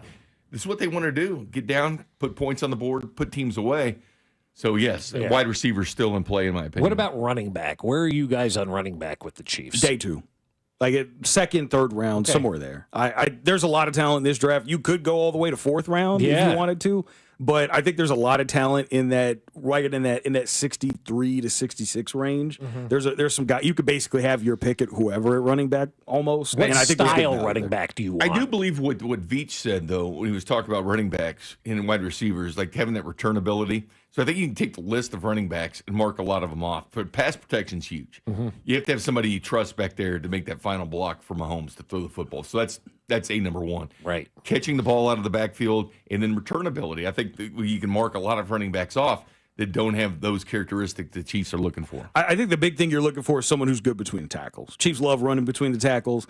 That's one of the biggest issues I think you have with Pacheco is like Pacheco doesn't really seem to have the patience to let his blocks develop in between the tackles. So a lot of times he's just running towards contact and not really trying to make anyone miss or wait till they get blocked. And so I think you want someone who, like Dylan Sampson, like we had on ours, who's really good between the tackles, very patient, does a very good job of spinning out of tackles and whatnot. Like someone like that, obviously you want them to be able to pass protect. You want them to be able to catch passes. That's kind of the range. So Max smiling with the Tennessee pick, by the way. He didn't need to borrow Blue Chew from Drew. He went from oh yeah to oh yes. Oh yes. So, but I kind of differ a little bit with you. I envision a running back for this team like an outside the tackle guy.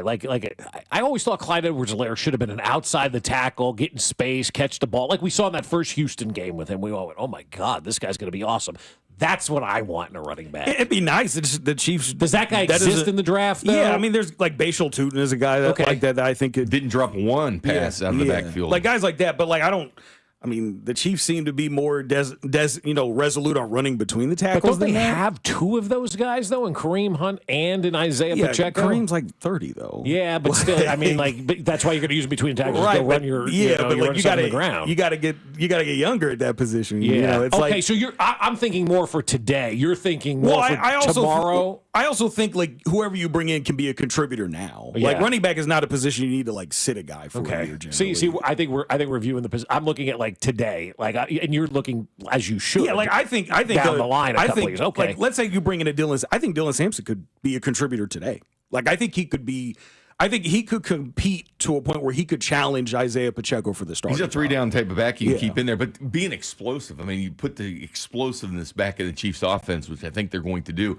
Certainly, he's a player that can do that. I was telling people that yesterday. I said it's going to be an aerial attack this year. Like they want to go to the air and they want to have fun. And it's senior year for Travis Kelce, right? I mean, you want to have fun your senior year. You want to do all the stuff that you love to do before everybody goes their separate ways. That's what this is. This is the senior year for the Chiefs. Okay, it's never going to be like this again. It's American Pie. Stifler's mom's going to show up, like the whole 9 yards, right? Like that's what this year is. So you want to have the best year ever.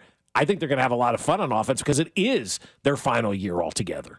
And that's why I think running back is a position they got to hit on. Because the best that we've seen from this offense was when they had a really good running game.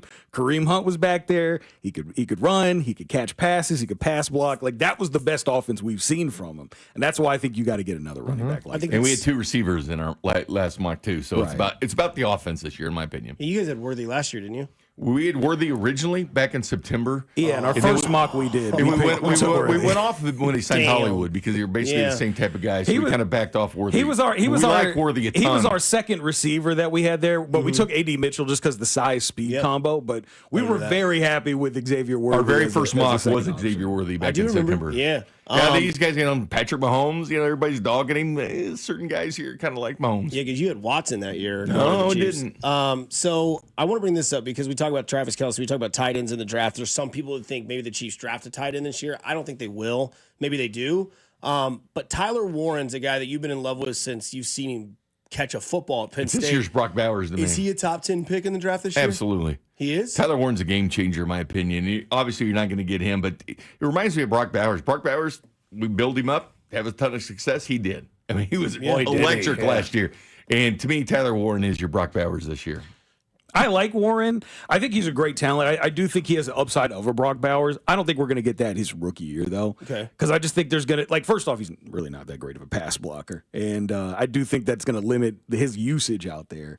But I do really like his upside as a pass catcher, but I think it's going to take him a year. Interesting with the tight ends because some people think that we need a tight end. I personally don't think we need a tight end. You paid Noah Gray. You got Wiley on the roster. And I'm always one of those, I'm not going to go try to find a replacement for Mahomes. I'm not going to try to find a replacement for Chris Jones, for Patrick, or for Travis Kelce, for Bobby Witt Jr., for Salvi. The great players, you just don't try to find replacements for because they're never going to live up to that. What helps that Kelce's coming back. That takes that position off because I do think that would have been a real priority had he retired. But why do we have to do that? Why can't we just change and go with all right, well, we got 7 wide receivers as opposed to 3 wide receivers and a tight end. I don't necessarily, and I agree with you. I don't necessarily think they have to replace Kelce. Yeah, because you said, you can't. They have Noah under contract.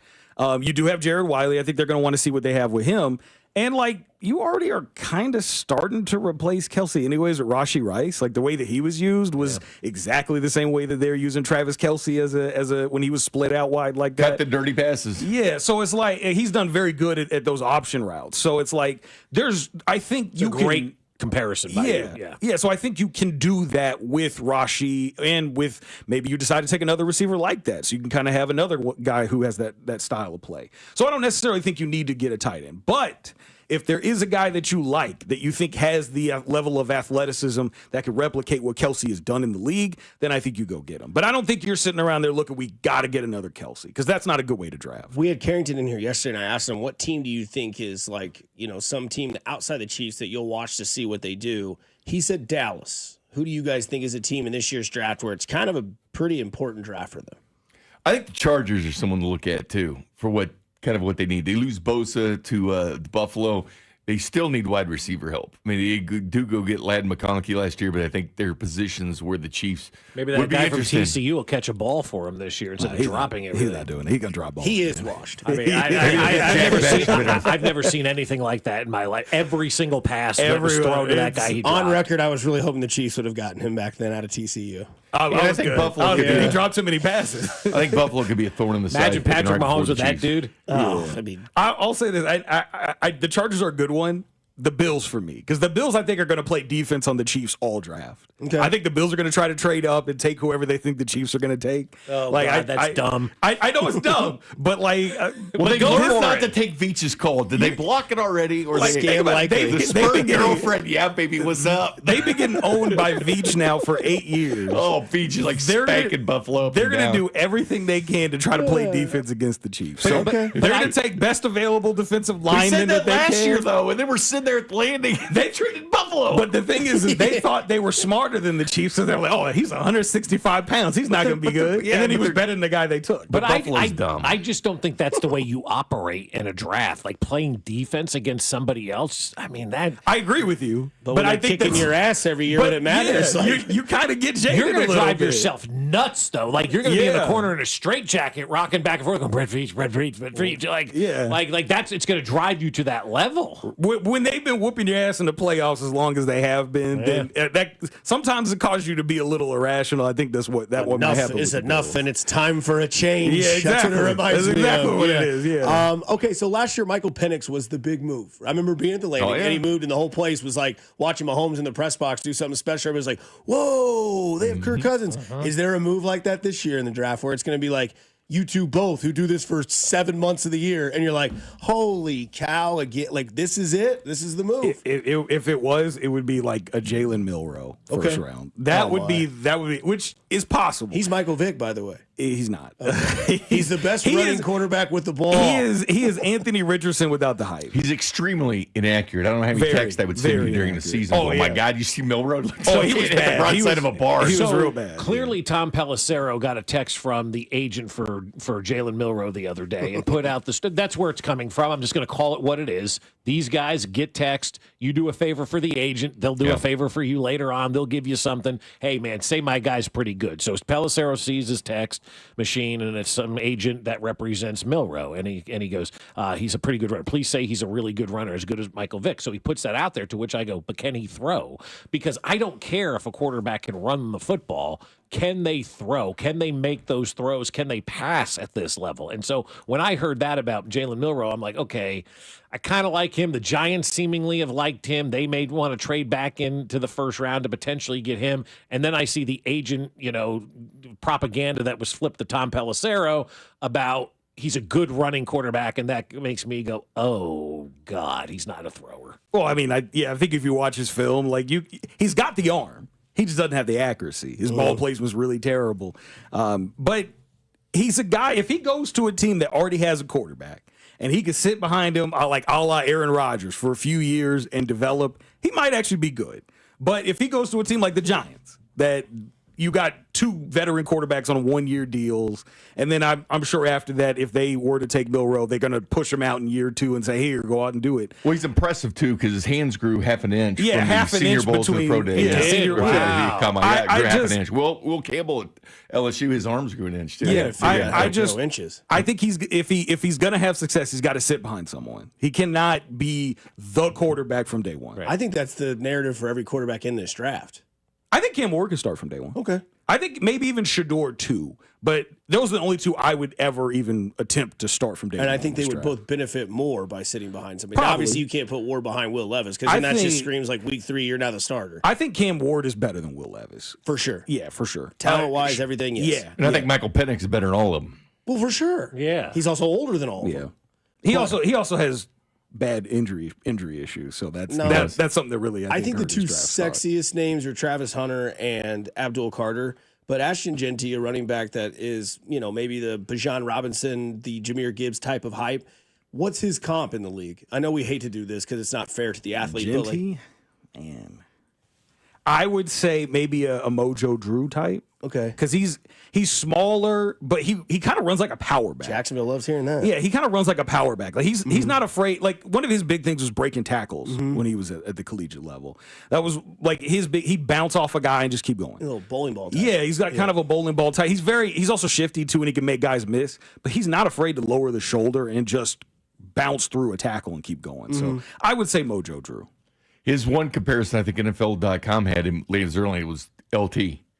See, LT wasn't really that runner, But though. here's the one thing with Genty, though. I mean, It's great. He did not run at the combine. Mm-hmm. He did not run his pro day. He did the thing where he runs between the bags and stuff, but he didn't do what people kind of want him to do. He's not that fast. Well, he's not. So, I mean, you didn't do these things like the vertical and stuff like this. Not only the combine, the pro day, what are you hiding? So are you writing him off then? No, I think he's going to be good. I don't think it's worth taking in the top 5, which a team will do. I never think a running back's that good to do unless it's Barry Sanders. Could he be Nick Chubb? Yeah, probably. I think Omarion Hampton has a better chance of being Nick Chubb. I want to ask. I like Hampton better than me too. Genty. I want to ask each of you guys this question separately. Give me your top 5 picks in this draft. If like position didn't matter, team didn't matter, who would you pick number 1, 2, 3, 4, and 5 overall? Because I think that matters. Okay. For me, I would go Travis Hunter. Okay. I would go Abdul Carter. Okay. I would go Teteroa McMillan. I would go Tyler Warren, and then I would go Walter Nolan. I have no problem with that list. I'd probably go Derek Harmon over Nolan, but Travis Hunter to me is the best player. Abdul Carter would be number 2 in that situation. I would love to say offensive lineman. I put Mimbu, even though he's on the right side, there at number 6. Where do you put the first quarterback on your list of best available? You know, they do the best available. Probably right? just outside the top 10. Okay. Like 11, 12? Yeah, probably somewhere 12. in that 11 to 15 range. Is there any chance Dallas takes Shedeur Sanders at 12? No, I think it's a great chance. I'm taking a running back though. You just spent a lot of money. I tell you this, watch out for running back. Watch out for Hampton, but also watch out for Jihad Campbell. Oh, they're gonna try to make up because they didn't take a running back last year. Oh God, Teteroa McMillan, somebody like that. That's a recipe for failure. But here's my Dallas scenario: George Pickens to Dallas, Dak Prescott to Pittsburgh, Shedeur Sanders gets drafted by the Cowboys. I think that's a downgrade at quarterback. I do too. I like Shedeur, but it's a major downgrade. I don't like either one of those quarterbacks, but Jerry likes a circus. Jerry likes a show, and now you've got Brian Schottenheimer, as Dusty said. You got to get a lot. You got to get a lot more than what you're getting if you're trading. No. That's just the basis of the trade. But then you got Brian Schottenheimer, as Dusty says, starts 1-7. The Dion rumors start up. It's great for what we do. I mean, it's great for us. I don't think that would be good personnel. Well, Dallas hasn't made a good decision in 30 years. Jerry says he has a brain of a 40-year-old though. It tested his brain. Okay. No, he didn't. It's 40-year-old brain. Yeah, well, there's a lot of 40-year-olds that make terrible decisions in their life. 56-year-olds that make terrible decisions as well. Yeah. We talked about one local kid in Luther Burden. I want to bring up another one that's local, where you guys think he goes and what his future could be in the NFL. We're talking to Binkley to Nacero, the Character Concerns guys here on 96.5 The Fan. Your home for Kansas City sports. Hey, it's Bobby Witt Jr., and you're listening to Fescoe and Dusty on your home for Royals baseball, 96.5 The Fan. Hey, it's NBA champion Bill Wennington. It's the best time to be a basketball fan. All the thrills and the playoff drama, done sitting on the sidelines and ready to win some real cash? Check out Pick 6 from DraftKings. When it comes to basketball payouts, DraftKings Pick 6 posterizes the competition, including prize picks. Hit all your picks and score higher minimum payouts on Pick 6 Plus. Even more cash if you outscore the competition. Download the DraftKings Pick 6 app now and use code 965. That's code 965 for new customers to play $5, get $50 in Pick 6 credits. Better payouts, bigger wins. Only with Pick 6 from DraftKings. The crown is yours. Gambling problem? Call 1-800-GAMBLER. Must be 18 plus. Age and eligibility restrictions vary by jurisdiction. Void where prohibited. One per new customer. Bonus awarded as non-withdrawable Pick 6 credits that expire in 14 days. Limited time offer. See terms at pick6.draftkings.com/promos. Did storms hit your area? Looking for answers on the impact it made to your roof? Then it's time to schedule a zero-pressure, in-depth inspection with Century Roofing's trusted roofing experts. We will determine if enough damage exists to warrant filing a claim. See for yourself why Century Roofing has been voted Best of Johnson County for the 3rd year in a row. Trust the pillars of strength for 35 years. KC-based and female-owned. CenturyRoofingKC.com. Century Roofing. Trust the pillars of strength. You ever try fixing your car and realize you're missing that one part? Yeah, been there. That's why eBay's my go-to. They've got millions of parts, guaranteed to fit. I'm talking brake pads for when yours have seen one too many miles of stop and go. Oil filters, cause you don't mess around with your engine care. Even got this cold air intake on my watch list. I might just go for it. To keep the ride cool and your DIY streak hot. Find all the parts you need at prices you'll love. Guaranteed to fit every time. eBay. Things, people, love.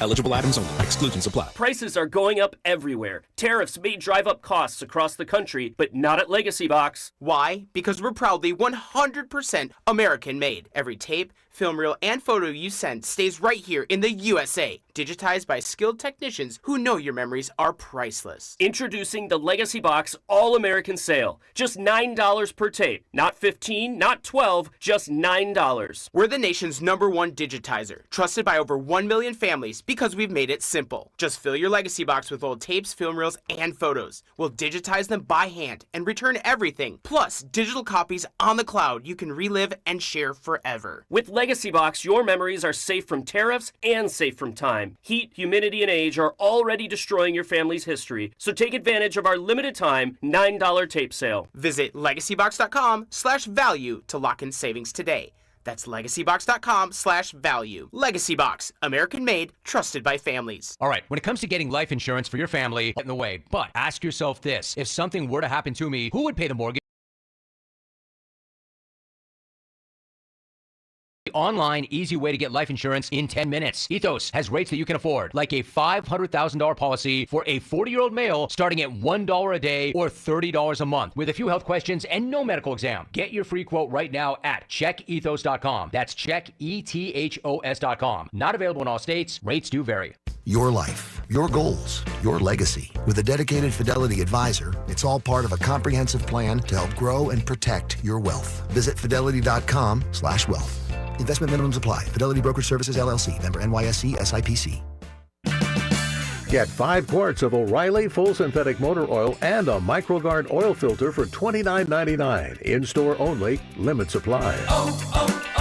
O'Reilly Auto Parts. Get the grass pad's very own weed and feed. If you got dandelions, they're prancing in your yard. Get the grass pads, weed and feed. Hit 'em fast and hard. You'll see nary a dandelion. And brother, that's a fact. So come on down to the grass pad and give those weeds a whack. Come on down to the grass pad. The grass pad's high on grass. We'll roll out the turf for you.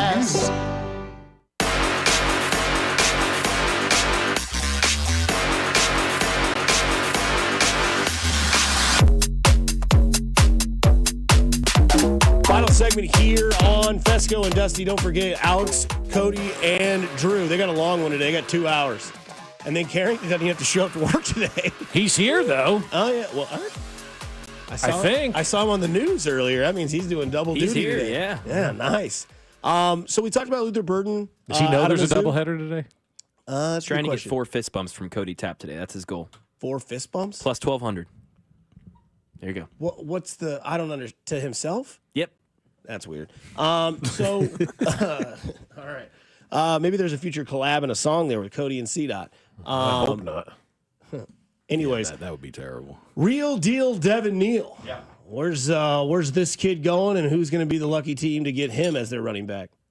I think the 4th or 5th round is where Devin Neal is going to go. It's a guy, it's not exactly a burner that you would see on the field and stuff, but the hands, pretty productive. 24 catches last year. He had 3 years, over 1,000 yards. Block?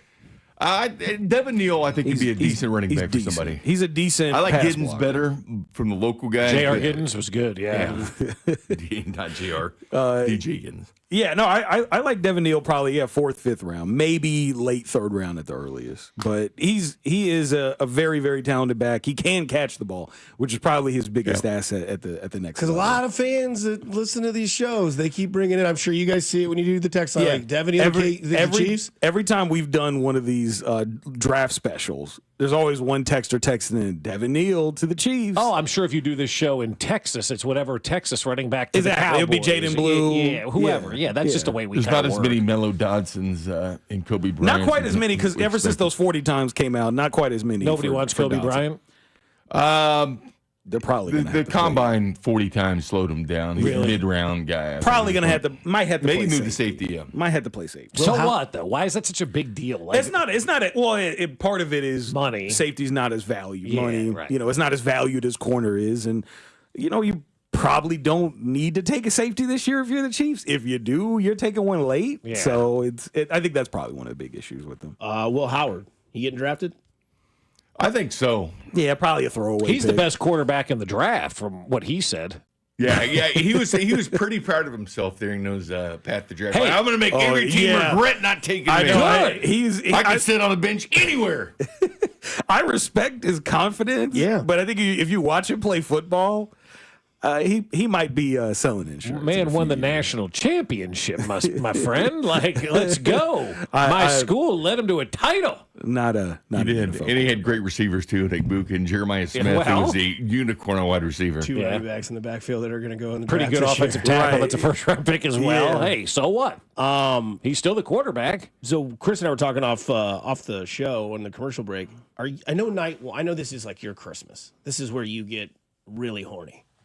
But I feel like for a Chiefs perspective as a fan, Friday night's when you're locked in.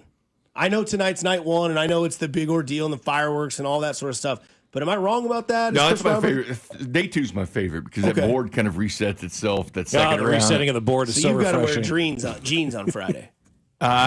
Probably, yeah. Good thing And you not have the borrow landing on Blue Friday. Chew from Drew. The Okay. last day of the draft's I fun. don't That's think you obviously need where it. the Chiefs make a lot of productions from their draft Right, picks in yeah. day three. But day two is more fun. And then Sunday's the big day where we get all the undrafted rookie free agents, and you never know who you're going to get Chris next. and I will be Some of those guys exactly what sign. they're getting. Some of those guys will sign Saturday night. Yeah, we're gonna away, hear. yeah. We're gonna all the insiders are gonna start tweeting out a bunch of lists of players that are signing with them right after the draft. I also like when they start telling people, "Do not draft me," because they know they're signing undrafted with Kansas City or someplace. You're like better that, off too. not being drafted in the 7th round. You are you much can get better more off. money that Yeah, way. yeah. Like a lot of these guys now get more guaranteed money if they go undrafted because that's how you get lured over to a specific team. Absolutely, and then you can kind of pick where you want to go too. Right, I exactly. mean, exactly. And at that point, if you're in the 7th round, I think I'd much rather just get to pick where I go and Right. potentially Yeah. be able to make a little bit more guaranteed money. So, No doubt, I yeah. get it.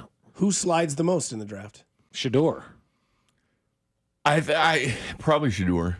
So you think he's going outside of the top 15? So a lot of people think now 21st. 21, Pittsburgh, yeah. Shador's going to be that guy that they keep talking about throughout the draft process. They keep sliding. I think Josh Simmons. I think the tackle from Ohio State, Josh Simmons, I think he probably – because I think there's a lot of people worried more about that knee than we know about. Well, He let's could talk slide out about of the first him. If round. he's there at 31, are you taking him? No. No. Okay. Wow. Why? Tell me why. Tell me why. Give him the reasoning that we've been pushing. Well, Ohio State. It's Ohio one. State. Oh, yeah, you don't like Ohio State. Two, he That's was right. injured. Veach doesn't like Ohio State. He He has was a draft injured. right. He was injured back in October. He did not play throughout the playoffs for Ohio State. Your Buckeyes didn't play for him in the national title game. Didn't play at all. He's going to be ready. They say his agent says he's going to be ready by August by training camp. But Who you knows? don't need Who him knows? this year. Like, he's a good red shirt No, you next don't. year. But are the Chiefs in position to not need somebody this year? I Yeah. don't think they are.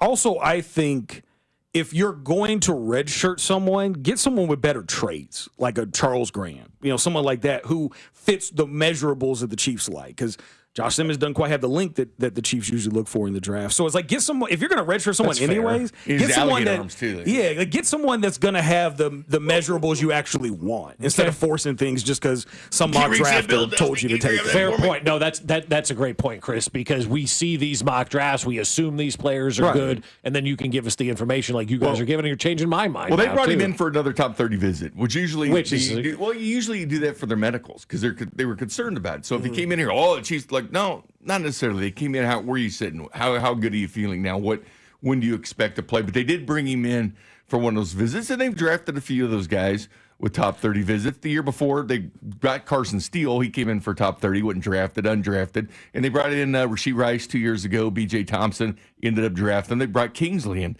for a top 30 visit, ended up drafting him. But the list of are pretty interesting for their top 30 picks. If they like, let's say Josh Simmons falls to 63, I'm fine with him at 63. Okay. Just like I was fine with Kingsley last year. But you remember, like the rumors last year were that Kingsley was 32, and I was like, hell no. Like I'm not taking Kingsley at 32. 1 year at left tackle, definitely showed some weakness at left tackle. 1 year power 5, yeah, no. I'm good Charles at 30. Grant with a William Mary. Yeah, and Mitch Holtis liked Man, Mitch him a lot Holtis likes him too. Yeah, so like, if you get Simmons at 63, I'm fine with that. But Okay. I'm not cool with it at 31 because I think you can do better than Say that no at to 31. Ohio State. Yeah, that's what it is. Brett just doesn't like Ohio State. We'll have a conversation about that. Who do you want to portray in the future as this will be the biggest bust in this draft?